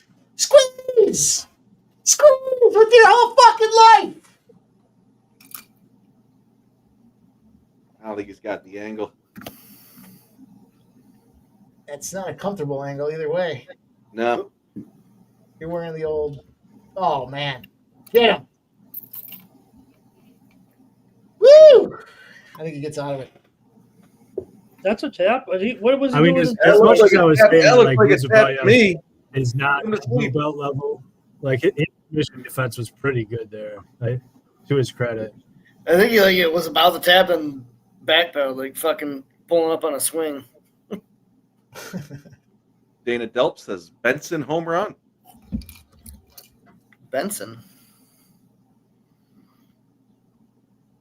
Cedric? I don't think he's playing. You playing baseball now?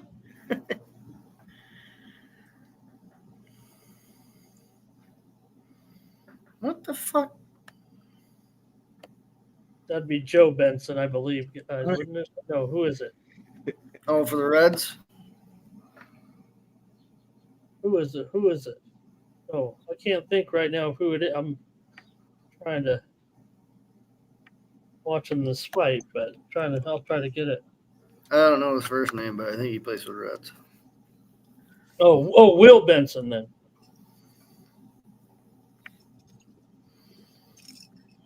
The Reds are such a difficult team. You expect them to hit home runs and bombs, and they don't. And then you don't expect them to, and they do. It's just a tough team. Inconsistency. Kind of change of fortune here a little bit for Ruzaboyev. Dana Delp says Willie Benson. He is a big dude, though, isn't he? Will Benson. Willie. Look at the vein popping out in his fucking bicep. That's a dude. Oh! Yeah, you like that? Hey.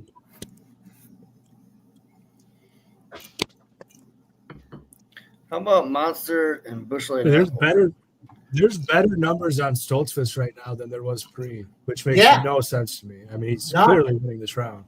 I'm waiting. I said I was going to fire again after the first round. That's just a big motherfucker, though. Look at him. Look at him kind of just knocked him. Oof. Oof. Finishing strong in this round. It is Stoltzfus.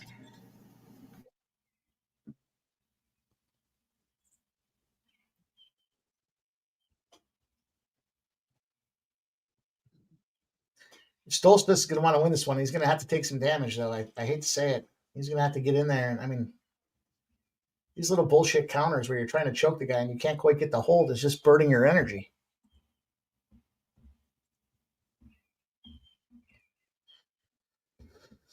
All right, put me in.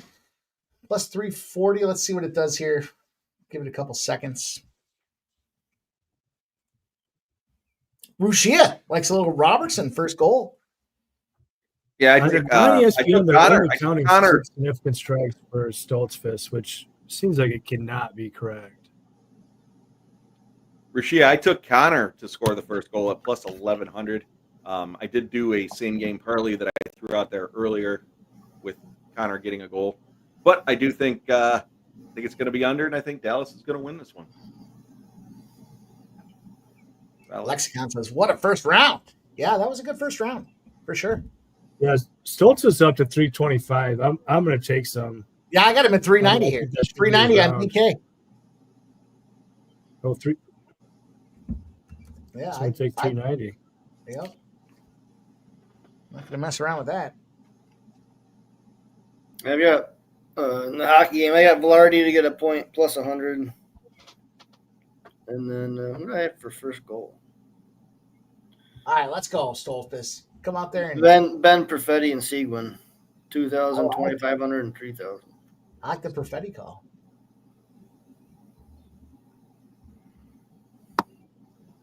Rantanen 3+ points. I just think it's going to go under, so that's a tough one for me.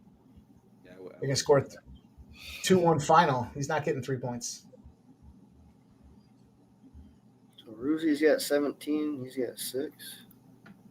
I said on yesterday's show about that Toronto game, I said, if Toronto wins, it's not going to be 2-0. That's for sure. Final score was 2-0. That's a great game. That was a really good game. No, I was on the Toronto side, so that made sense. Plus, I had a little action, but big move now. Plus 200 for Stolfus. Let's go. Let's fucking finish this dude. Don't be stupid. Don't put your neck in the old. I got to play Scheifele to get a point at least. He's going to go out there following the death of his father. I'm going to bet on him to get a point. He's leaking. I think it's his nose. Stolfus' nose, I think. Oh, yeah. Yeah, look at him.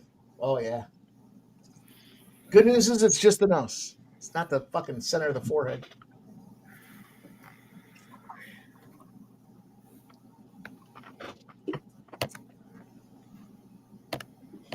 Plus 150 for Stolfus. Come on.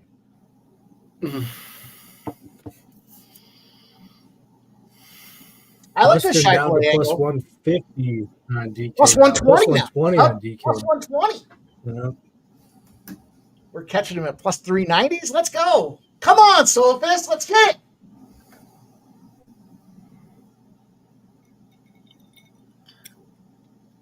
Ruzabayev's going to end up being like a plus 200. I'm going to have to start taking that.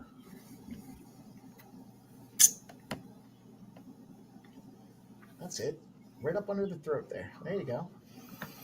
Yeah, there you go. Elbow, yeah. For the elbow. There you go. Choke. Insert arm and choke. Don't waste too much energy. Well, you're wasting too much energy. There you go. There you go. Guys, look at him there. Look at him go. He's trying something. Oh, yeah, he's trying. Oh, the big move the other way. Fucking piece of shit. Wouldn't give me the over 1.5. Fucking assholes. Well, it cashed.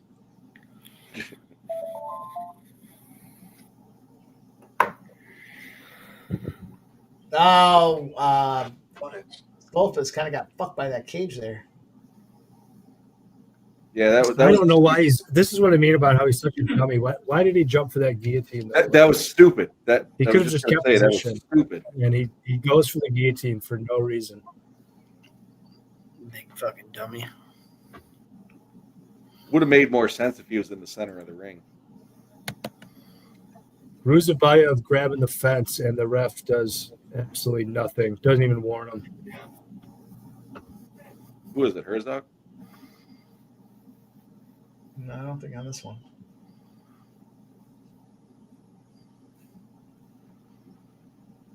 Gotta trap that right arm, bruh. There you go. There's It's something. Chris Tione. Dude, just let him grab the fence 2 times. Never even said anything to him, I don't think. Maybe the second time he did. But. Yeah, look like you said something there. Don't be silly and jump for the gilly. Man, it's going to be 1-1, and it really should be 2-0 if Dustin was just a little bit wiser, though. Like that's what's frustrating about this guy, man.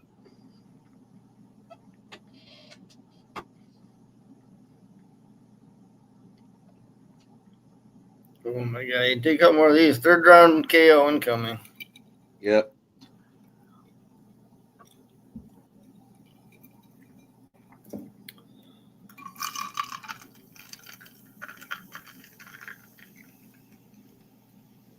Oh, bunch of cocktailers. Sound of the cocktail, boys. I like it. It's me. Cheers.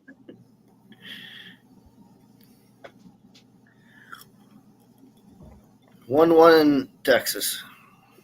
It's an interesting fight thus far, though. I mean, Stoltzfus is. Dustin looks pretty tired, to be honest. Yeah, he's doing some sweating. I do like. Yo, come on, baby. Plus 500. I had a 9. Red Panda's got her own commercial here. I didn't notice. I just saw that. What do they have for strikes right now? Like if Dustin just went in here, waited for his moment to get a takedown, which he could probably get, and then just rode it out on top, he easily wins this fight. Like that's what he needs to do, but he'll probably get top control and then jump to a guillotine or something. Well, he had control time, I thought, for that second round.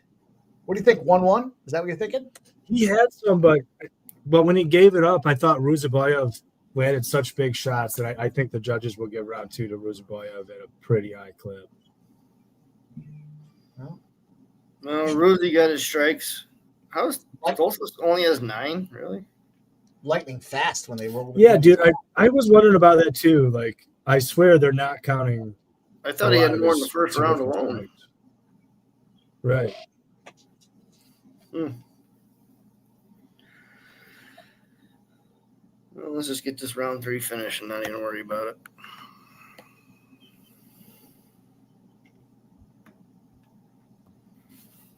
What's going on there? Put your fucking pointer finger down. You just want to point at each other for a minute. In combat position. I'm fighting you, bud.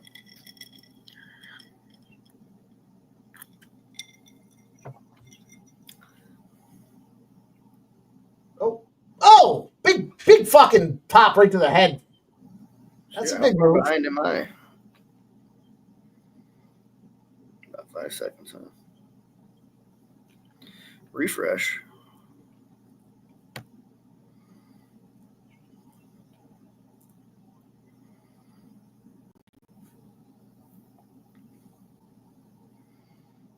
As time wanes down and Stoltzfus doesn't do anything here, it's moving further towards Ruziboyev.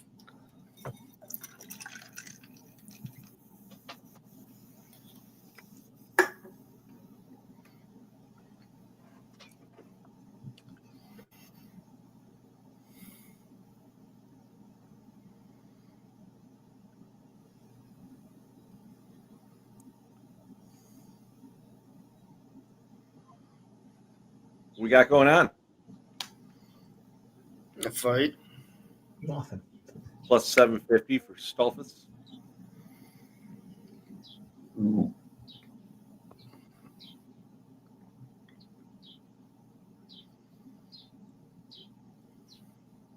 Stoltzfus is really tired, man.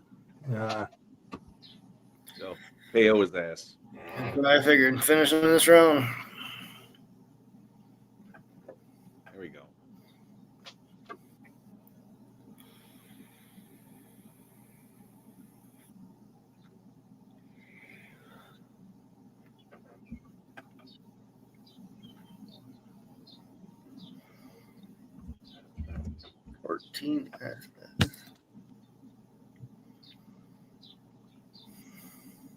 Oh, I just tried taking Stoltzfus at 1,100. He just dropped to 750.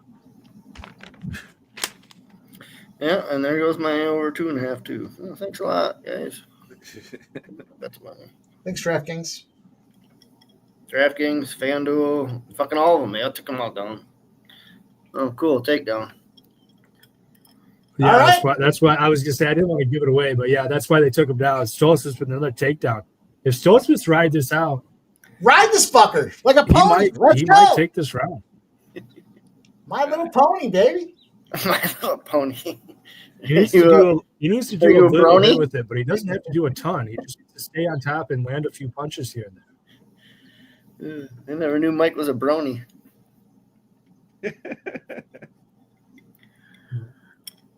I think Mike's in the Pink Pony Club. Oh, does that mean he's a stripper? don't know what that means, but it sounds like something I'd like to be a part of. You got to. Oh, you got to do something, Dustin. You can't just stay on top. You have to do some damage.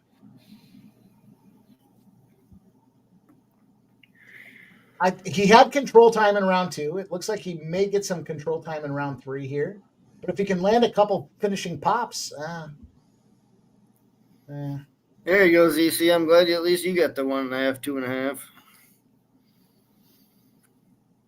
I can't. It was only 190 though.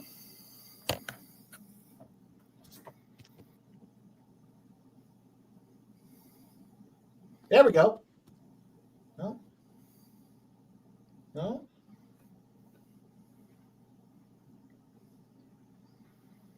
I can throw some punches. Knee him in the face. Knee him in the face. Hello. Housekeeping. Significant strikes went over. Whoa. Oh boy. Barney purposely does not put the "do not disturb" sign as he lays in the Please do disturb.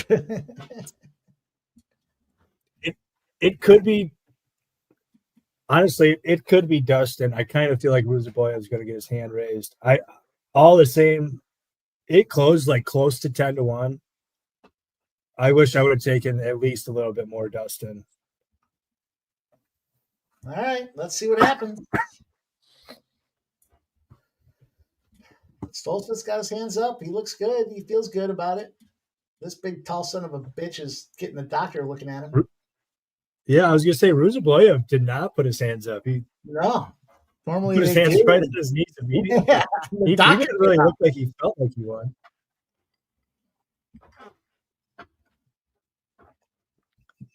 All right, oh man, this would be great if we could get a Dustin's hand raised here, man. A big Dustin hand raise?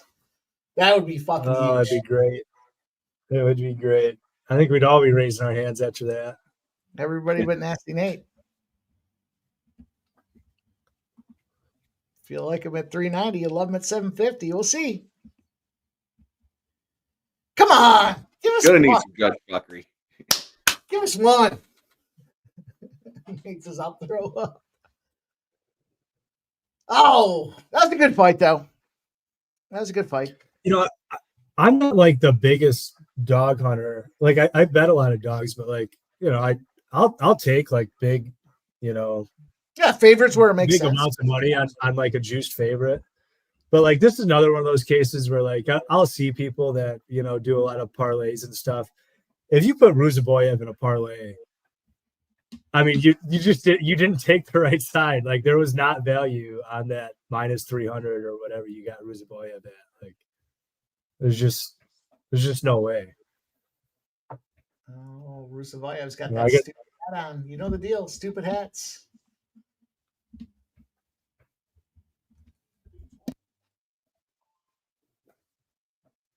Yeah.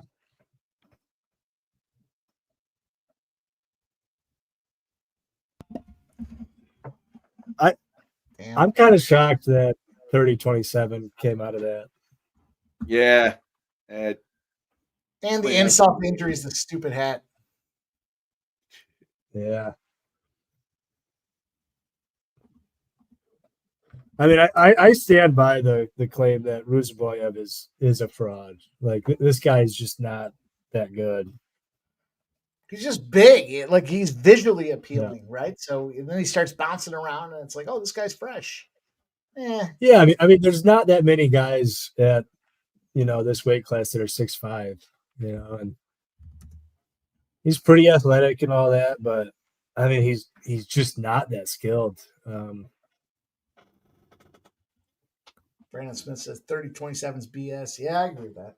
Yeah, it is. I mean, 29-28, fine, but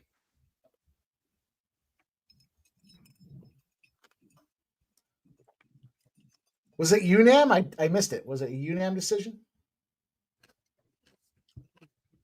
Yeah, yeah, you are right, Michael B. I do love my funny hat guys.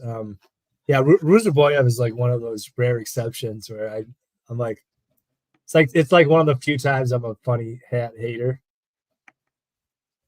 I've just never been high on this guy, man. Every time I watch him, it pisses me off. I just don't really rate him, you know.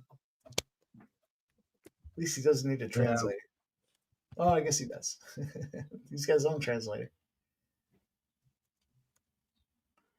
All right, boys. I also like, you know, that's why I was like so bitter in that write up. Is I'm like so frustrated when I watch Dustin Stoltzfus because he's a skilled guy that is just, it's like his own mental and physical limitations that hold him back every time. Like it's not that he doesn't have the skills, because he does. He has all of them, but just doesn't fight to any of his strengths. Makes the worst decisions in the cage every time. You can just count on it. It's clockwork with this guy. Yeah. What can you do? We move on to the next. Is what we do. Yeah. Well, at least Barney and I got our significant strikes over. We did get, I think, 2 takedowns from Stoltzfus. It must have been at least 2, right? Tell me it was. Anyway, we can move on. We probably shouldn't dwell on this any longer. Stress me out. Yeah, 2. We'll take 2.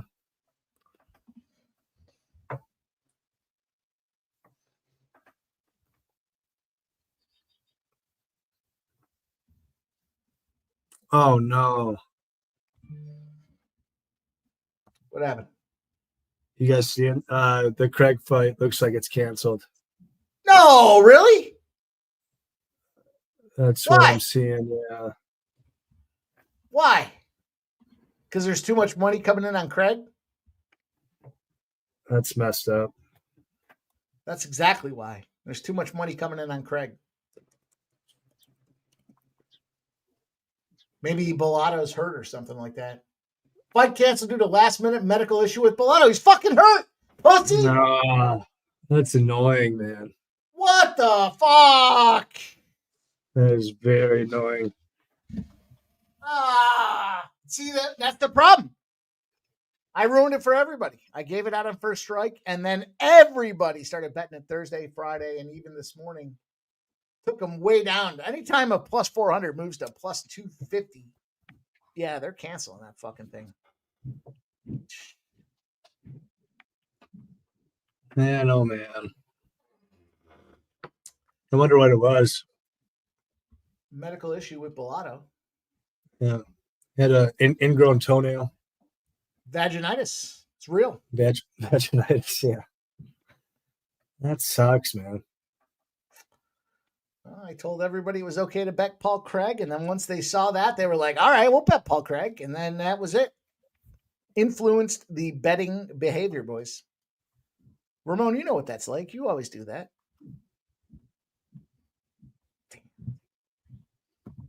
Yeah, that's a bummer for, that's a bummer for Paul Craig, not just the betting aspect, but I would think looking at the big picture. That's just disappointing, especially this late in the card. Like, dude, what did I miss? The Bellato Craig fights off because Bellato has a medical issue. Yeah. Got to make him fight anyways. Just make him fight. He's got an ingrown toenail, and it really hurts. He's under contract. Yeah, he is. That's a shame for Paul Craig. It felt like there was so many significant strikes in that first round. I'm really confused. Barney mentioned it too. I don't know how Stoltzfus ended with like 5 or whatever they had him at. They haven't graded it yet, but I'm just assuming it was a loss because I was watching the official numbers, and yeah, they had it way under, but it doesn't make sense to me. Sub, I got a little taste of what it feels like to be sub. I got a canceled fight from first strike. That's right. I am the master of canceled fights. You had like 4 in 6 weeks, and I just caught my first one. It sucks. Yeah. Damn. Now you know. Yeah, I do know now. I'm not sure what I learned from that, but I do know. Damn, and then there it goes off the book. All right, that means Gilbert Burns is going to beat Michael Morales.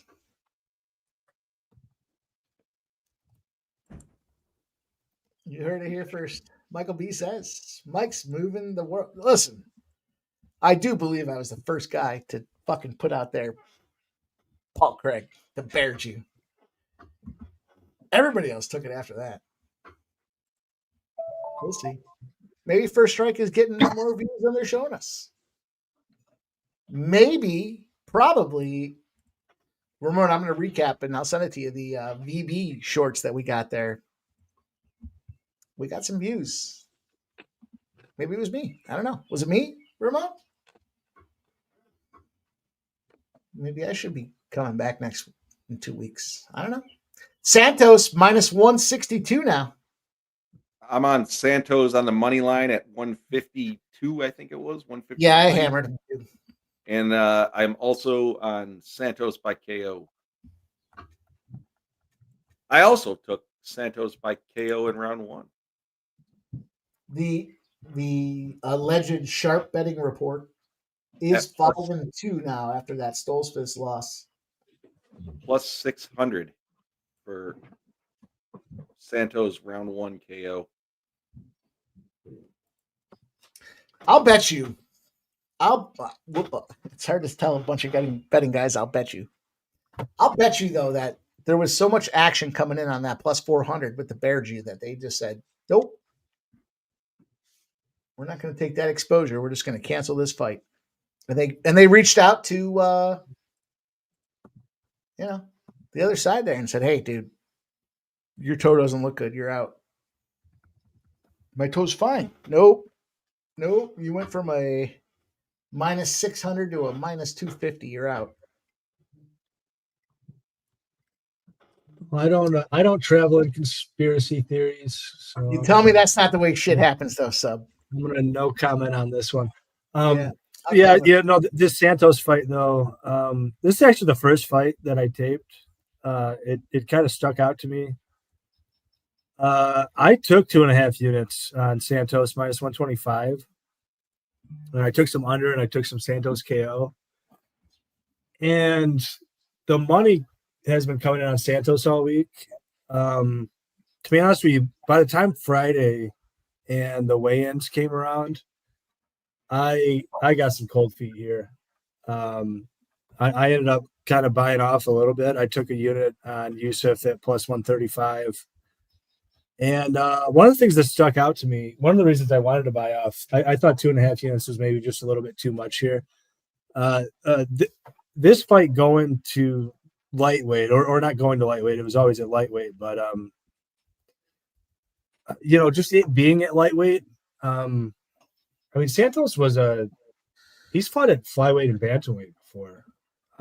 He's very young, so he keeps getting bigger and stronger and whatnot. But it was Yusuf who asked for this to be at lightweight.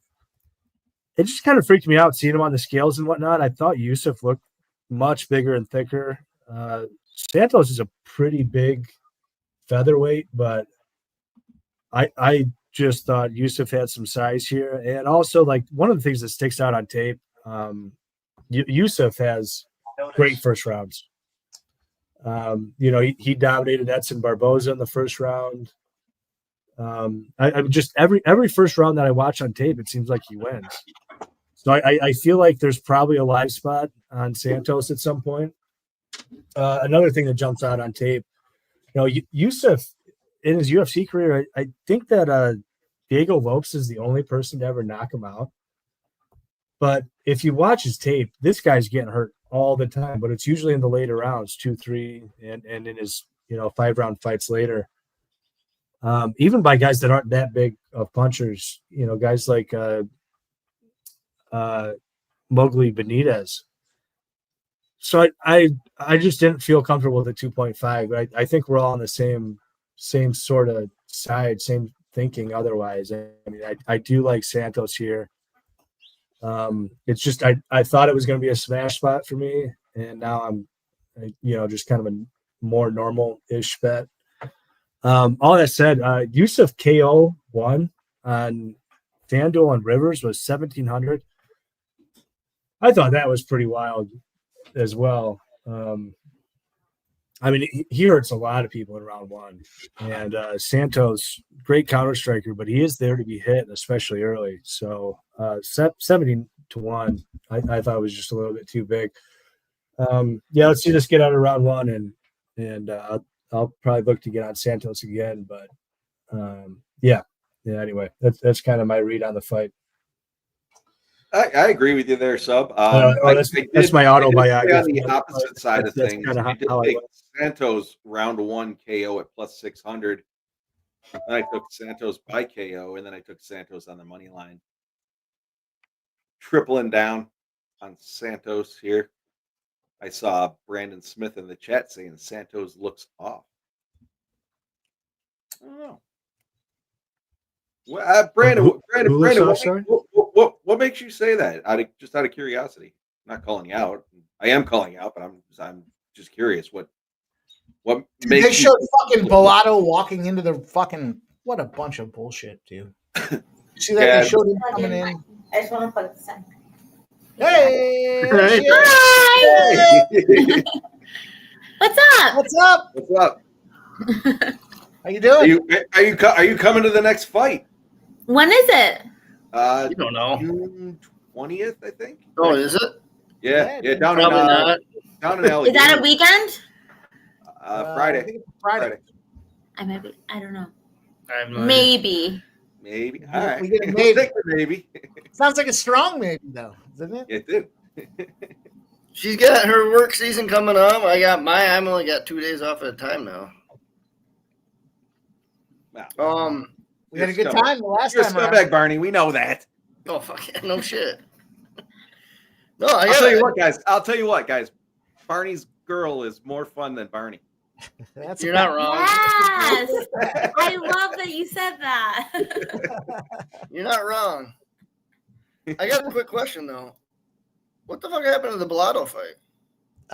Medical issue for Bellato. Oh no shit. Canceled. All right. Apparently, he shit himself before the fight. I He saw understand that. all the money I had on Paul George, and he's like, "Oh fuck." Well, I do have to go. Or Paul Craig. So, I'm sorry. I'll leave you with this. I got the Burns Morales fight over 3.5, and I had Bellato's takedowns, but that's trash. So fuck it. That's it. All right. Well, you All right, guys good have fun seeing you. tonight. Where you going? Where's Tell me where not to go. Where's the? Well, you text me and tell me where the meet and greet is. Maybe I'll meet you out there. We're gonna end this thing early tonight. We're ending even earlier. Oh man, meet us out. You want to? He can't drive. Send me a Uber. message. Little Uber. Send me a Uber. message. Oh, Uber. How far is it? 20 minutes? Anywhere around Yeah, Rochester. Mike falls asleep on any Uber rides more than 10 minutes. I know how he does. The driver has to wake him up, I think. We're here, buddy. All right, Barney, I'll hit you guys up. I'll see what you guys are up to later on. Thanks for joining us today. It's good to see you as well. Let's go. Yeah. Let's get you guys down to Allegheny at the end of June. Yeah, no doubt. All right, see you, boys. See ya. All right, see you guys. Have fun. Cheers, Barney.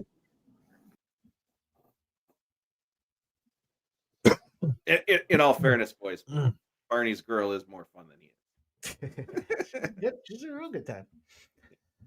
Might have to go out there and show them how we do it. We're gonna end early. What the fuck are we gonna end?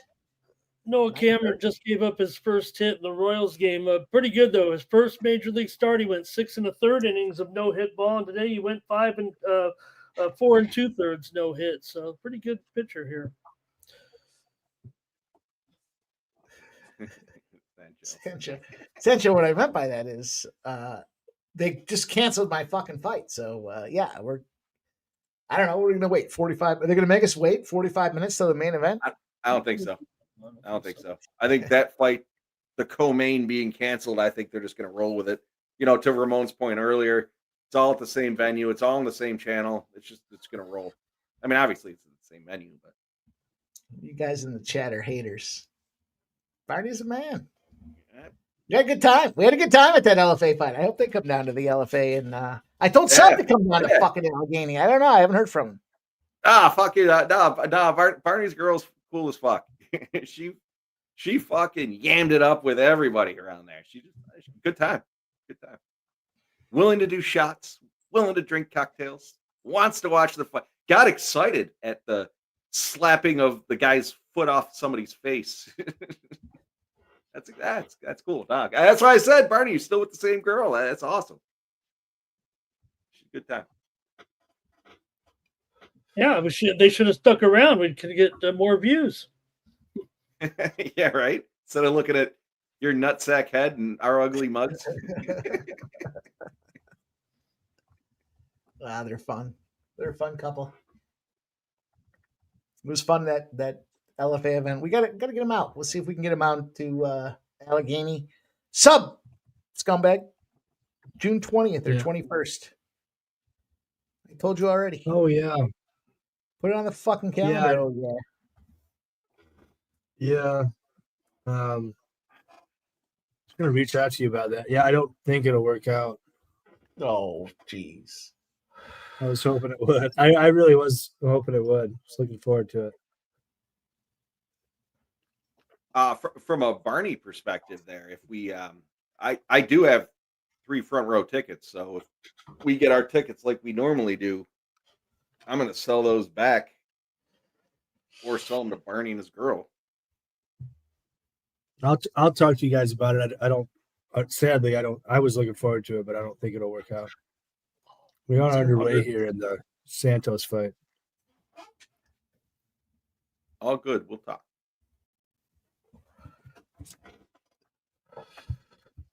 I'll say this: Allegheny is one of those casinos you might be able to get in the ring. Mid fight. I hate that place. Me too. It's just, I don't know. Not Niagara. I have no reason to hate. I think Myron looks pretty good so far.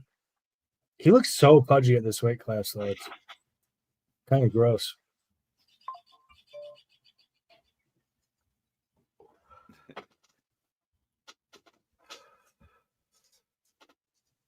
Steering Co. He used white tape on the ice. But that's not true.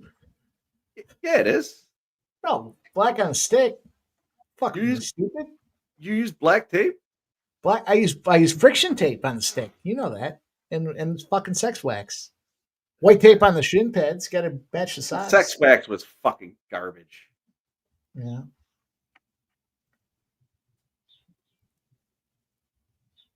I used to use the white. I'd use the white tape, and then I'd rub the puck across it, so it had the black. You were using Mr. Zoggs or some other brand? I use Mr. Zoggs, but I also said I like to take the slap shots at the goalie's mask. That's why I disagree with these people that are saying that the puck smacked Stolar's head and gave him the concussion. No fucking way. I hit so many goalies in the fucking head with a 90+ mile an hour slap shot. They never got concussed over thrown up in a bucket. It was the asshole that hit him in the elbow in the back of the head. That's exactly what happened.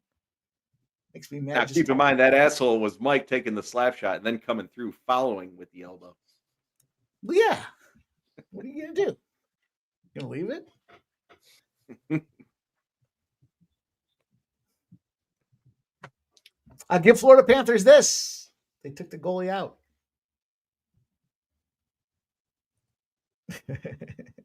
Barney says he's all talking smack. We love you, Barney. It was great to have you. Yeah, I appreciate you, Barney. Yeah, no, I smacked plenty of goals. I used to like that because if you smack them in the face mask, their ears start ringing. But I've never seen a goalie get concussed by taking a slap shot in the face. I'll stand by it. If you ask Stolars later, he's probably going to be like, oh, it was the accidental smack to the back of my head where I have no fucking padding that gave me the concussion when I wasn't looking.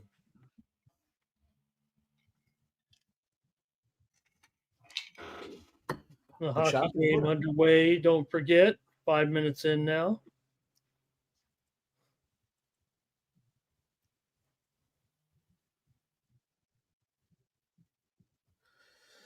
Lines come down. It's down to a pick'em. I should say it's not back to a pick'em. It's down to a pick'em. Yeah. Yusuf's it's not playing games pretty out there. Slow and measured. To be honest, I think Sadiq might be just up with about a minute to go here. but only barely. But it's so close that I mean, what do you have in this fight against him? well, I was on Santos big and I bought off a little bit, but I mean, all my bets are on Santos. Well, I took a tenth of a unit on Sadiq round one, which is not going to cash, but it's a tenth of a unit. Yeah, I took KO round one for Santos. Yeah, I went really big on Santos. That was the first bet I made on this card. Was I took 2.5 units on Santos. But I honestly I feel good about reducing, and I mean the line went in my favor, so I could reduce like at a profit, if that makes sense. Yeah. I reserve the right to come back and say, unless I was out of tape, then I would use the medical tape, and that was white.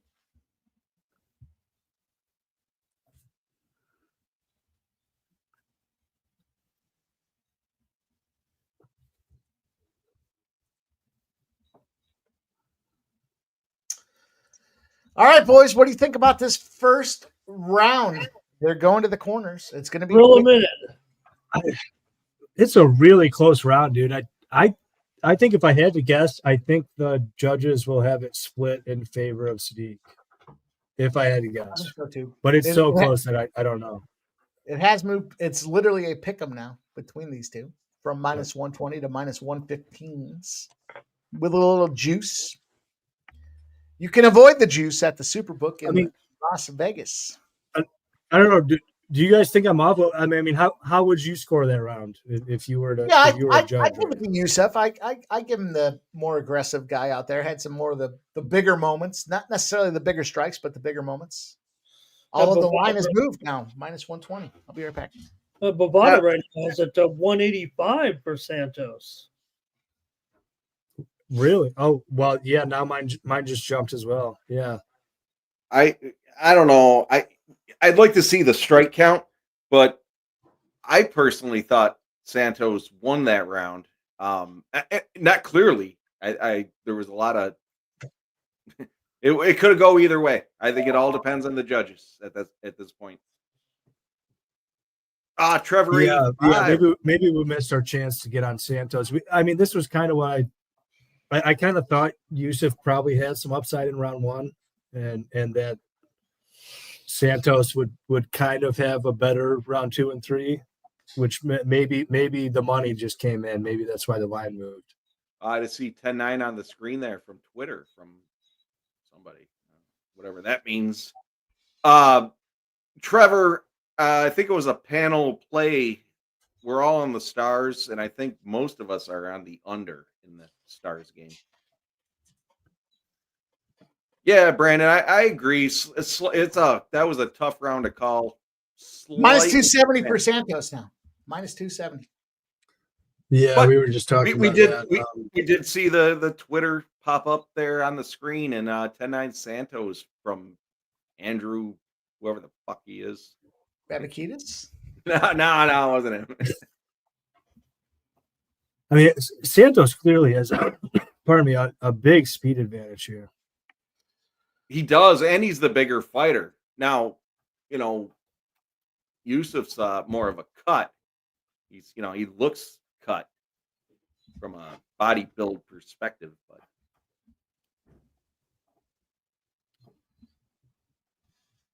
yeah, I kind of feel like I shouldn't have reduced. Santos looking good this round. I feel like I should have just rolled with the 2.5 units. Wait, Sancho, Costa's cut was cut in half in the Yusuf is cut. No. I'm reading the chat.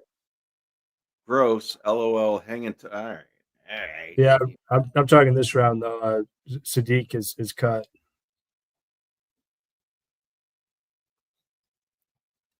You know what? When I saw this fight, I go back to what we talked about with our guy there from the Superbook. People betting the dog early in the week. That's not sharp betting. That's public betting on something they see and they like. The sharps, they're not going to take those favorites until after weigh-ins, and they're going to drop some big money on him. So to see now, we'll see what happens with this fight. But for Youssef to be catching all that cash early on, just makes sense. Sancho, Well, send me that. Send me that on Twitter there. I'm So scrolling. the dances just woke up, boys. How was the early card?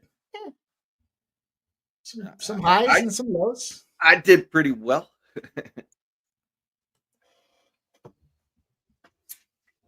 Dan, I'm just salty they canceled my fight. Marion Santos minus 920. Dan, Mike's 0-0. I had everything lined up for a big whack on that thing, and Ramon, you got to roll with the punches. Still haven't had my barbecue, Ramon. Sancho, send me that. Literally, if you could. I want to see dude's fucking toe hanging off. It looked like he lost a toenail and it was bleeding, but maybe it was more than that. Because you could see when his foot was on the ring, you could see there was like a blood circle underneath his foot. Santos is minus 1450 right now. Oh, I understand now. So I thought they were talking about a purse cut. You're saying the toe was cut. The toe was sliced. Yeah, I think that's what you're saying. That's the way I read it, I guess. But again, I haven't seen it, so I don't know. Dan, I'll tell you what, Dan. In the U.S., a push is not a win. It was plus 400. That's what the loss. The problem was it was plus 400. That was a big game changer for a lot of parlays and everything else. But yeah, I agree. All right, significant strikes, 26 for Youssef, 23 for Santos. 20 seconds left in round number 2. I'll look at that too. That's not the first time Dana White's posted, fighter Dan. I think he's got a little bit of obsession. I mean, it must be kind of creepy. You're coming in, you got some damage to your body, like a split lip. Who was the guy with the split lip? And you got Dana. Hey, let me get a picture of that so I can post it on social media. That was Bilal last week. Now, I tell you what, his wife better watch out because he's going to do some damage. He's going to fucking 12-6 her ass. We haven't seen enough 12-6s. They put it in play and we haven't seen it.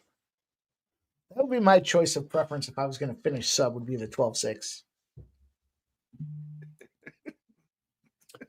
I feel like I'm disappointed in myself for reducing pre-flop, and I'm disappointed in myself for not taking the pick'em at the end of round 1.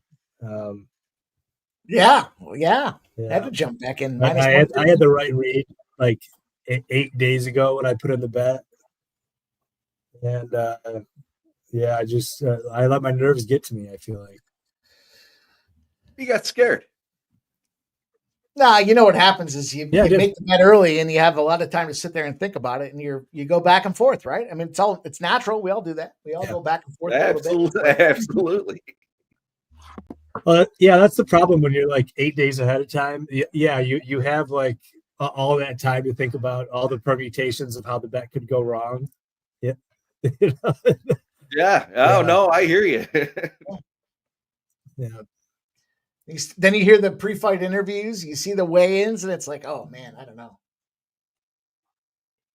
That was what really did it for me too, was the weigh-ins. I don't know, man. Like, I mean, Myron looks great now that he's in the cage, but he just looked a little chubby in the weigh-ins. This is his normal weight class.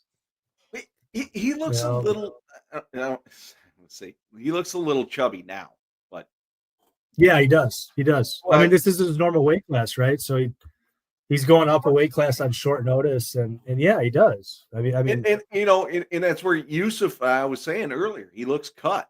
Like he looks literally cut. Yeah, he's not at his. He's not at his healthy weight from a look perspective, I guess. Ice Viking. No, Ice Viking. I saw Ramon eat some barbecue a week and a half ago, and I want some barbecue. I haven't had some since. I'm not determined to have a late night barbecue. Sounds good right now, yeah. Yeah, it does. Some ribs. Ramon, did you ever get those steak wrapped in bacon? No, yeah. No, because I lost the last 6 fights in a row, so I had to go. I went all the way from tenderloins wrapped in bacon to Little Caesars.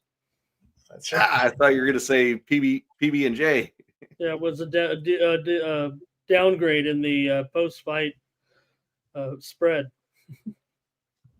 Ramon, there's always the playbook out there. I'm the same way. If I have a big night, I might not mind spending a couple bucks, but if it's a bad night, like, all right, what do I got in the fridge? Ramon, what did you get at Little Caesars? The hot and ready? Oh no! I got the next one up. The super pepperoni. What is? Oh God, what is it called? I see Silent Rob saying hot and ready, baby. No, I go one level up, so they have to at least prepare it. There you go. Hey, smart move. The pepperoni, gosh, what is it called, you guys? There is a Little Caesars. Pepperonomania? No. It is the extra most bestest. Mm-hmm. Extra most bestest. That sounds like a good one.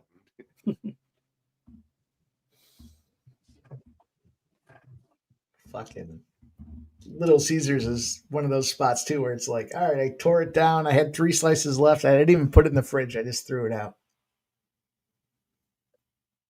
No, some brands don't work the next day. Usually the cheaper. Right. Mike, when I was living out in LA there, we used to get this pizza place.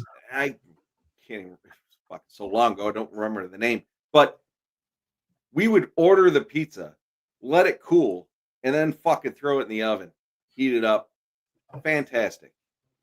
So there are some places that are better reheated, and this was one of them. Oh, I can't remember the name of it. Not that anybody was living where I was in LA.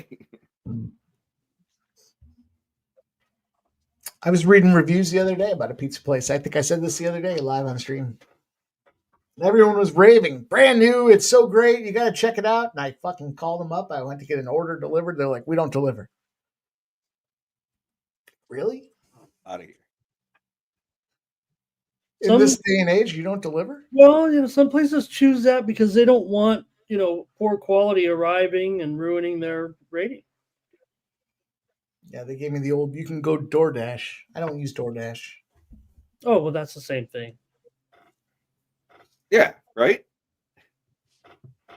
Yeah, I passed. Manny, it's looking like Santos' fight. He's live right now. Oh, the line's down.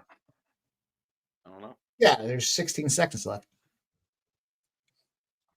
Yeah, he was minus 35. I have no idea who won this fight. It looks like draw. I was going to ask this. I didn't ask Ramon here, but Crazy Bread, Ramon, did you get some Crazy Bread from? No need for that. No? It's a lot of starch, man. The older you get, the harder it is. With the full process. That, Ramon, you're Crazy Bread, man. You went to spoiling yourself, and you're not getting the Crazy Bread. I lost the fights, Jeff. Fair. Yeah, but I would go with the Crazy Bread. I don't know who won, guys. Who won? Santos.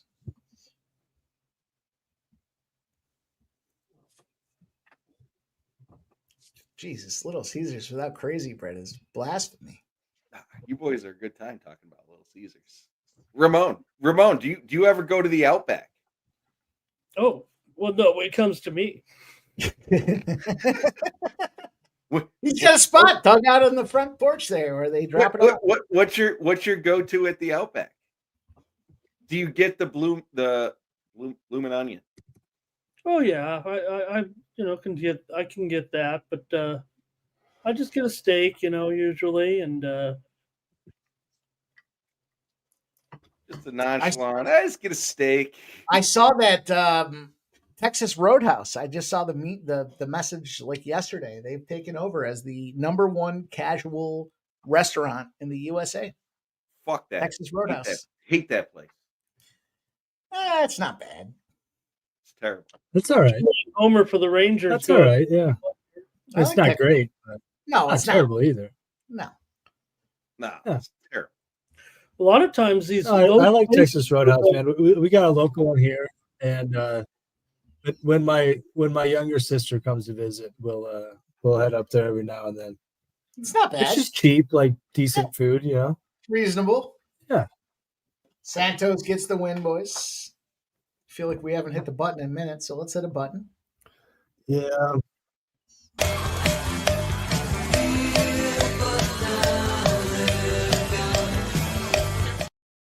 All right, Ramon, I'm going to need you to do something for me. Can you order on Amazon a cowbell?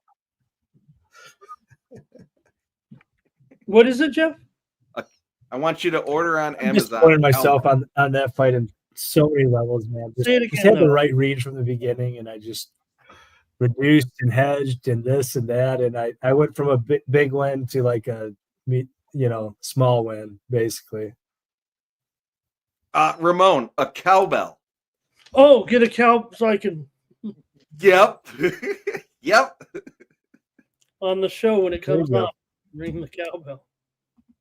When you get a winner instead of critical, final. Ding, ding, ding, ding. That should be for all of us. Oh yeah, cowbell is all around. You boys are crazy. Actually, Gilbert I Burns. think I have one. I think I have one hanging. I have one hanging in the barn. I'm pretty sure. Do I need to bust it out? I think I have one I somewhere. don't around know. here. I don't know how that will go over the microphone. I might make all of our viewers deaf if I don't know if it if I slam it into the speaker, if that's gonna be good or no. So if you start fucking hitting a cowbell, dude, I'll be jacked up. All right, fellas. Well, there's another. I might have to stand across the room and start hitting it or something. Maybe I'll hang it back here and something like that. I'm pretty sure I can't put it right in front of the speaker. I mean, I don't think that'll be good for anybody. All right, boys. Well, the sharp respected betting spot there that I was looking at, 6 and I don't know if it's respected, but the sharp betting spot, 6-2 today. The public is influencing this last one here. The public on Burns. The public is 1-1. They are 1-1. Is 1-1. Anyhow, Gordon won. Camilo lost, and the public likes Burns. 6-2 for the Sharps. 1-1 for the Squares. Ooh, the Sharps don't win all the time. Critical notice. That's right. Critical fucking notice. Well, let's talk about this backstage. I'm not really buying it. Not really buying. I'll show you the fucking data, dude. I got Public the sharp. data. I'll show it to you. I've sharp shown it to you every fucking week. I'll show it to you again. Yeah, no, that's why I said yeah. There's that patchy mix bout they're showing UFC 316. That's why I still have to There talk is, about it. I I mean, told maybe you're right. I'm not really buying it. Might bring up the patchy picture.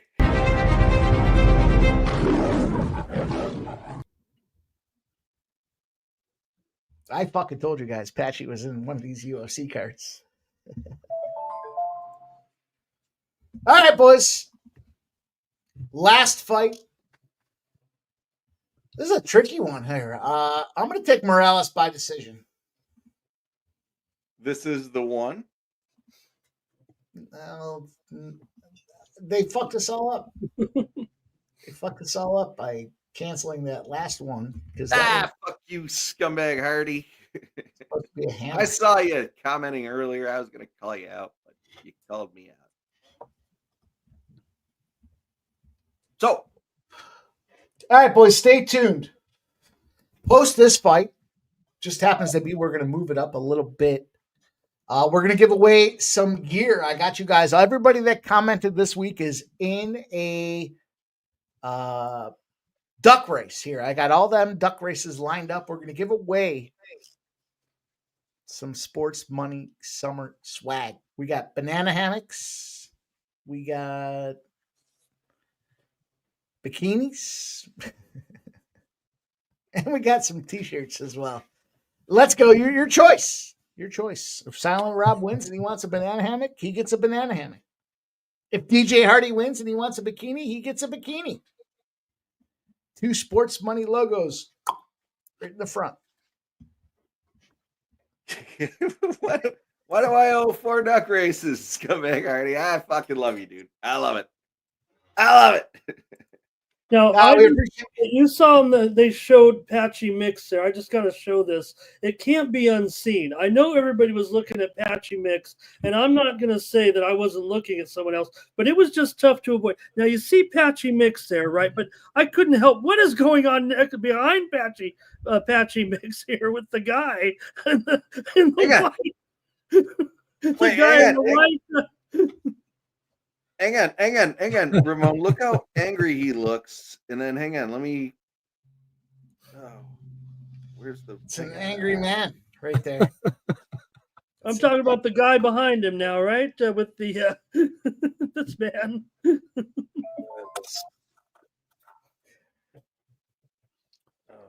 It's not easy. Goodness Are gracious. those the kind of shorts that we're getting there if we win the? Why do you guys keep putting a 1 in the chat? Your comments are already recorded. I've already got them all. I went through and individually recorded everybody that made a comment. Jeff put a fucking 1 in the chat. Who's putting the 1s in the chat? We're all good. It's going to be fun. We'll give away. We got the summer merch, boys. It's all ready to go. Let's get this action going here. We'll do a duck race after this main event. Gilbert Burns, Michael Morales. There's no need to keep putting 1s in the chat. I already got you guys. I love it. I got all you guys. I love you guys. I got to get a cocktail here. I'm going to shoot my play out there. I got Morales round 2 KO at plus 425. I got Morales by KO at minus 150. And I've got the Dallas Stars. There you go. And Dallas, no score here with just 2 minutes to go in the first period.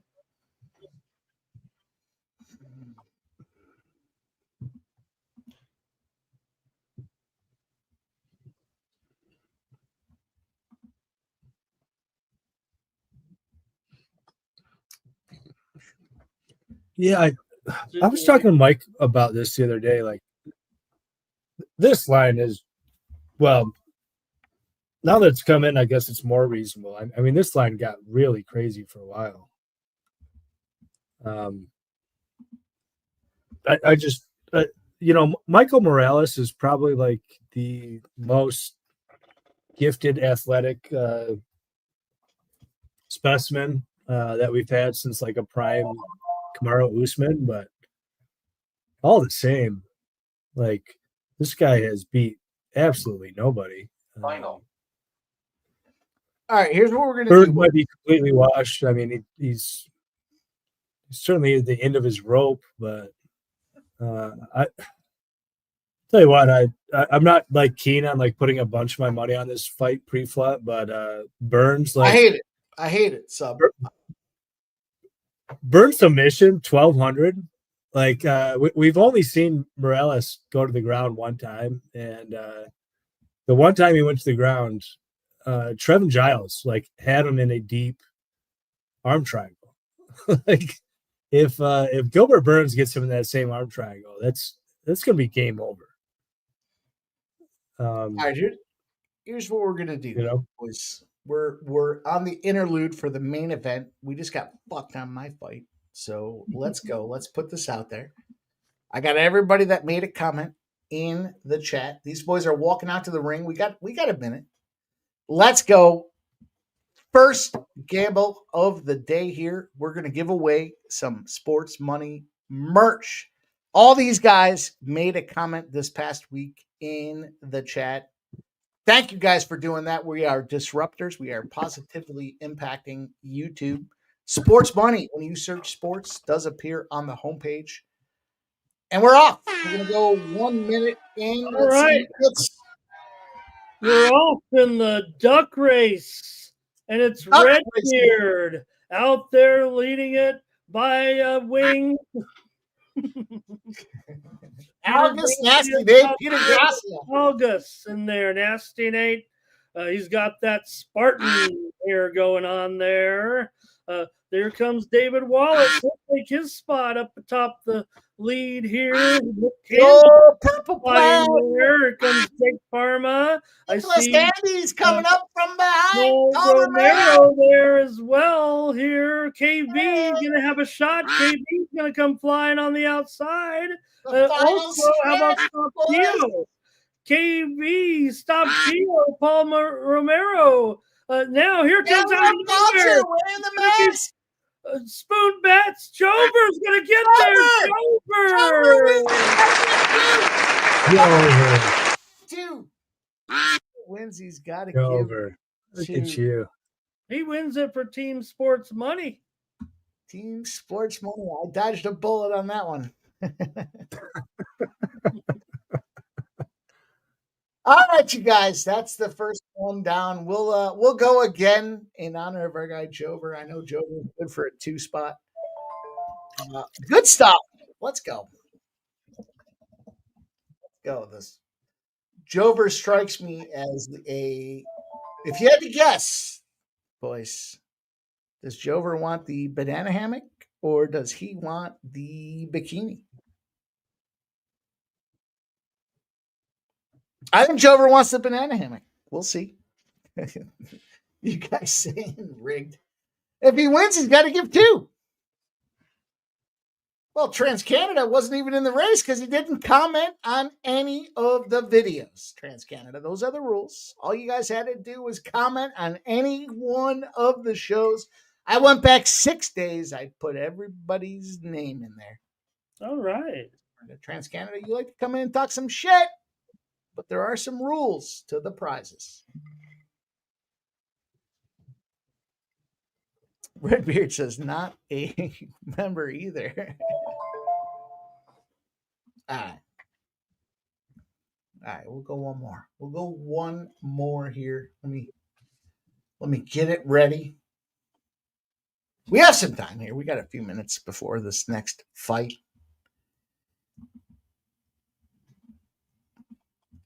This is for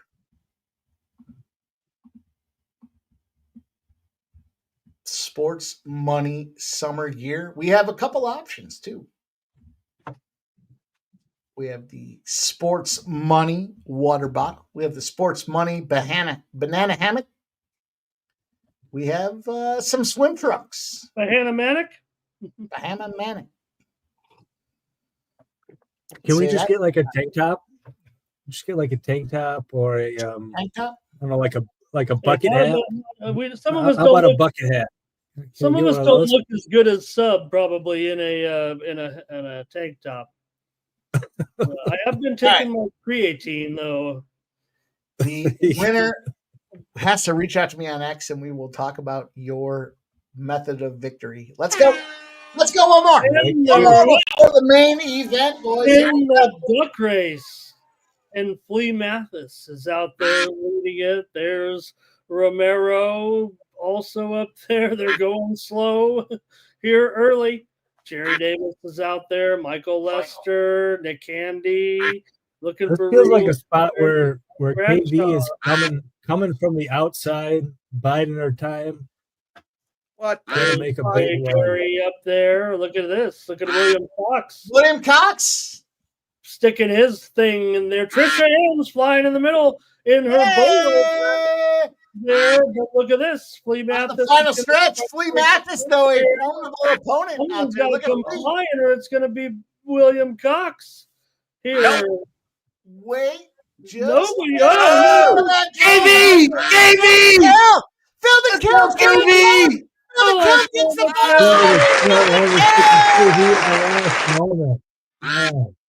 Gets himself. Congrats to Phil the kill. I almost called that KV. I had a feeling. I was thinking KV was going to win it too. All right, Phil the Kill, reach out to me. You get some choices. You get some options in the duck race. And Redbeard says, Phil, you here? You do have to be present to win. And we'll go again. We got some more sports money summer swag out there for you guys. So JW, all you had to do was comment. Mike, did you have JW in there? Did he comment? He didn't comment. You have to come when Mike said he means you have to come after one of the shows and it's all embedded. You have to comment under or any video, right? Well, I don't know. Any video, any show, your show, my show, our videos underneath the show. Not in the chat during the show. It's after the show. Good show. Hey, I tailed that. Hey, you guys are wrong. Anything. Hey, I love Ramon Scott. He's been running so hot. Anything.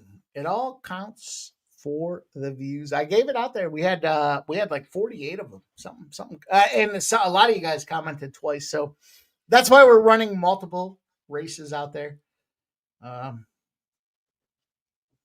Trans Canada says budgeting cuts. Why commenting is required? Well, listen, Trans Canada. I know you might be held up in a shelter in Canada, but there's a lot of things going on out there in the world of YouTube, and it is all about engagement. And so we're trying to get engagement on what we're doing out there. And look, all you got to do is make a comment. Thumbs up, thumbs down, doesn't matter. Remember, we'll do it again. I've said this before, but Trans Canada, he obviously loves his trance music, and on Sunday nights when I'm doing my handicapping, I like to listen to A State of Trance, Armin van Buuren. I like to listen to trance music on Sunday nights. Just so I'd let you know that. Transgender Canada's all in. Mike JW says if you would dance, you would get engagement. Listen. I do appreciate all those guys and girls. Everybody that's helped us grow this thing here. We are moving. We're getting more views. We're continuing to move this thing down the line. So if you reach out to me on X, and we'll do it again. We'll do another one. We'll do another one this time around. In the meantime, let's take a second.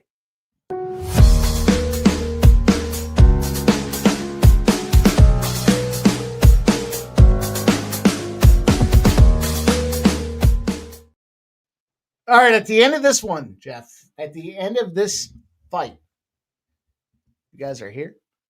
You put a 1 in the chat. Not now. At the end of the fight, a 1 in the chat will get you guys involved. Everybody that's here, fucking Jeff. What a dickhead. Fucking Jeff. There's no need to put the 1s in yet. I'll tell you when to put the 1s in there. You guys are still left here. Maybe they're just saying what you are, Mike. We got plenty of banana hammocks left. Number 1. Some say you're the number 1 of the number 1s. Listen, we'll do a duck race, and the winner gets free access, unlimited access to the morning steam at 9 a.m. every single day. At 7 days a week, you get free access to the morning steam. And we will throw in free access to pre-gaming Monday through Friday, 6 p.m. And we'll toss in some summer swag for you guys. So let's go. We'll get there. We'll get there. Don't worry. We'll get there. Jover's got to give 2. When Jover knows he won, he's going to have to give 2. Who just won that last one? Give it to me again. Nobody remembers. I'm not sure. JW says a guest spot on the show. We can't get anybody to come on here. J-Dub. We'll give away a guest spot on the You show. don't need a giveaway. J-Dub, we'll just send you the link. JW, do you really do you have interest in coming on? Because you are more than welcome. Any of you guys are more than welcome to jump on the show. Took me 6 months to get on the show. They told me you could have just asked. We almost fired him after the second fight.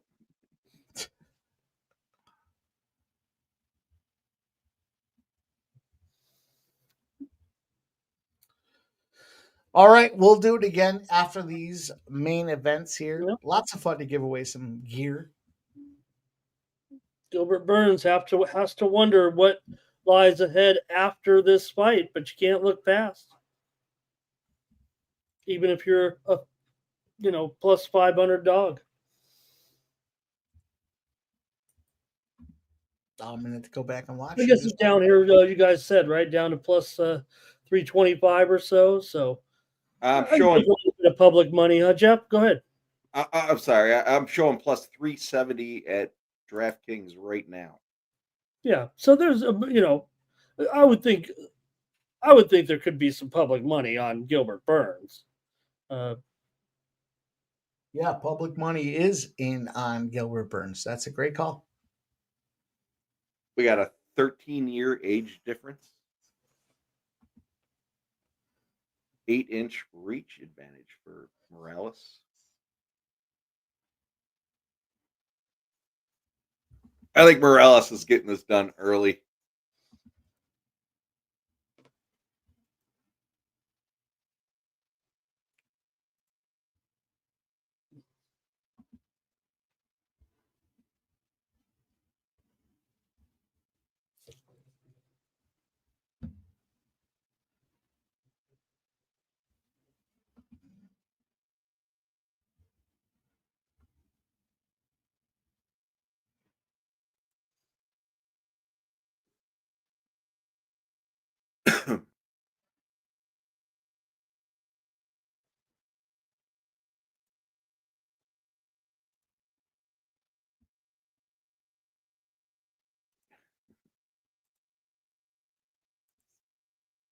Coming down to it, boys. Like you say, maybe a man who knows he might be doing this last trip in here, maybe. So he's savoring the moment.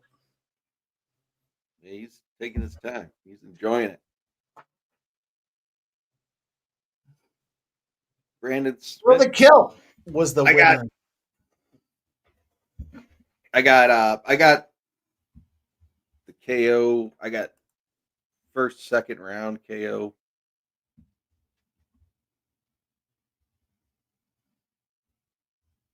Wow, a 4-6-5 double play right there. That the Cardinals just turned with 2 on and nobody out with some really poor base running there. This restaurant. Back, boys. I appreciate you, Michael B. As always. Thanks for hanging out. Good luck on your play.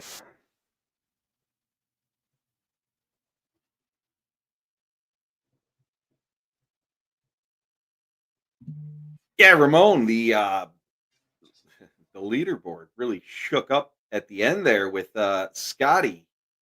Yeah, the betting now does feel like, Jeff, the betting will be a tournament without Scotty at this point. Scotty minus 450. Agreed. He's just a steady golfer. Doesn't get a lot of bogeys. He manages to get the pars and birdies when needed. Now, he did have that. Well, he had the eagle on the par 4, which boosted him up.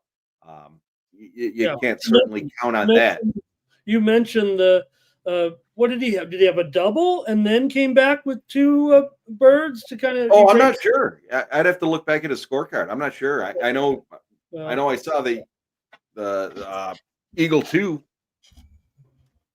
So I'm not sure if he had a couple of bogeys. I'll get it here right now. But then from there, so you have Scotty at minus 450, and then Norin is 18-1, Rom 22-1, Poston 30-1, Bryson 35-1, Davis Riley 50-1, Siwoo 60-1, Johnny Vegas all the way to 75-1. So 3-stroke lead, feeling pretty.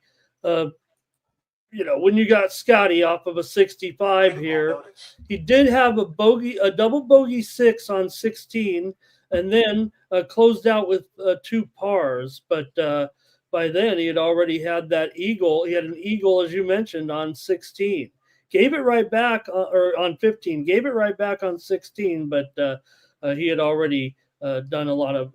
No, let me get it right here. Sorry, Jeff. I've said birdies on 17 and 18, and the eagle was on 14. That's what it was after he had bogeys on both 11 and 13. So he had a kind of an inconsistent back 9, But when you can close with eagle, birdie, par, birdie, birdie. Yeah. He turned his game around, that's for sure. But the fact that he's getting bogeys or doubles for that matter, I don't know. Might be worth taking a shot at one of those 60 to 1s. 30 I don't know. God, it feels like Scotty can. I agree. Scotty too hotty.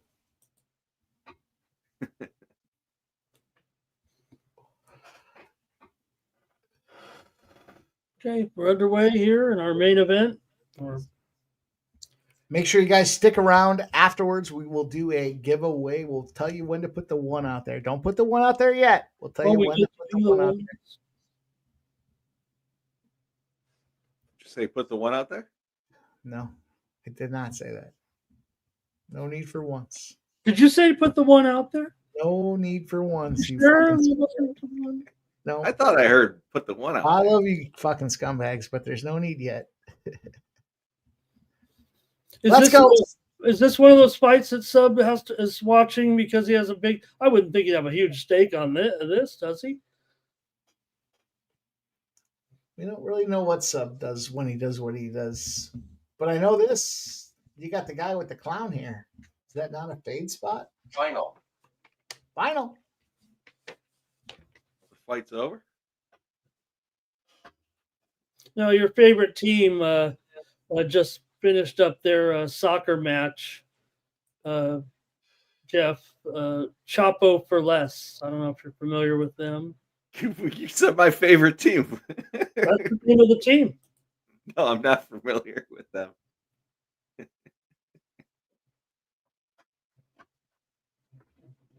Burns is going to get KO'd right here. Yep. Yeah, you don't say. Yep. Oh, I'm a little behind you there, Sub. You actually called Chapo. I only just sat fucking... down to watch it. I opened it. That's it. Just in time for you to start talking about it. Turtling bitch. Yeah.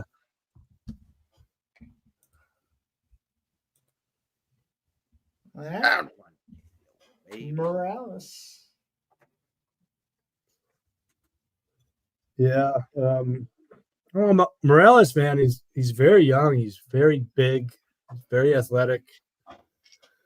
It's only going to get better. I mean, this guy's going to be a problem. Interesting fight report, boys. So the sharp spots there that I was tracking are 6 and 2. The public spots are 1 and 2. How about that? 6 and 2 sharps, 1 and 2. Oh, the sharps lose too. Yeah, 6 and 2 sharps, 1 and 2 public. Put a 1 in the chat if you want to be involved in the action. Now it's time to unleash the Kraken here. Put the ones in the chat.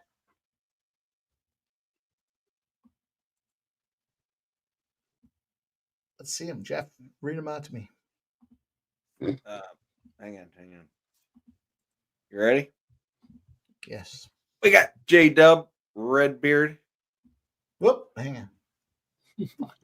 I was ready and then I wasn't. Yeah, it sounded like you were ready. J-Dub, Redbeard. All right. Scumbag Sinette. Well, guess what? Because our buck race is about to become the main event.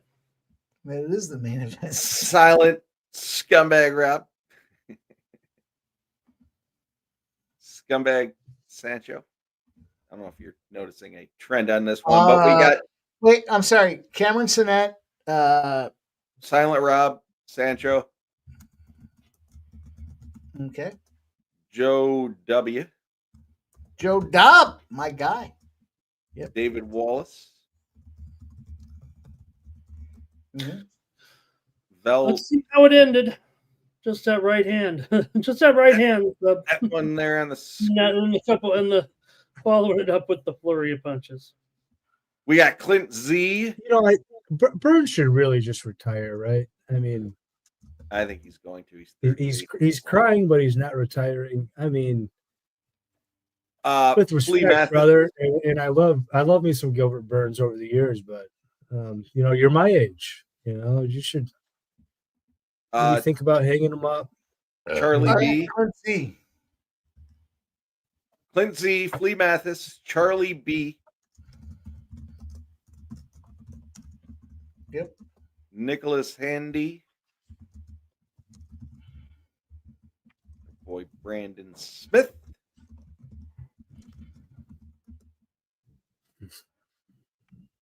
Steering Co. Okay. Dale Fick. Dale Fick. Dale Fick. Dale Fick. Alex Castro Jr. Big Fat Polly. Like that name. Polly, are you legit like big and fat? Stop, Geo.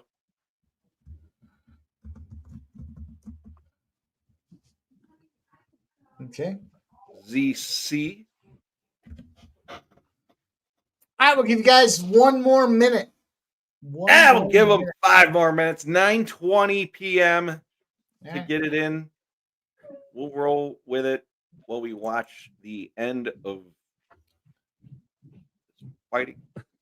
We're going to watch this Dallas game. Don't you go anywhere. We're going to finish off with this Dallas Stars. It's Saturday night. It's a big deal. Cameron Sinnett says 60 seconds. Tarek B. He's coming through late. There we go. We gotta get our boys in there. Scumbag Sinnett trying to shut it down.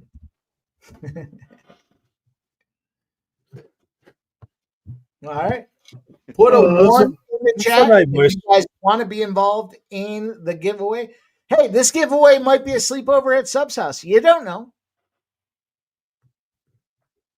Final. Bring Yeah, your you never own know. phone. You never know. White Russians and I'll tell you what, if you bring White Russians to Sub's house, you can post up all weekend. Yeah, if you bring White Russians to That's Sub's true. house, You get a discount. You get a discount if you bring bring White Russians to Sub's house. You better bring your cell phone because you're gonna need 911. Silent Rob says, we can Diddy at Sub's place? Yeah. Oh, yeah. Listen. No, you can't. You can't. No this baby is, oil necessary. is Diddy? This is is a Christian household. Is that going to be It's a Christian verb? household. You get a. Is that like a you verb? get in the banned. You get banned for Diddy around here, and worse. But stick with the ban for short.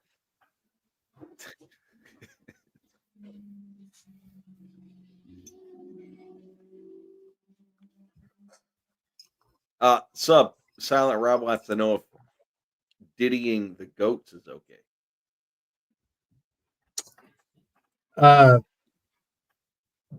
You get capital punishment. You get capital punishment if you try to diddy the goats. Can't do that. Silent Rob, I'm sorry. This might not be the chat for you. It's a Christian household. We don't engage in that kind of behavior in these parts. You gotta take that shit to LA. And they do that out there. I'm told that's what rappers in LA do. I wouldn't know. I'm not into it. It's not really my beat.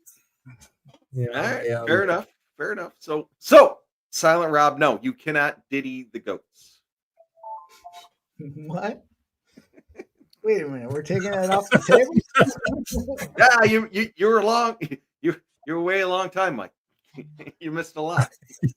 All right, let's go get those ones in the chat. We're gonna pop this thing off here in 2 minutes. 2 minutes. If you haven't put a 1 in the chat yet, get it in there. Bo Jackson, hit a 1. All right, Silent Rob was only asking for a friend. You fucking guys are great. Now we got Scumbag Hardy. Mike, put him in there as Scumbag Hardy too, will you? And I'm rooting for Scumbag Hardy. Okay. We're closing it up, boys. 1 minute. 1 minute. Put a 1 in the chat if you haven't done it already. Giveaways here from Sports Money. We're giving away some K Wolf. There's a guy. K Wolf is in the chat. K Wolf, haven't seen you around. Appreciate you joining. Hope you're having Hell a good yeah. time. K Wolf, you'll get the choice between a sleepover at Sub's house, a banana hammock, or a water bottle. Those are the choices. No, you got to reach out to me. I'll tell you what, we'll throw a fourth choice in there. You could take a bullet. You got a bullet. Jesus Christ. All right. I think we're there. We're at that time. Let me get it all teed up. Let's go. Let's get these boys on to their winners. I put a fucking 1 in there. Better throw me in there. I Oh, want if to you sleep win, you over gotta at give Sub's 2. house with that goat. If you win, you got to give 2. You're willing to take that chance for the goat. Yep. Oops. Okay. Final. All right, let's go. Let's put a minute. You want to do a minute? You want to do a minute and a half on this one? Do a minute and a half. All right. We got 1:30 on the clock, boys. Appreciate everybody rocking with us here. Thank you guys finding us here tonight. We're not done. We're going to watch this Dallas game as well. We got big money on the line. But this is the option. The banana hammock, the sleepover at Sub's house, or the water bottle. Let's go. Let's get the cash. And they're off in the Sports Money Duck Race. Tariq B is out there. Big Fat Polly. You want strawberry. You want strawberry, Tariq B. is in there. Scumbag Hardy, K Wolf, Redbeard on the outside, looking to do some damage here. Bo Jackson up there in third, hanging in there, picking up some speed here. Going to see some movement with Silent Rob coming through. Here comes Dale Pick moving up through traffic as he stopped Gio back there, making a pretty good move as well. Redbeard falling behind. Here comes Stop Geo. However, he's looking for room right now. Jeff is also making a little bit of a charge. Let's go, Jeff. You got to give 2. Get up. Let's go, Jeff. Right no. Through the middle. Stop Geo and K Wolf. K Wolf is hanging on. You got to watch out for Jeff M up there. Jeff M is trying. Oh, that's when everybody shot with Bo Jackson. Bo Jackson, Tariq B, Brandon Smith, W. It's one of these 4. It's going to be at the finish. Bo Jackson, Brandon Smith, Tariq B. Steering coach from out of nowhere.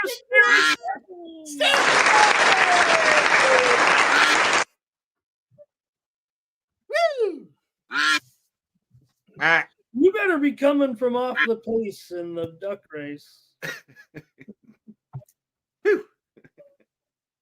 Steerico, congrats, my friend. Look at this. Angels 2-0 over the Dodgers up here already at top of the first inning right now.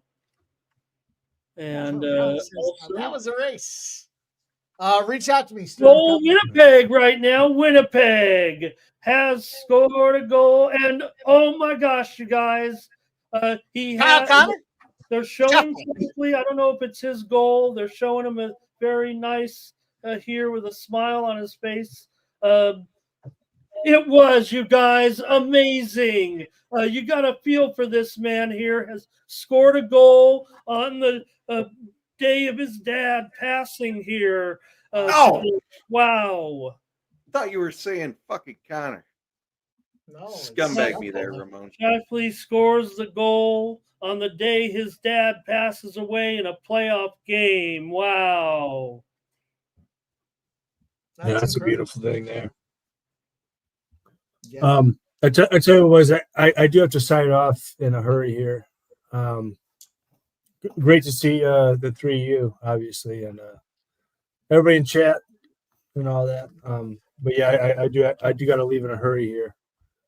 No, you're all good, Sub. Hope everything's all right. Appreciate you hanging out with us and cashing. I hope you cashed. Yeah. They did not opt the stay over at Sub's place, so I don't think it's. Is that what you're reading? To be determined. No. That's not why. It's great to see everybody, obviously, and wish everybody well. I trust I'll see you all soon. Be well. And You too. Until then. Good seeing you.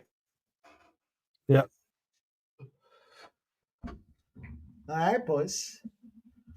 Then there was 3. Winnipeg scores 1-0, second period. Ramon, you fucking scumbag me on that. I thought it was fucking Connors. I haven't looked at the assist, but would you have it for just a goal, right? You didn't have it. Yeah, the goal. And Connor's out there right now. Shifley's about to take the face off here with him. And great show, everybody. Yeah, Silent Rob. Ramon fucked us on that one. It's tough. It's all good. We're rolling. We got this big game here. This is a big game. Yeah, the Jets could somehow force a 7th game here after. This game had overtime feeling all over it. You know, I've been taking a lot of these closeout games on the puck line for the team that's going to close them out, just based on the goalie being pulled, specifically based on the goalie being pulled.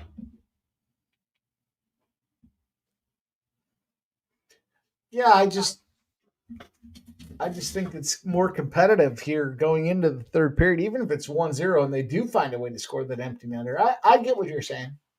It makes sense. Dan here in the chat, he says, look, if you guys we got looking for more action tonight, all the starts have gone off, I believe. So coming up here in an hour and a half, I believe he's got the Broncos and the Dragons game. So please check out the video. You still have previews available if you want to watch this video from Dan and Smipey with the previews of the action tonight. We've got the Broncos and the Dragons. That next game up, I think that's the one that Dan's focused on. Later on, the Raiders and the Titans go on after that in the NRL videos tonight.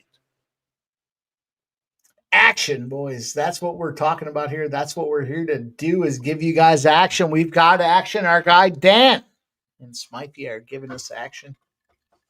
There's also a late game with the Tigers and the Rabbitohs later on. Maybe Dan will come on and give us a little late bail on that. I don't think so, because what he said in his statement in the chat is, I'm off, boys, to go watch some fights and some games. I don't know what fights he's watching, but maybe fights at the bar. I know there was one other card that was still going here tonight.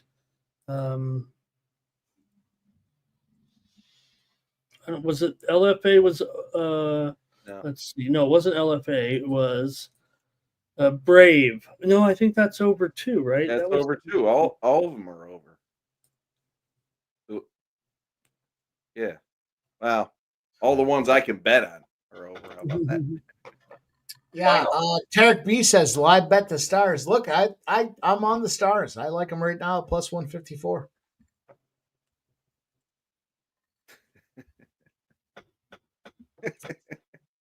Fuck yes.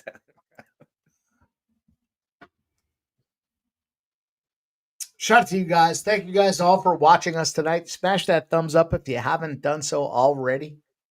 We're going to watch this Dallas game. We're going to finish this thing out. Yeah, I'm going to grab a cocktail. I'll be back.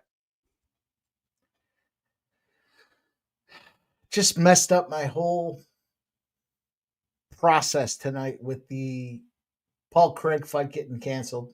What a shame, too, for Paul Craig. I mean, you got to think about it. This dude's jacked up. It's his last fight. He's ready to go. He's giving everything he has. And then 20 minutes, 30 minutes before his fight, they say, oh, sorry, your opponent. And they fucking showed the opponent walking into the ring. Ah, man. Disappointed. Let's see what happens here. I got Dallas. I've got Winnipeg Jets in an 0-11 spot tonight. I did hammer the under. The sharp, respected betting action came in on the under 5.5. We're looking at a 2-1 final. Dallas wins this game 2-1. Let's see what happens.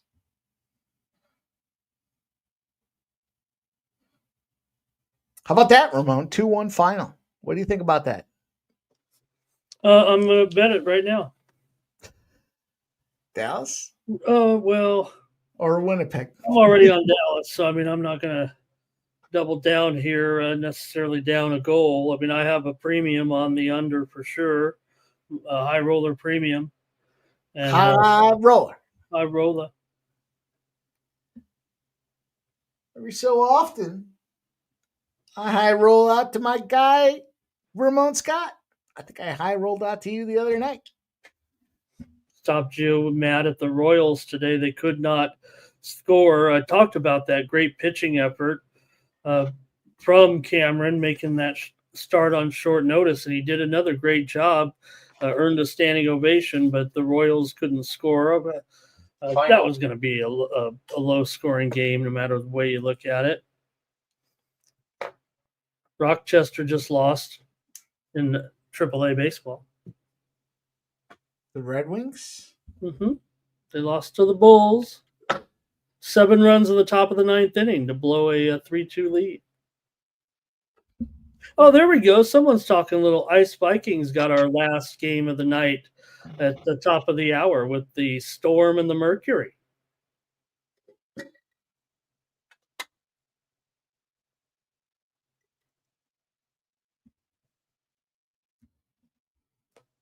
So we do have another final. Cam Sinnett says the Astros get out of it. They had 2 men on and nobody out, and bases loaded and 1 out. Did not score. Cam riding there with the under. I am too, Cam.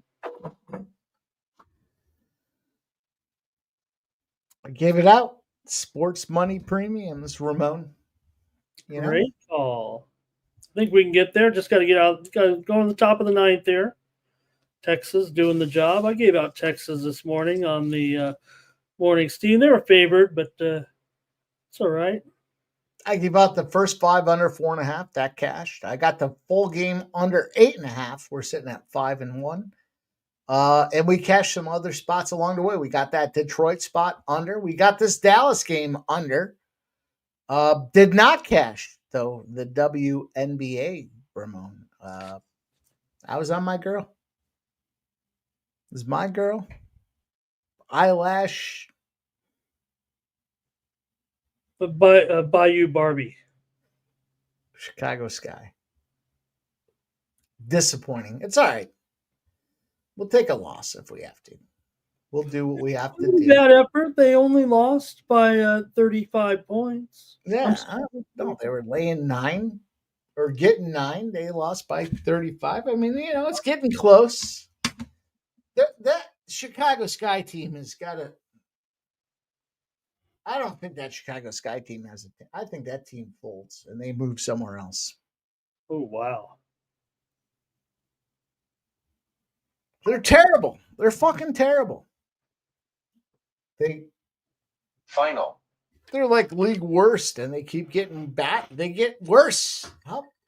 I don't know. I think there are going to be worse teams right now than the Sky. Golden State does not look very good. I was going to say the Valkyrie, maybe. The Valkyrie might be there. I was on that plus 5.5 with you last night. Also, Washington, they won, but they look to be kind of near the bottom. And also,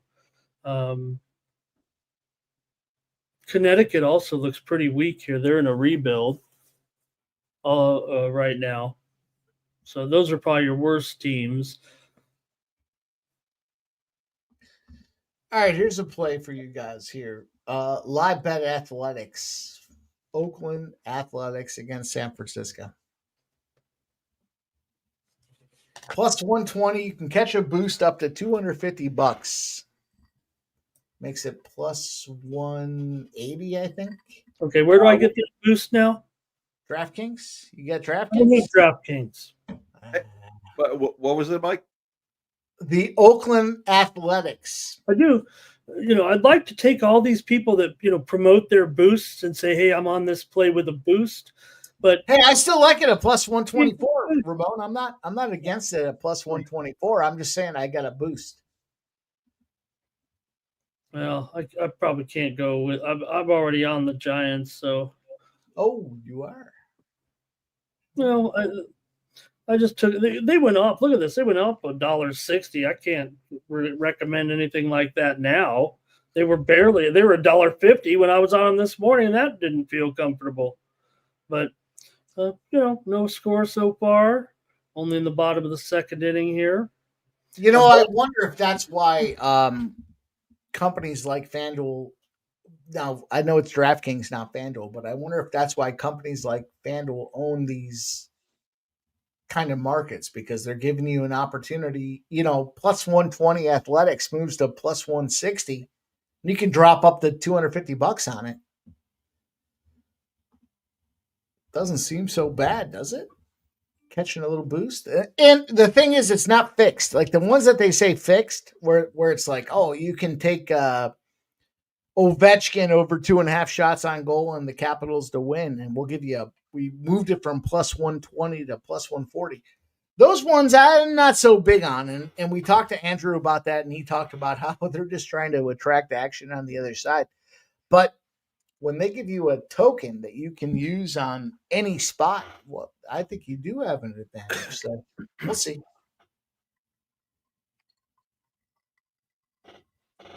Silent Rob says, I've been liking plus money A's lately. I guess I have.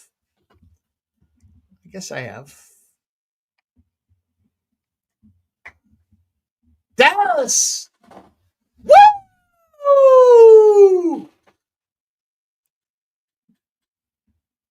You know the question. Derek B wants to know when Wrecking Ball's coming out. Razor Sharp told me I can't sing Wrecking Ball anymore. I've officially copywritten Wrecking Ball. But we coming like a wrecking ball. Dallas ain't seen shit at all. You're gonna catch me. It's enough. I'll give you guys a taste. Give me a taste. Silent Rob wants the commentary. Yeah. Did you have Donald? Donald, did you have a good time in Saudi Arabia? I had a great time. Some would say the best time. We enjoyed ourselves. Look at the terrace. We got big money coming in. Lots of money coming in. Some would say the best money coming in. We have karaoke.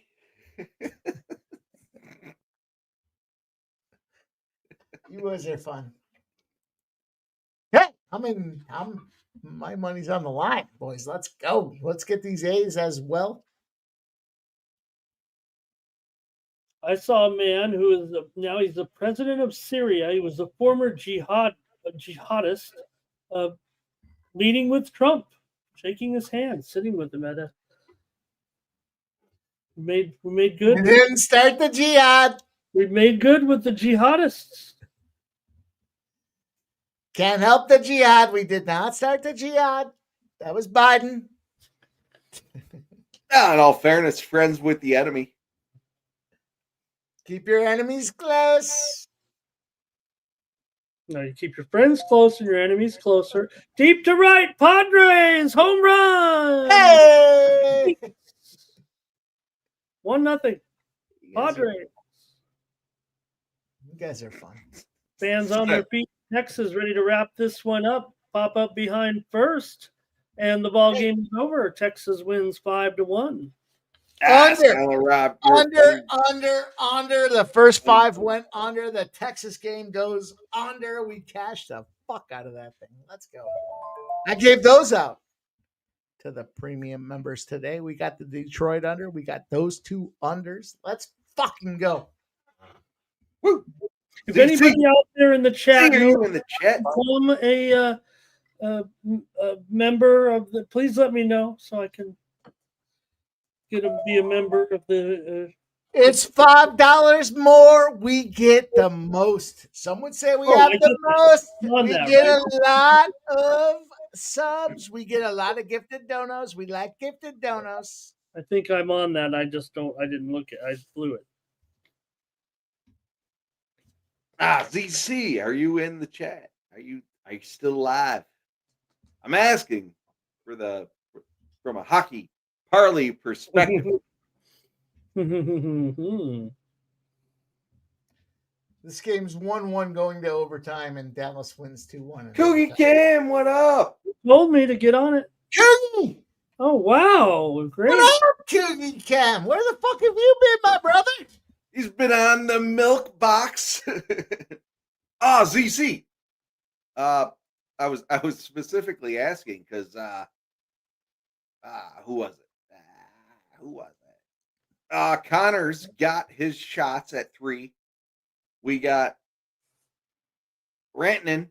He's at 1. We need, this game's more than likely going under, but we need Connors to get a goal, and then we're gonna fucking cash. AOD says Mike is ripped. I'm having a good time with you guys. I gave out in the chat earlier, Hellebuck under 22.5 saves. What was it again, Ramon? 22 and under? 20? Yeah, overtime wouldn't be great, obviously, but Yeah. still it's going under. Right? It's going under currently. He's got 8. That's a great play. I like those. Ramon, do you, and I'm sure you do, but I'm going to ask it.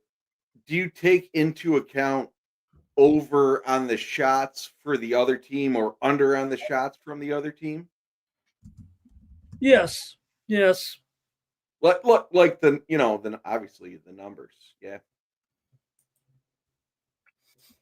Yeah, because there's always going to be a just you can look at it both ways. You can look at both lines there, I think.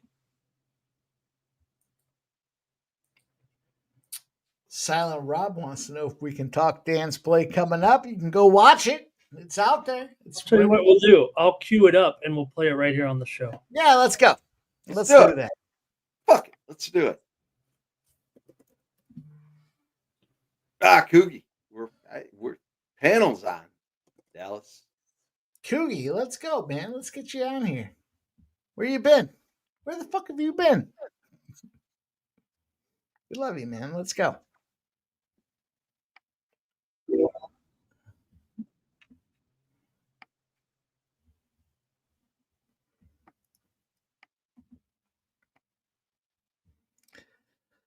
I'm still fucking ultra salty. Mike, you got to hit Steering Co. up.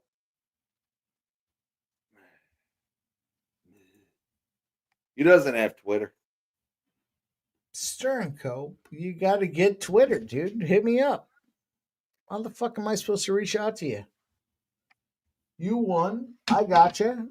Get a fucking free Twitter account. You don't have to publicize it. Just put it out there. looking over this week, and a few things jumped out at me. And one of the things that really drew me in was this Broncos Dragons game, and I think that's where I'm going to go this week. I had a look at the numbers. The points total, I looked at it, 50.5 points. She's pretty high. It's a high total this week. So I run the numbers. I put them through. And it came up to me with 4 games have hit over that number. Out of the last 5 teams have played against each other. And the average points total is around that 54.5 mark point. Look, Broncos have had shocking performances in the last couple of weeks. The Dragons, they didn't really play too good last week. They just lost to the Warriors, and they turned it on late. But they've got some players that I think can really have an effect on this Broncos team, especially Val Holmes coming back up to Brisbane. He's a Queensland boy, so this is a big game for him whenever he's playing up in Queensland. But I think the most important thing is these teams are pretty evenly matched across the park. I think the only spot that's sort of where there's a little bit of advantage is with Reynolds. That's it. The halfback. That's really the only spot. Ezra Mann's back. That's the big in for him. Ben Hunt's out. So, you just sort of swapping one guy for one guy there. It's going to really be interesting when Ben Hunt and all these boys play together. But I've got the over 50.5 at $1.90. That's what I'm going to roll with this week. Don't tell me what to do. That's what I'm going to do. And I'm telling you as well, there's a few boys that I'm going to be looking at for pies. And it's going to be, I'm not saying anything right now, but Ezra Mann, Selwyn Cobbo, Moses Sully, and Valentine Holmes. Those are the 4 players that I'll be keeping my eye on coming up to game time. And so what's that's it. That's what I got. What's the stats on last week? I think we did pretty good on the late mail. Yeah, mate, we probably had the best weekend we've had of late mail, and unfortunately, it was the least amount of views we've got ever on a weekend. So we were up 4.85 units on the late mail. So if you're playing $50 units there, you'd be up $244, which is all right, But it's up to you what unit size. We're not going to unit shame anyone. Better unit what you can afford. But if you want to chase that cheddar, as Smythe says, up the game a bit. You got to chase it. You're always going to chase your losses. I'm probably going to have a few of those boys in for late mail over the weekend. There's a few other games that I'm definitely interested in. I think the Bunnies money line could be another good one to play. I think they're coming into form. So, I'll be leaning the Bunnies as well. What about you, Smythe? What do you got? Mate, yeah, there'll definitely be some plays there. Always like putting a play on the Raiders game. There might be a big bullshit multi that we put together. I don't know. I feel one of those coming on. Just low stake, high reward type of thing. But we'll see what we're feeling towards the weekend. But the other thing is you might notice there's been a bit of a title change with the channel. So we're now the Couch Lords. Can you imagine if Smythe was mad at you at a heart? Around us. Angry. Hit the subscribe button, like the video. If you're here now and you're still watching, we really do appreciate the support and everything. And if you could comment in the videos, if you don't like the videos, dislike the video. Let us know. We want to make good stuff for you guys. And show us your tips. Like a video. Yeah, we want to see your tips. Yeah, we want to see your tips. I'll show you my tip. You show me your tip. Yeah, we'll get in there. We're getting in there. Pick off my shit. We're not halfway through the year too. We've got 27 rounds of the season, not even including finals. It doesn't include the State of Origin, which is coming up too. So hang in there. It's only early days, and me and Smythe will be here every week. So we're late this week because there's no game this Thursday, so we just had an extra day in lieu there. But we'll be back next Tuesday for sure. And that's it, Smythe? That's it. All right, we'll catch us next week. You guys.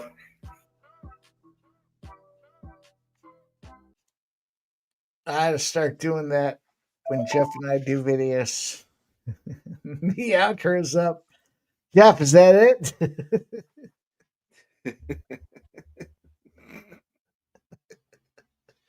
Yeah. Hey, whatever. I don't give a fuck. That's a good video. Those boys are good, man. Yeah, they're not joking around here. I mean, we have action here still to come tonight. I've mentioned the line on that game, and I have a stat in the chat there.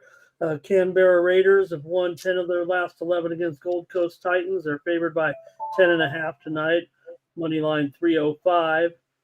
And then late night, West Tigers and South Sydney Rabbitohs. South Sydney's gone under in 10 straight matches right now. So might be something to consider as well. Also, West Tigers have covered 7 straight times, covered the spread and 7 straight at home against South Sydney. And in that game, the South Sydney Rabbitohs are favored by just 1.5 over the West Tigers.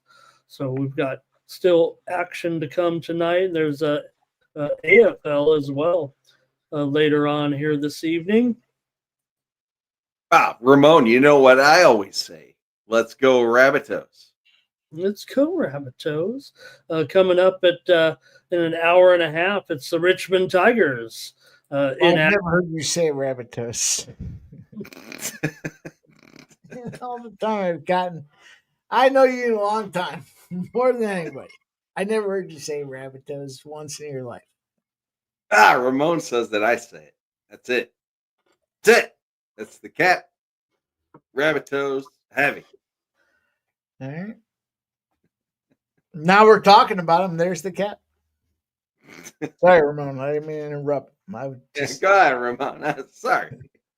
I was just gonna, if anybody's looking to bet here, I mean, we got a few games left, so just kind of covering them here. Jeff loves the Rabbitohs. With the fuck that. I'm gonna put money on the fuck that. I'm putting money on the Rabbitohs. I'm almost tempted to put money on their side. I'm waiting for Dallas. Let's go. I'm invested. I love you guys. No, in fairness, Ramon. What sport? Baseball? Rugby league. Oh. Yeah, rugby league. I fucking don't. I got you, Ramon. We're all good. We got our boy, Dan, of course. We love Dan. Dan's a good guy. We love good guys. Sometimes there's not enough good guys. And I said sometime, why aren't there enough good guys? But we have to find a way to cultivate good guys. Well, I liked him when he was meeting with the Crown Prince, and he said, I don't want to talk about the hottest country. We've got the hottest country. I'm talking about the United States of America, except for this man's country right here. This guy's got a hot country. I'm not going to get in front of this one. This guy's country's been hot. That was excellent, dude. Ramon. Who NRL, National Rugby League. Yeah. You might, if you found it, because there's 2 types. Sometimes the sports books will list 2 things: rugby league and rugby union, and you want rugby league. Okay. We're rolling down on the second period, boys. I know you guys are hanging in there with us, and we appreciate that here. 13, 12, 11, 10 seconds left in the second period here. It looks like it's going to be a move to the third period, 1-1. Of course, Jeff and I are sitting on a Dallas 2-1 spot. I'm all over Dallas, and we have hammered the under. That's the break at the second period, 60 minutes in. Ramon Scott, what do you think about that? Hey, I'm already on the under here in this one. I'm on Dallas. So, but I do want to mention the one, the baseball hasn't been that thrilling today. There've only been a couple of games that have been decent. And Cameron, just spoiler alert, he just ruined my, Cameron Sinet just ruined my, what I was going to say. Good job. I'm kidding. Cameron's out there doing his best. He's doing his Ramon right there. So that's what I was going to say. The Red Sox just tied it up against the Braves here in a wild one, 6-6. There's Cameron's update. How about it? Thank you, Cam. Thank you. And we could get Coogie here on in our Coogie over here. Arizona's blasting Colorado 10-6 in the 5th inning. Minnesota's about to close out. They're up 6-0 on Milwaukee. About to go for 13. Is that 13 in a row? If Minnesota wins this one? 3-3. Wow, the Dodgers came back. You know, the thing about, Mike, that first inning, was it the first inning the Angels got the runs? I know you know this, but this was Clayton Kershaw. He's the one that gave up 3 runs in the top of the first inning in his return to the major leagues. But Dodgers answer there with 3 in the bottom of the first. So looks like we're going to be having a high-scoring game tonight. Maybe Kershaw could settle down, but he's just got to get out there and get his feet wet.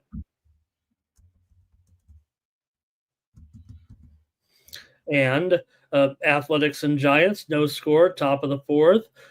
Padres here, they did give up a run in the top of the 5th. It's 1-1 right now. My Padres here against the Mariners. And coming up, top of the hour in 5 minutes, Seattle and Phoenix. Here, Fernando Tatis down the line in the corner. This might score the run, and they're going to have to hold up Hayward there. He's a little old. Going to have to hold him up at third base. A double for Tatis here with 1 out. So coming up here, there's been a huge move on this game with Seattle and Phoenix. Phoenix actually opened a slight favorite. Kalia Copper out of this game has made – oh, Redbeard, Mike. Shout out to Redbeard here, my guy, my brother from another mother, my guy from Ground Zero, our #1 supporter. Redbeard gifting a sports money membership. I was just about to say, you guys want us to keep going or you want to be done? And shout out to you, Redbeard. Let's keep going, my guy. Appreciate you, brother. Let's go. Cheers. So this game's coming up here in less than 5 minutes. If you're looking for one more game tonight, Seattle Storm and Phoenix Mercury in their season debuts here. Tell me what to play. Huh? Tell me what to play. I went on the morning steam show, Seattle -5. And I also went with, I have another video with the under. So I guess I'm on Seattle and the under. The one, though, I gave out on our channel here is Seattle. Oh, this line's moved. Seattle will come in with a lineup tonight of Skylar Diggins-Smith, Gabby Williams. I saw someone with a prop in the chat with Gabby Williams earlier. Alicia Clark, Easy Magbagor, and also Nneka Ngumake. So Seattle's got a pretty nice lineup out there for Phoenix. They've retooled their lineup a little bit, but they've got Akoa Makani going in there, Whitcomb, Satu Sabali, Alyssa Thomas, expected to be, of course, their star, and Westbeld. So, look, this is not that experienced of a starting lineup anyway for Phoenix. Seattle has what looks like the personnel advantage there, at least in the starting lineup tonight there. But still, got to lay some points here on the road. And maybe we can, we have 2 minutes. I should have been a little more prepared here, maybe on my props here in that game tonight.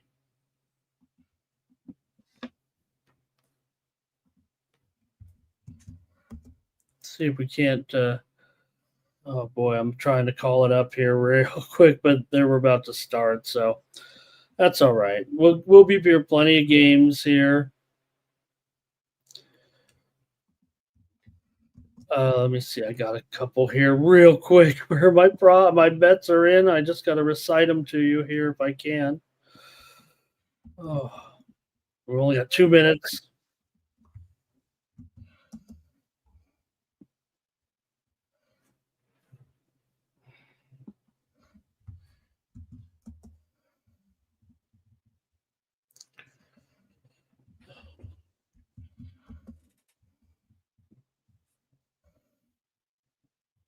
All right, here we go. I don't want to give the same one as someone did in the chat. Skylar Diggins-Smith here. I've got under 6.5 assists. I got it at minus 110, but let me see here. I'm just going to give these out because it's late. The lines have probably gotten away a little bit, but also Sabali over 19.5 points for Phoenix. I better just wrap those. Those are the two.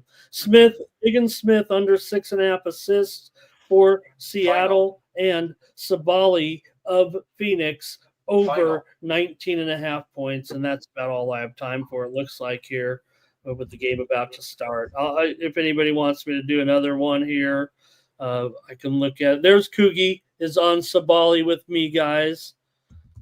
He typed that in before I said it, so I think that's a good sign because I wasn't looking at the chat or anything here. I'm just kind of going through the bets that I had. I didn't want to give out that one there that I just don't remember what they said about Gabby Williams, the chat, so I don't want to go against it.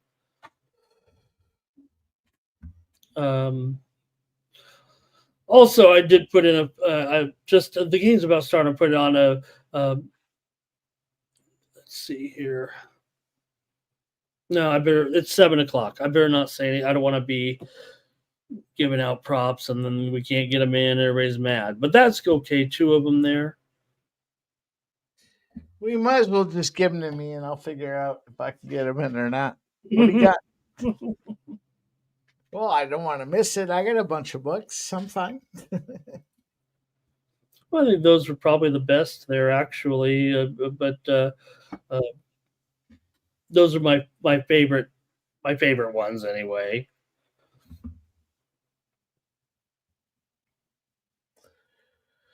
All right, boys, we're rolling into the third period. If you bet Dallas, I did. Let's go around the horn. Who bet Dallas? Jeff did. Ramon did not. Okay. That's not true, but I mean, I've already stated. It's like, I've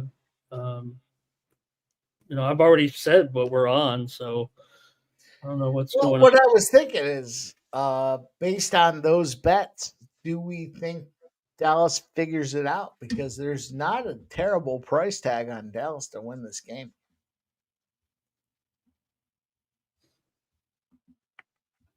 What is the price currently? Minus 145. Well, I mean, that's what I'm on. I mean, that's what, It's not egregious. You know what I mean?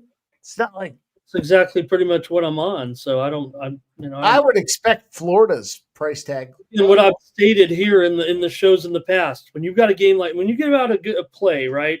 Your team, you think they're going to win. As the game narrows down and gets longer and the score stays close, you're dealing with more volatility. There's less of a chance that Dallas is going to go through now and be as convincing as if they didn't take a lead 1-0 or 2-0. The game is getting short. I know we love to gamble here, but probably not as much my style. I'm looking to reduce the stake, actually, in some situation. Now, in this one, I'm not. I've been kind of hitting Dallas pretty heavy because just what I've ended up needing, and that's what I thought was going to happen. Maybe I should do it now that I say that, but as the game stays close, I mean, you're dealing with who knows? I mean, I hope they do win. I mean, obviously, I want them to win. Smart move, Sancho. Sancho did it again, though. He's with you. He's ready to get on a little more. Ramon, I took 3 golf plays, matchups for tomorrow. You want some matchup plays for tomorrow? Oh, yep. Oh, yes. I got Young Hun An. I bet you do. Over Bud Cauley. I got Bud Cauley. Stefan Jaeger over Nicola Holgard. And I got Colin Morikawa over Fleetwood. Okay.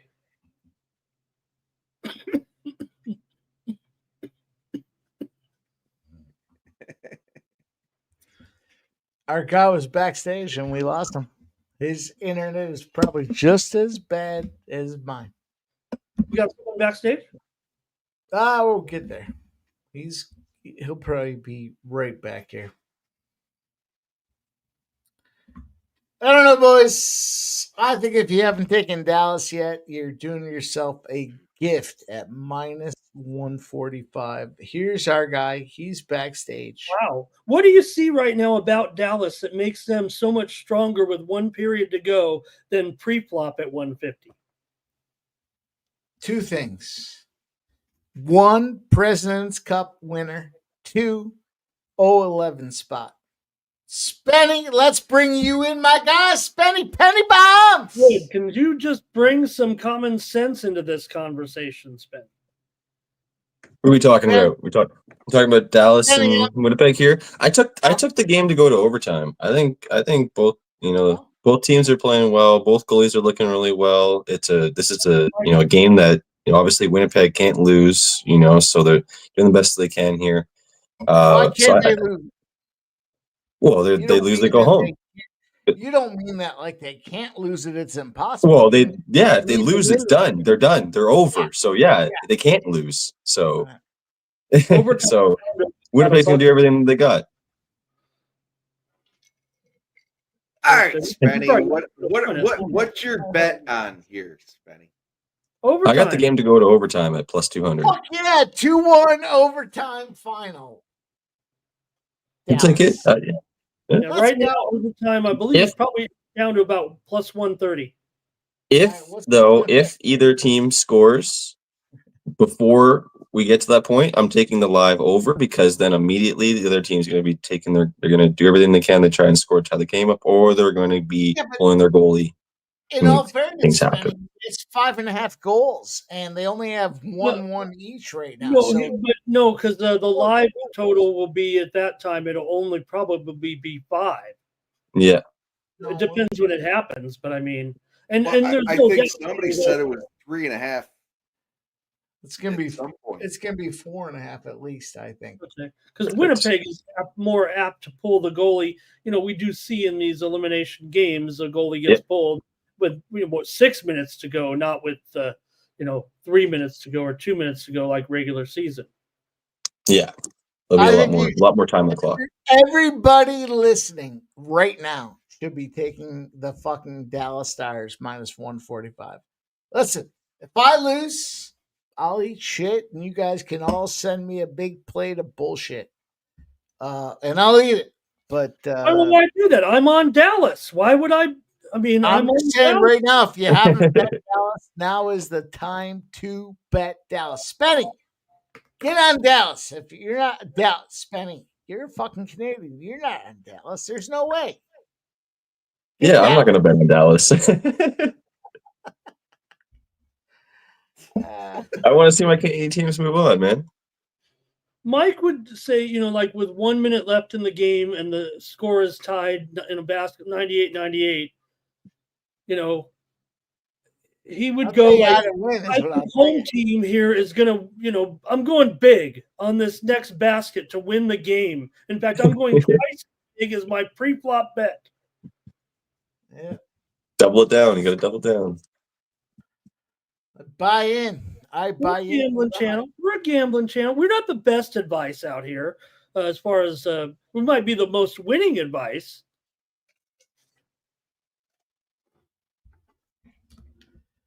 We got ourselves rolling, boys. 5 minutes left, I guess, until the third period. Winnipeg. 5 minutes you have to wait. Jeez. Dallas. Canada just smacked this shit out of Slovakia today. All I did so far was Canada to win the whole thing. I haven't been playing any game by game. I was going to wait until Canada's taking it. Yeah, I think Canada taking it. I could only get now at the time. I thought I got a pretty good price at plus 125 after the first round of group games, but now they're much bigger favorite. Yeah. I was just watching the highlights. They got Celebrini playing with McKinnon and Crosby. That's nasty. Spenny, who do you got in golf this week?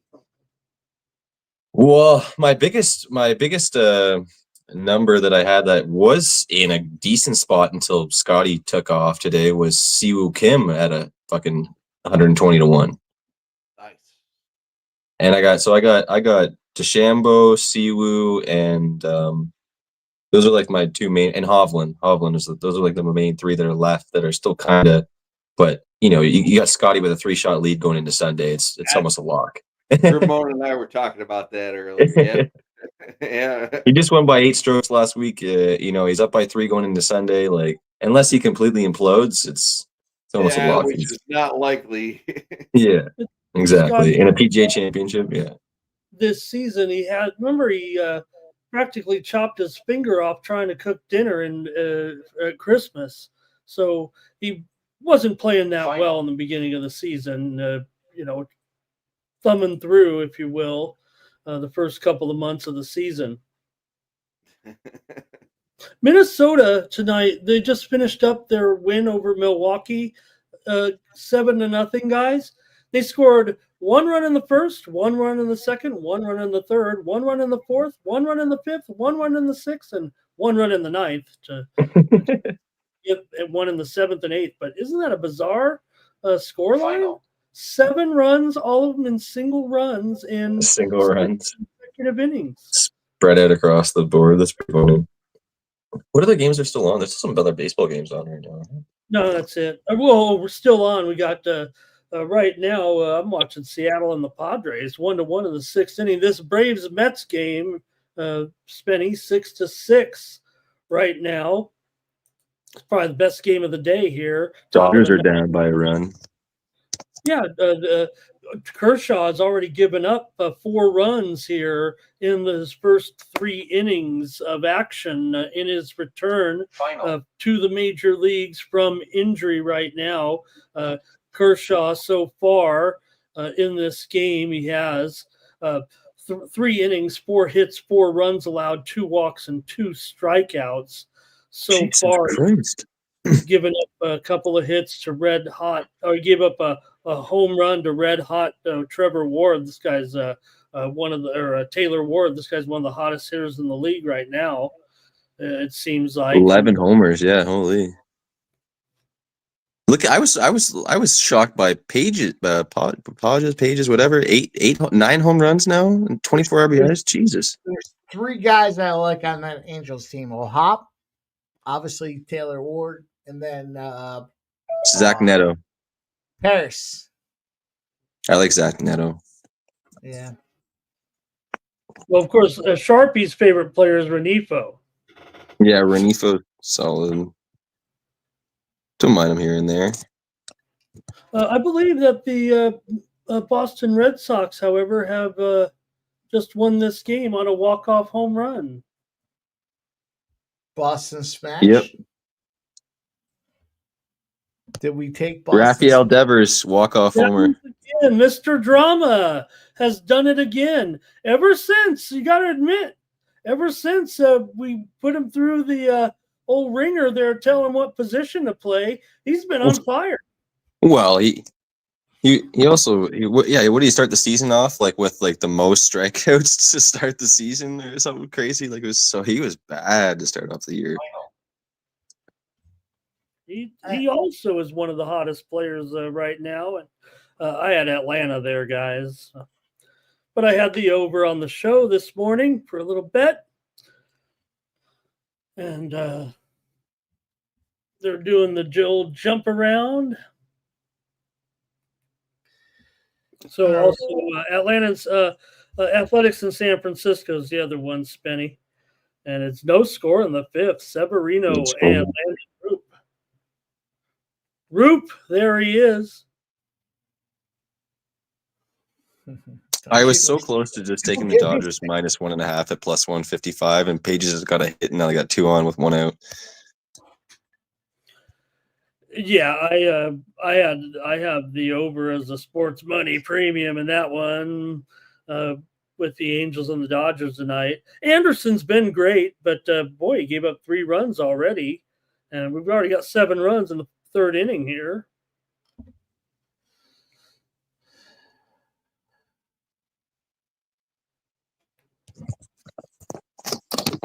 Impressive. We are down to Winnipeg, Dallas, boys. I haven't really been 1-1. betting much baseball at all, but when I do, it's mainly just Dodgers player props because it's usually a gold mine. Yeah, like I hit a 14-1 the other day when they had all those homer. I had Otani homer, and then Freeman and Muncy RBIs all together, and it was like 14-1 same game parlay. It just you can just parlay their RBIs together, or take somebody with a home run and then mix it all together. Like you can almost take Otani basically every game for a home run. he's going to be pretty close to hitting one, or pretty much cash in on this other game. RBI, 3-leg RBI. Schwarber, Otani, and Judge. 3-leg RBI. I think that parlay cashes. Yeah, like if you're doing parlays for home runs, like if you're not including Otani or Judge, like they're hitting a home run almost every other day. It is pouring right now in San Diego. Mm-hmm.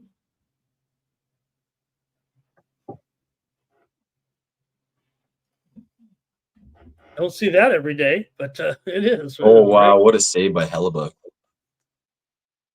Well, don't get too many of them. I went under on the prop here.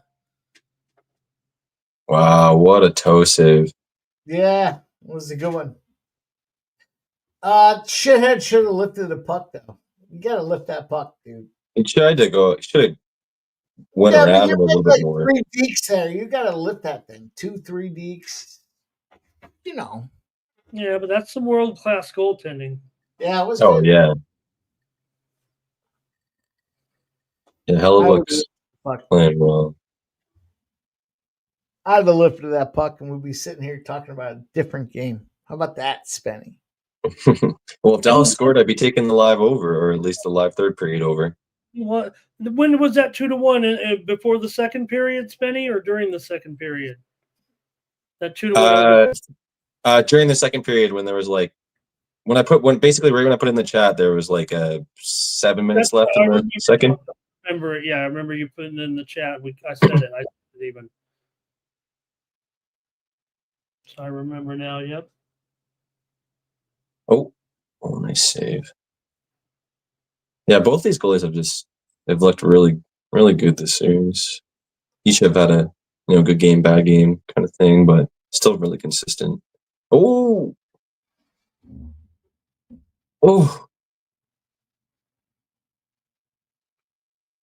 Oof. Good game here, back and forth.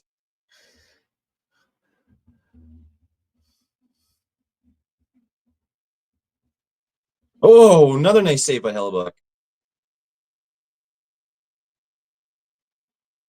Spenny, how'd you do with the Preakness? Did you catch anything? Yeah, I catched the pick 4 with journalism there, so it wasn't anything crazy. It was like $200, but still not bad. All right, that's a nice score.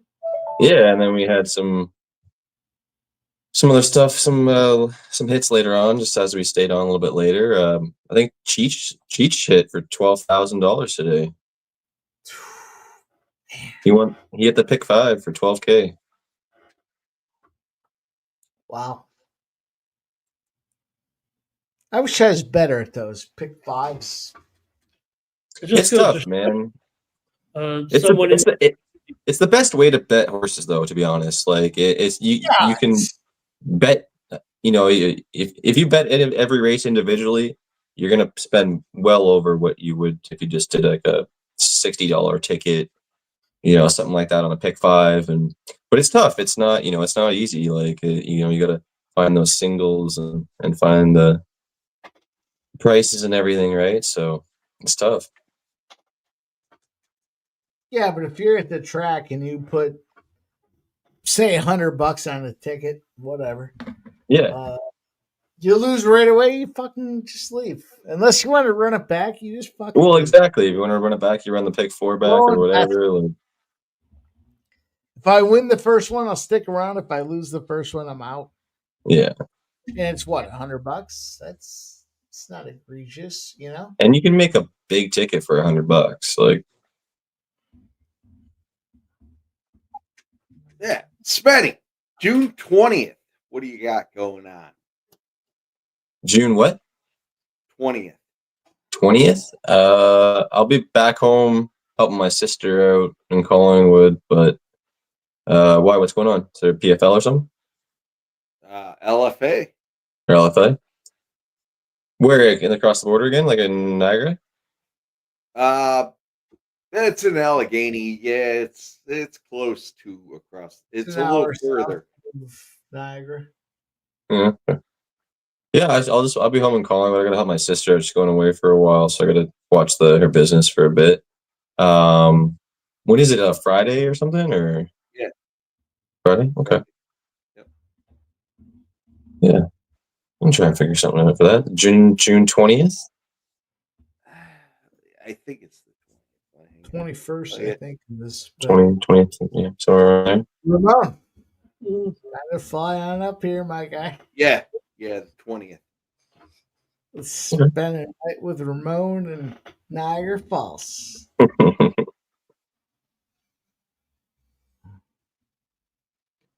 I love you guys, man. It's gonna be fun. Sure, I could just rent a car and go for a drive. Yeah, fucking dude. Our guy got fucked on that last fight. His first fight got tabled. He goes out to the road spot and he loses. Fuck that. Let's go. He's gonna win this next one.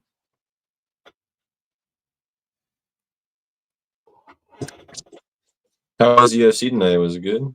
I missed all the fights. Sancho, I do.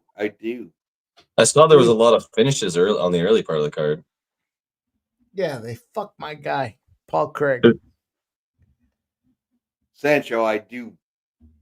Pet Gatry. Oh. I do. I think it's just not a popular event, so I don't generally put them out there.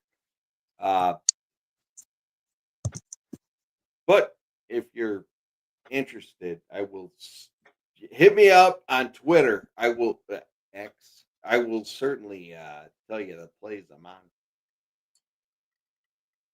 11-10 in this Arizona and Rockies game. Over.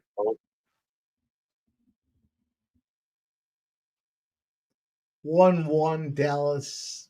Jeff, our 2-1 is excluding overtime. Dallas has to score a goal late. Everyone's like, oh, that's it. That's how we win that one.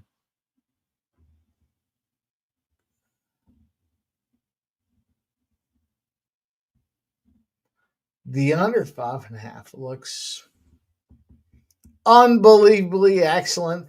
15 minutes left, boys. That's it. Ramon, you're running so hot. Sports makes money. That's why Ramon bets sports every single day. What? I got it.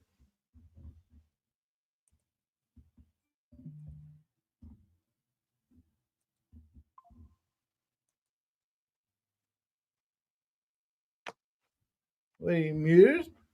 Are you muted? Are you muted? What are we doing? I muted him. Is the show over? No, it feels wrong. It's time for you to talk.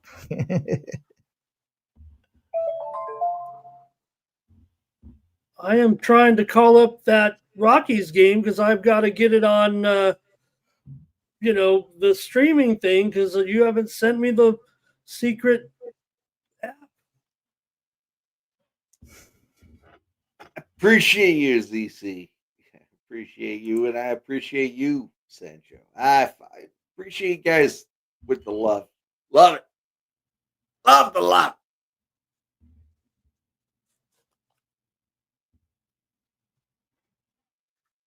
Angels took a 5-3 lead. Now Dodgers are plus money now. Live. I'd have to think about it. No, I think at this point, if the Angels have gotten bopped early, they're getting bopped. I wouldn't fade them. You got to think like starting pitcher, top hitters. If they don't get that jump, fuck them. They're out. Either don't play it or Take the other side. That's me. Well, Kershaw's obviously having a rough time. Yeah, Is he fuck Kershaw. It's his first game back, They right? Kershaw out. They'll get their bullpen in. Their bullpen's fine. I would rather have the Dodgers bullpen than the Angels bullpen. Oh, you want a side bet? Yeah, the Angels have a league worst 7 ERA in the bullpen right now, or maybe Washington is just as bad, but both bullpen, no, they're worst. Angels 7 ERA. Home run for Cal Raleigh. Talk about these home runners. There you go. 15. And the Mariners lead my Padres here. I'm gonna tell you boys this. Fuck yeah, Tennessee. I appreciate you fucking staying true. I've just put on my WNBA League Pass. Oh, gosh, oh, he just missed. Scheifele just missed. Phoenix oh, is man. up 8. These goalies are locked in, and these guys are just making some. Watching the hockey game in Spanish. Dallas and the under. The under was sharp, respected betting action. Oh, just missed that. Are you fucking kidding me? Let's go Dallas. On top of that, fuck this 0-11 Winnipeg spot. Boys, if you haven't gotten Just it, missed let me that. see what I can get. Is there money left in the till that I can put on this Dallas team? I put a lot. I'm not scared. Grab his dick and twist it! You twist that dick! Twist that dick. I'm going to take some more Dallas. Get a game 7, though. Obviously, as the further this game goes along, the Winnipeg Jets continue to get weaker and weaker. I'm not feeling it. I mean, to me, as this game gets closer to the finish, I think it is more tight, that it is less predictable which team is going to score. But in Dallas with a nice rush there. Winnipeg's had some good chances, too. It's been back and forth.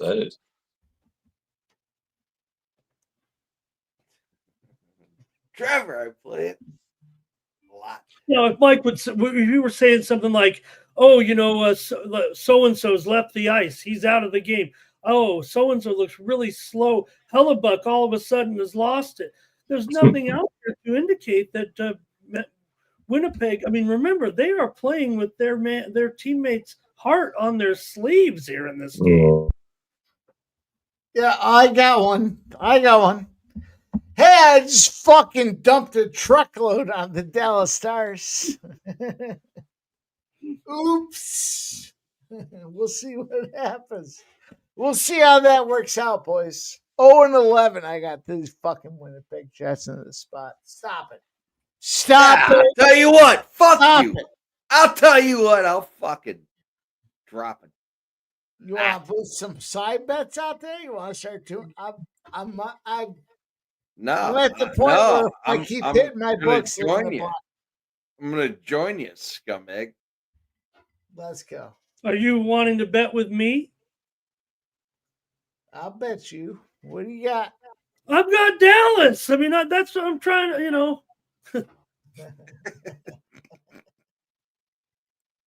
Yep. I just backed the truck up. I'll tell you what. If anyone wants to, if Dallas loses, wants to fund me, go fund me. In the game 7. Oh, keep that in, man. Yeah, I got 2 game 7s tomorrow. Oh my God. No way he saved that. What? How did Ottinger save that? You can't be serious. That was a wide open net. Yeah, if anything, Spenny was. He's on the under, baby. Poor shot, right? Because the left-hand corner of the net, even for Ottinger, was wide How open. did you fuck that up? But he tried to kind of just, Oh, he flicked it. One time that, bro. You're a fucking professional hockey player. Get down on one knee and one time that in the back of the net.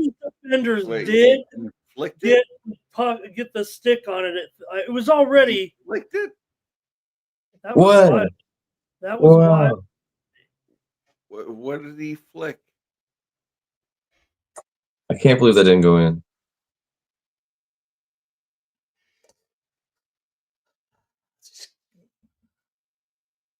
Look, here we go. Dallas, Winnipeg. Wow. Your money should not be on. That's crazy.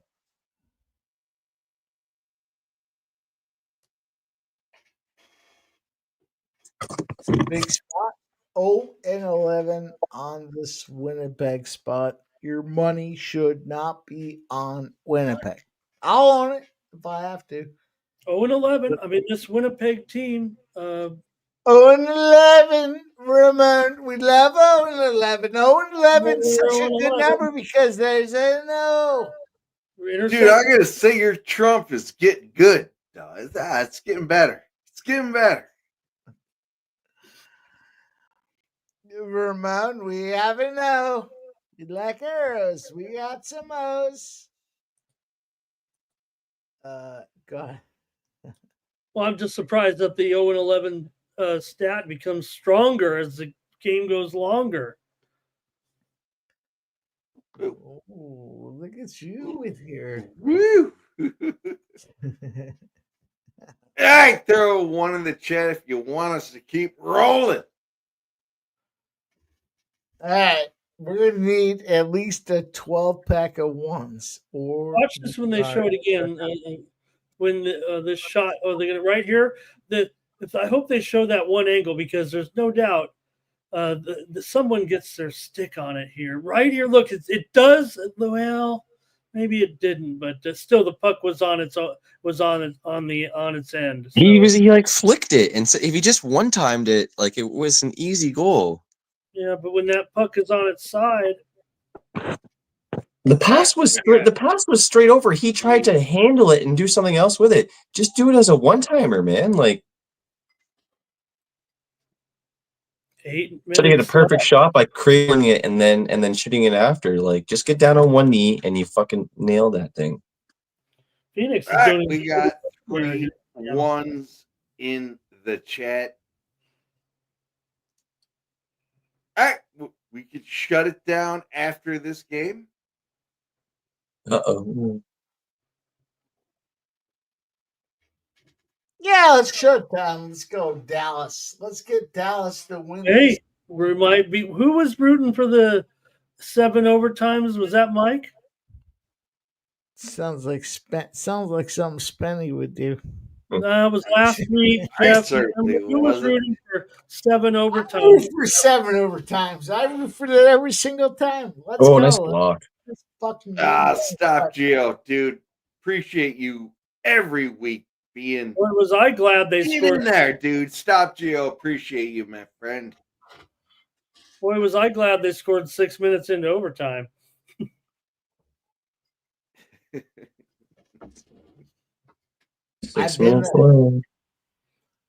We were so eager to tell you guys they scored. We are at. How do my Leafs fuck up another Game 7 tomorrow? They're gonna win. Stop. No, they're not. Well, fuck Sorry. You, not. You know. You already know. You already know. I know they're gonna win. That's what I know. No. All right. If they win Game 7 against Florida, they're going to the Cup. I'm telling you right now. I took one future. If they don't, then it's the same old Leafs. Then I can just say it's the same old Leafs. But if they beat Florida in 7, they're going to the Cup. They're not beating Florida. Come on. We'll see you tomorrow. You want to go live tomorrow? That was the game at 7:30.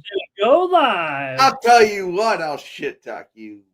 That Denver game is going to be a good game too in OKC. Oh wow, off the post, Jesus. Man, both these teams have been close to the bottom one, but Neither one can just get it done.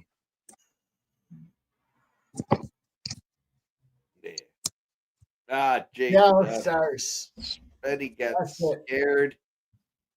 He knows there's not going to be Canadian teams. Canadian teams in what? The Oilers are going to the Cup regardless. Stop it. Stop it. They're beating either one of these teams. Stop it. So whatever you guys say, whatever the hell you want, but the Oilers are going back to the Cup again. No. McDavid is going back to the Cup again. And everyone's going to be like, "Oh my God, I can't believe McDavid did nothing in the Eastern or the Western Conference Finals." That's what we're going to say.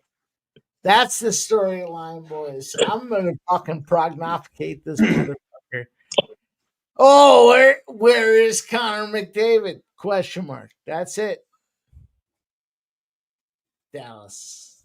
Appreciate you, Stop Geo. There you go, Stop Geo. You got a little special treat. The Western Conference Finals media has rolled in, and they all agree. Well, Edmonton will be favored over either one of these teams. I'll say that. That they will. They will take the dog. Take him. Spenny, you should take that Canadian dog. You should take a lot of it. Maybe I will. I just need the game to go to overtime. That's all I need. Just there's been no goals, so as long as nothing happens, we go to overtime, then we're good. Then we can decide what we'll do from there. I love you guys. I think you guys like hockey too. There are some big movements happening here. We have to be cognizant of that here, but we can all agree Dallas is going to win this game, right? Jeff? Yep. Spenny? Fucking scumbag.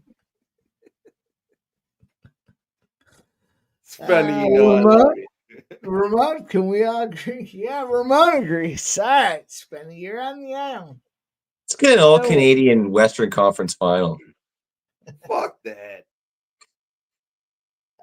You guys are fun.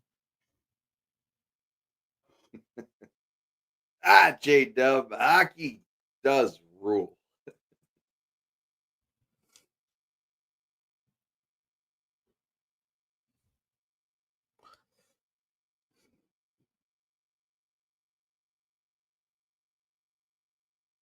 Spenny, you look scared.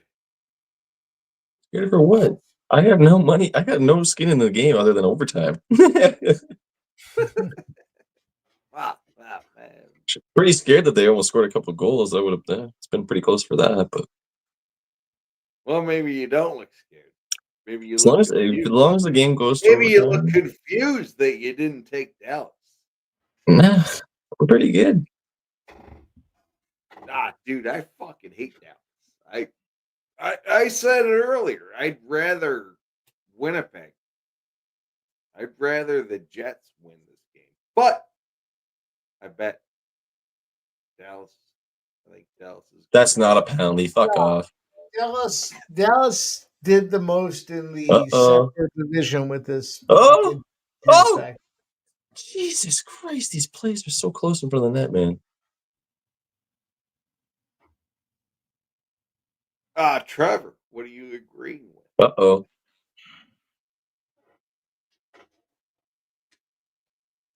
Holy jumping. Final.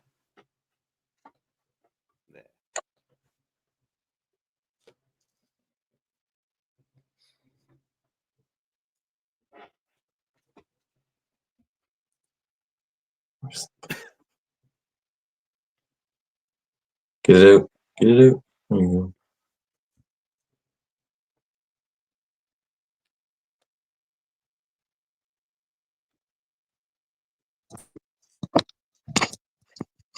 Yeah.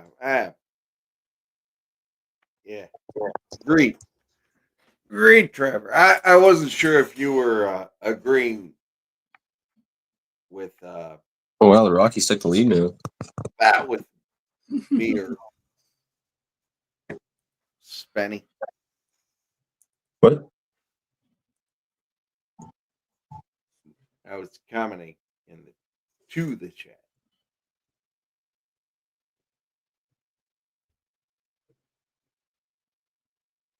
Oh my god. Winnipeg's getting some good fucking chances here, man.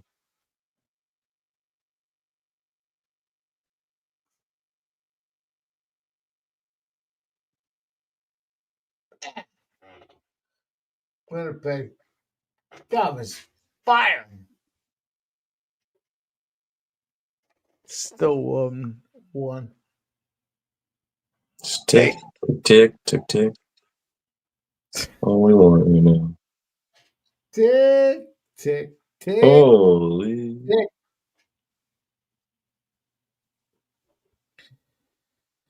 All right, boys. Fucking broken stick it in the fucking zone. You guys are fucking champions. We have gone Oh, what a bad play. Sorry.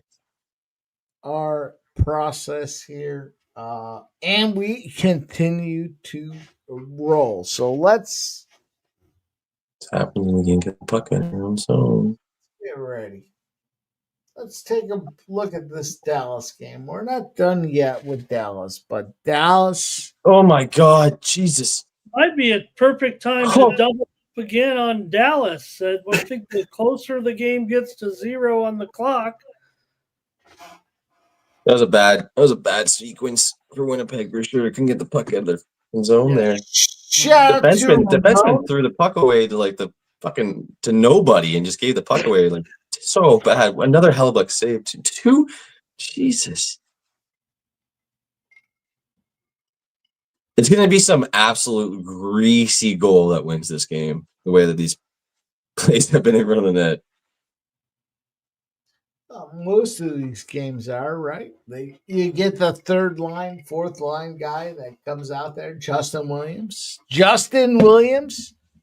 Stop it. Everybody recognize Justin Williams. Mr. Game 7. What? Yeah, Justin was good. He was good back in the day. At some point, you got to put that guy on the ice. Tick, tick, tick, tick. Oh boy! Hey, we're going to overtime. We all know it. We all see it. Shut up. Throw two in the Don't chat. say it until it's there. Wanna see overtime? You better be knocking on wood over there. It's some live shit. Fuck you.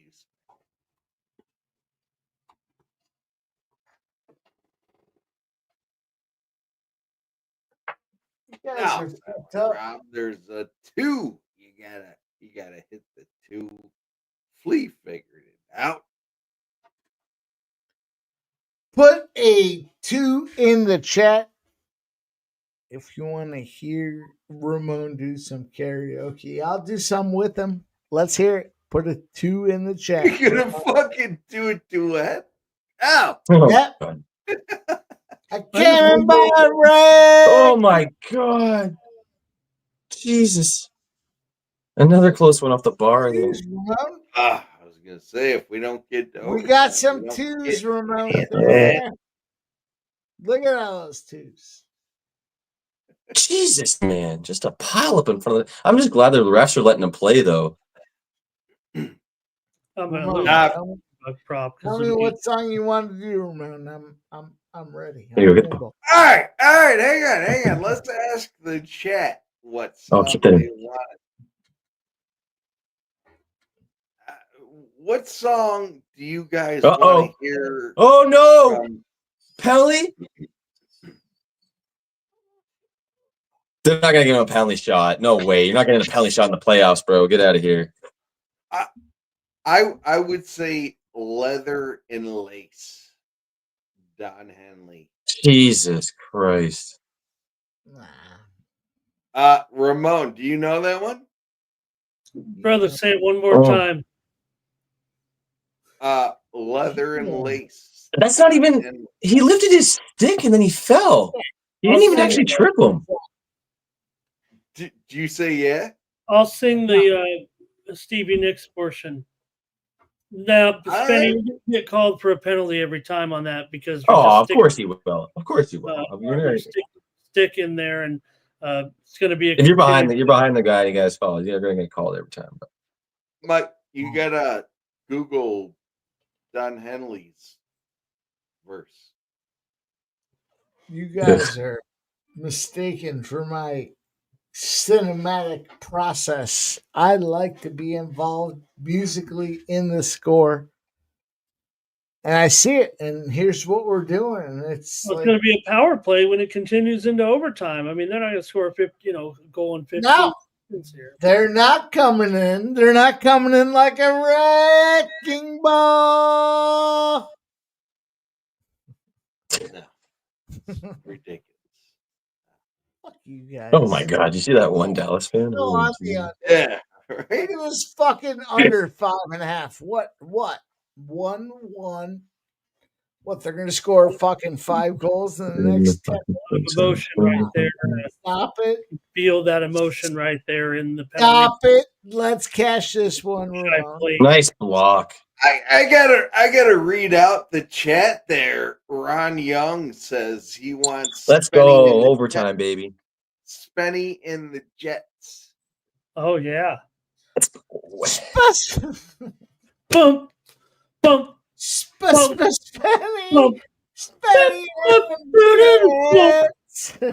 There you have it. There you have it. Hey, kid. That's a good job, Ron. I like that. Okay, Spenny is, you know what we're talking about. Look at Spenny. He's like, what are you guys even talking about? Spenny, tell me you know what Spenny in the Jets. Of course he does. Of course. Benny in the Jets. You just changed it to Spenny in the Jets. Yes, I know. Shake it loose together. Spenny in the Jets. Like that one? Stick around. Gonna hear electric music, big walls of sound. Oh, if you haven't cashed around them yet. Ooh, it's just so spaced out. Betty and the Jets. Oh, they're weird and wonderful. Oh, Betty, she's a really clean. She's got electric boots, a mohair suit. You know I read it in a magazine. Betty in the Jets. Yeah. You guys are all singing it now. You might as well be betting on the Jets. You might as well toss that Dallas money out the window.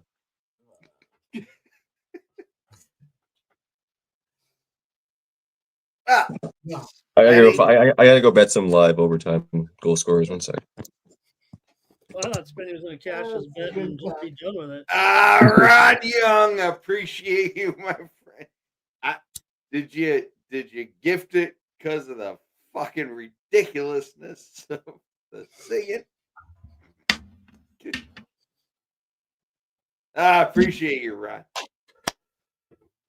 The under is gonna cash, boys. Under 5.5. Easy cash. Now it's Dallas. Stop. I'm not gonna appreciate you, Ron. Thank you for joining. Thank you, Ron. Thank you for the membership. I appreciate it.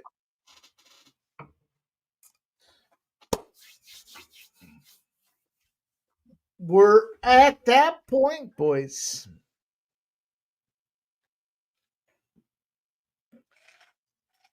Probably should put the bow on the show. Now, listen, if you did not take the Winnipeg Jets, I can't help you. Here, Dallas Stars are going to go fire. Well, you might as well. I mean, look. They're not $1.50; they're $1.70 now, which is crazy when you think about it, right? I mean, I'm gonna take a couple of long shots here. Yeah, should it, go ahead. Should it be going up? I mean, because they're at home. More tired road skaters here. I mean, the power play is in effect. Thank you, Gerardo. Forgot the power play is still in effect for sure. If it wasn't, it would have been more closely rated. I got you there. Yeah, for sure. And not a matter of fact, it's not only still in effect. It's in effect for another 2 minutes and I think 20 seconds.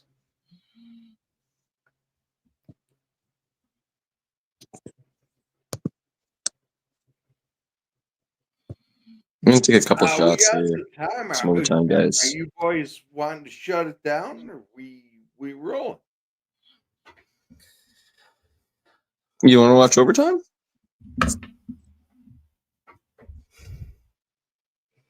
Might be 7 overtimes.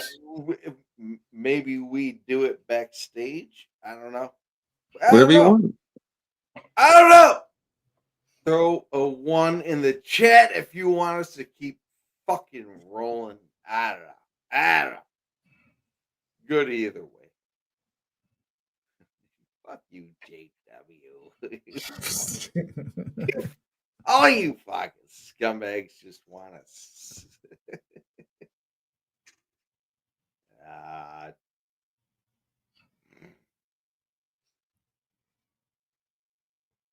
I'm going to take Neil Poink at 41-1 for overtime score, and Miro Heiskanen at 26-1.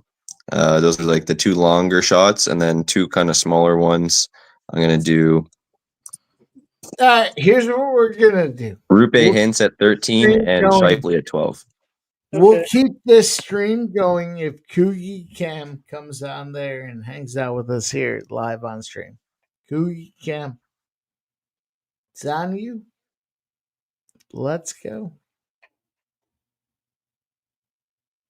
Everyone's waiting. Goddamn, let's go.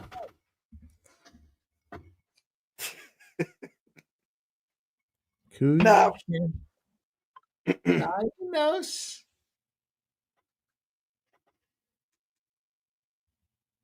Coogie! Silent Rob says, get those titties out! Alright. Fuck you guys. I'm going to bed. Done.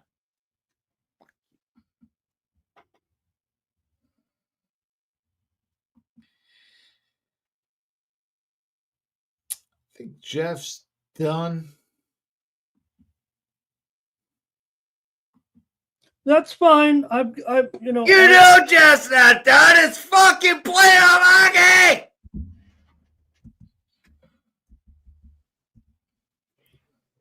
I'm the lonely one here.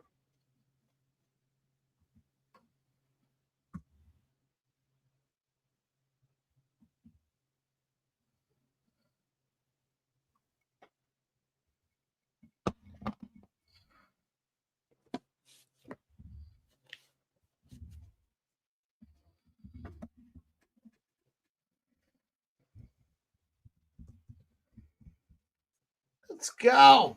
Where are we at? What are we doing?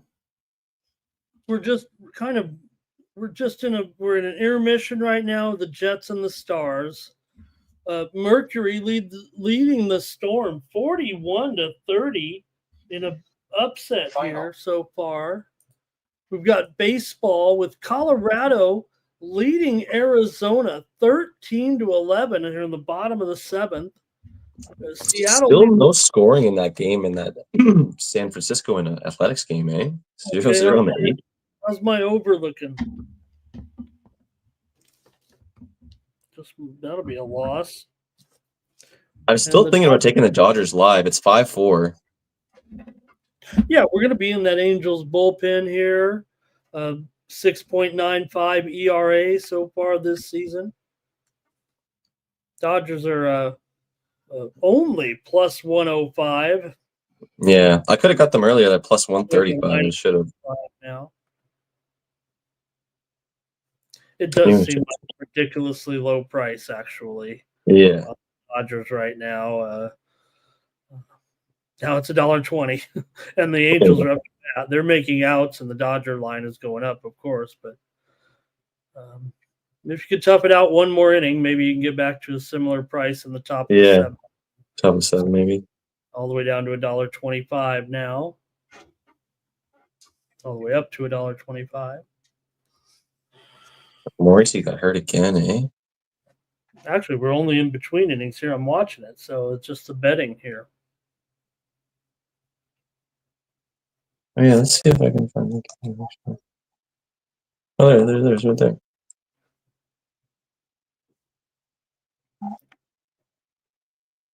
That was an out. He's gunned his ass out for sure.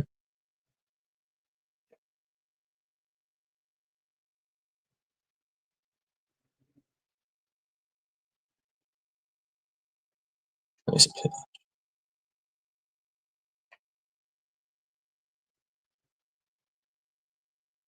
All right, we got 6 minutes. Who's catching left for the game to Dodger. start? We're in overtime. We're gonna fucking roll with overtime. What's the live line looking like? We have 7 overtimes. I said it. We got Dallas Stars. That's minus highly touted 175 prospect. at DraftKings. Yeah, who is that? That's highly touted prospect Dalton Rushing. The Dodgers, Okay. but yeah, they just brought him. He just gunned him. I was just gonna say he gunned that guy out.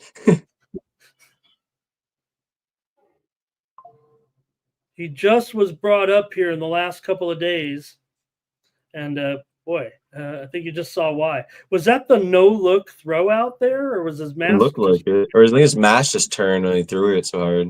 Oh, but he still looked like he was looking in the.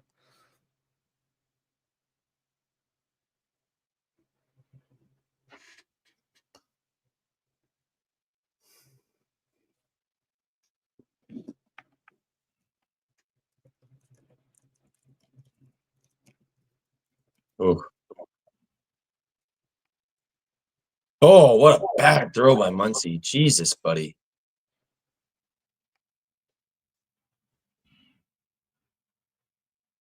God, that was bad.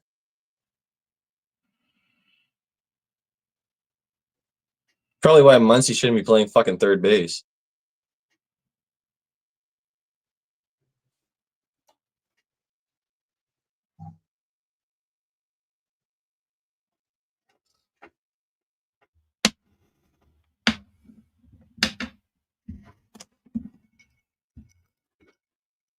Be back, boys.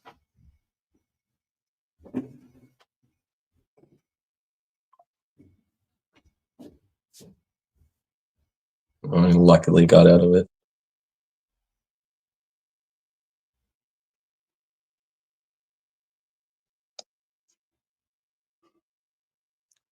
Just remember, we're starting on a power play. I got to remember that. Yeah, what is there? Still like a minute and 20 left on the power play? At least. Something like that, yeah.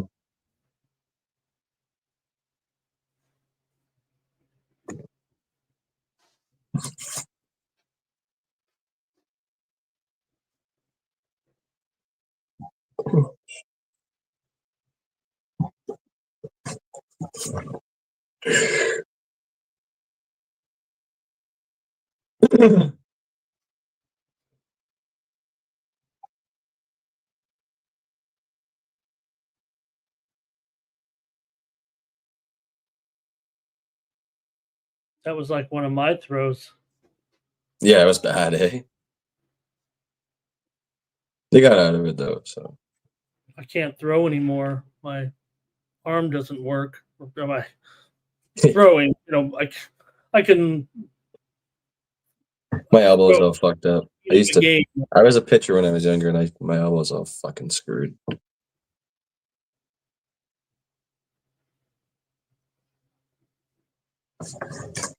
All right, let's see what happens here.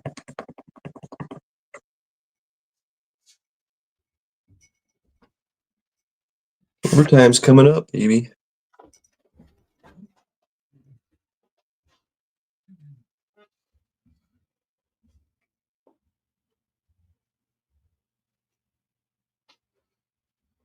Final.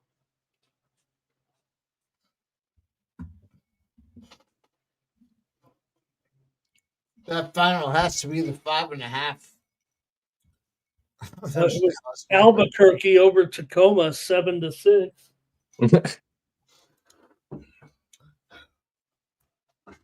We got this under 5.5, boys. Yep, it's a winner. Big win. Now we need Dallas. Dallas on this spot. Probably going to lose my Hellebuck under 22.5 saves. How many has he got? I think 18. Hey! The guy! Cookie!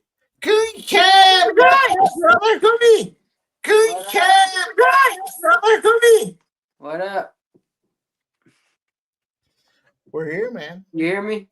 Oh, yeah. All right. What up? What up? We're late into the evening, but we're still rooting and tooting.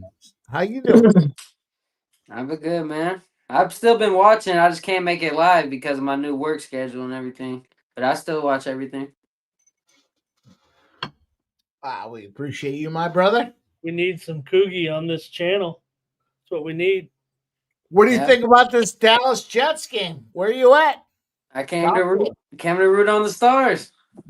Yeah, let's go. Let's go. Spenny, what are you on? Stars, Jets. You're fucking kidding. Spenny's rooting. I think he's just bet for another. I got overtime goal scorers. Oh. Yeah. I took a shot with Wyatt Johnston and Mikko Rantanen. The Rantanen one is only 10-1, but he's been doing majority of the scoring for them this playoffs. Definitely. We're set to go here, and it's a power play. Don't forget. Don't be like me.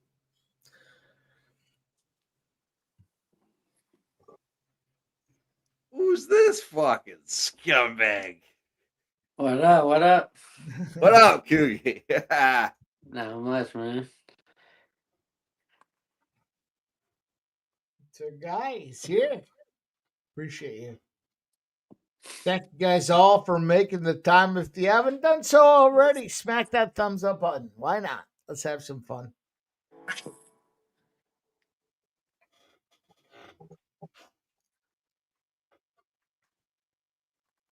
Put a 2 in the chat if you think the Winnipeg Nice Jets. save, Ellie. 2. I'll take all you 2s and we'll do a raffle for a banana hammock. This is Dallas spot. Stop it.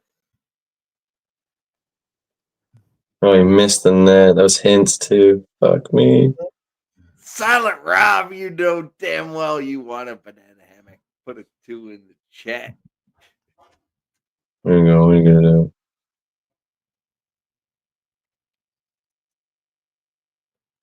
Should we take double? Oh! Hintz had a good look. Yeah. He whiffed on it. There you go. Dallas wins. They win? Yeah. Who was it? Was it Johnston? No, it's Harley. Damn. We got Dallas. Let's go. Right at the end of the power play too. It's still it's still an open look because it hadn't clear. The power play was not over, so he was left. Of course, he's going to be the one that's left open, but they were just a little slow in rotating over, and Harley's got a good shot, so he's actually. Oh, that sucks. Shifley's going to be fucking devastated. That's he's going to be a superstar for sure. He's good. That sucks. That one's going to hurt. Let's go, That's Mike. her, but it sucks, and America rolls on. Spenny, I'm sorry. I'm not sorry. I'm showing him here right now. You gotta The better hockey here you teams go, are lump in your from throat. America. I do agree Yeah, with Spenny though. I do think Edmonton goes to the Cup again, but yeah. I didn't think Winnipeg stood a chance anyway to win the Cup this year. No, no, they overachieved. What are you get? Florida, Toronto. Who's the play? Hellebuyck got shielded by his teammate. I mean, you have to do that. Yeah, If you're going to stand in front of your goalie, you got to take one. exactly. He was moving out of the way to. Oh, oof. Yeah, it's bad. I knew it was gonna be some fucking defensemen too. 11 spot. Oh, and 11 spot. Yeah, I told you. Would we call it 0 and 12? Yeah, move it forward. Let's go. Cash it again. Good game. That was a really good game. Sorry, I'm not sorry. Now we Final. cash the Final Dallas in the under. We fucking rocked the UFC card. Let's go around the horn. Who wants to start? All right, let's go to Spenny. Spenny. Final. Spenny, where can we find you? Yeah, you can catch me at Twitter at or X, whatever you call it, at Penny_8. Try and pop on these shows whenever I can. I've been a little bit busy just with my work schedule as well. I work a little bit later, so tough for me to get on some of these nights. But good to pop on whenever I can, and I'm sure you guys will see me again soon. We always appreciate you. Why the fuck am I on there? But we appreciate you, Spenny, as always. Let's get fucking good. Cam, where can we find you? Appreciate you jumping in there. Yeah, thanks for having me. Just Coogee Cam 5 on Twitter. I'll be back soon. My work schedule's been a little weird, but I should be able to hop on more often now. Thanks for having me. As always, I'll tell you, you can find me at Twitter, XMMA Jeff 19. We roll fucking first strike on Wednesdays. We do our thing. But we got our boy. You're fucking playing around with the fucking shit, Mike. But we got our boy, Ramon Scott. Where can we find you? We already know. Tell 'em. Yeah, I'll be back here tomorrow morning and do. If Mike was paying me by the minute today, he would have saved some money because I was going quick. And maybe we'll have some more time tomorrow with our big game 7. So stop on by tomorrow here on the Morning Steam. There you have it. And to put the bow on the show, we got the biggest scumbag right here. It's an unbelievable intro. Just want to thank all the guys here being a part of what we're doing here, man. These live plays, giving you guys this action. We're talking fights, we're talking bets, we're talking baseball, we're talking basketball, all the rest that goes into it. Thank you guys all for being a part of it. Smash that thumbs up button if you haven't done so yet. We're going to keep it rolling. You can like and subscribe to the Sports Money channel. We'll keep bringing you guys great content. Thank you guys all for watching us here tonight. On behalf of my guy, MMA Jeff, Ramon Scott, our guy Spenny Penny Bombs, Coogee Cam, and everybody else that joined us here tonight. Thank you guys all for watching what we're doing. I'm hitting the outro button. We'll see you guys all real soon. Make sure you follow everybody's channel.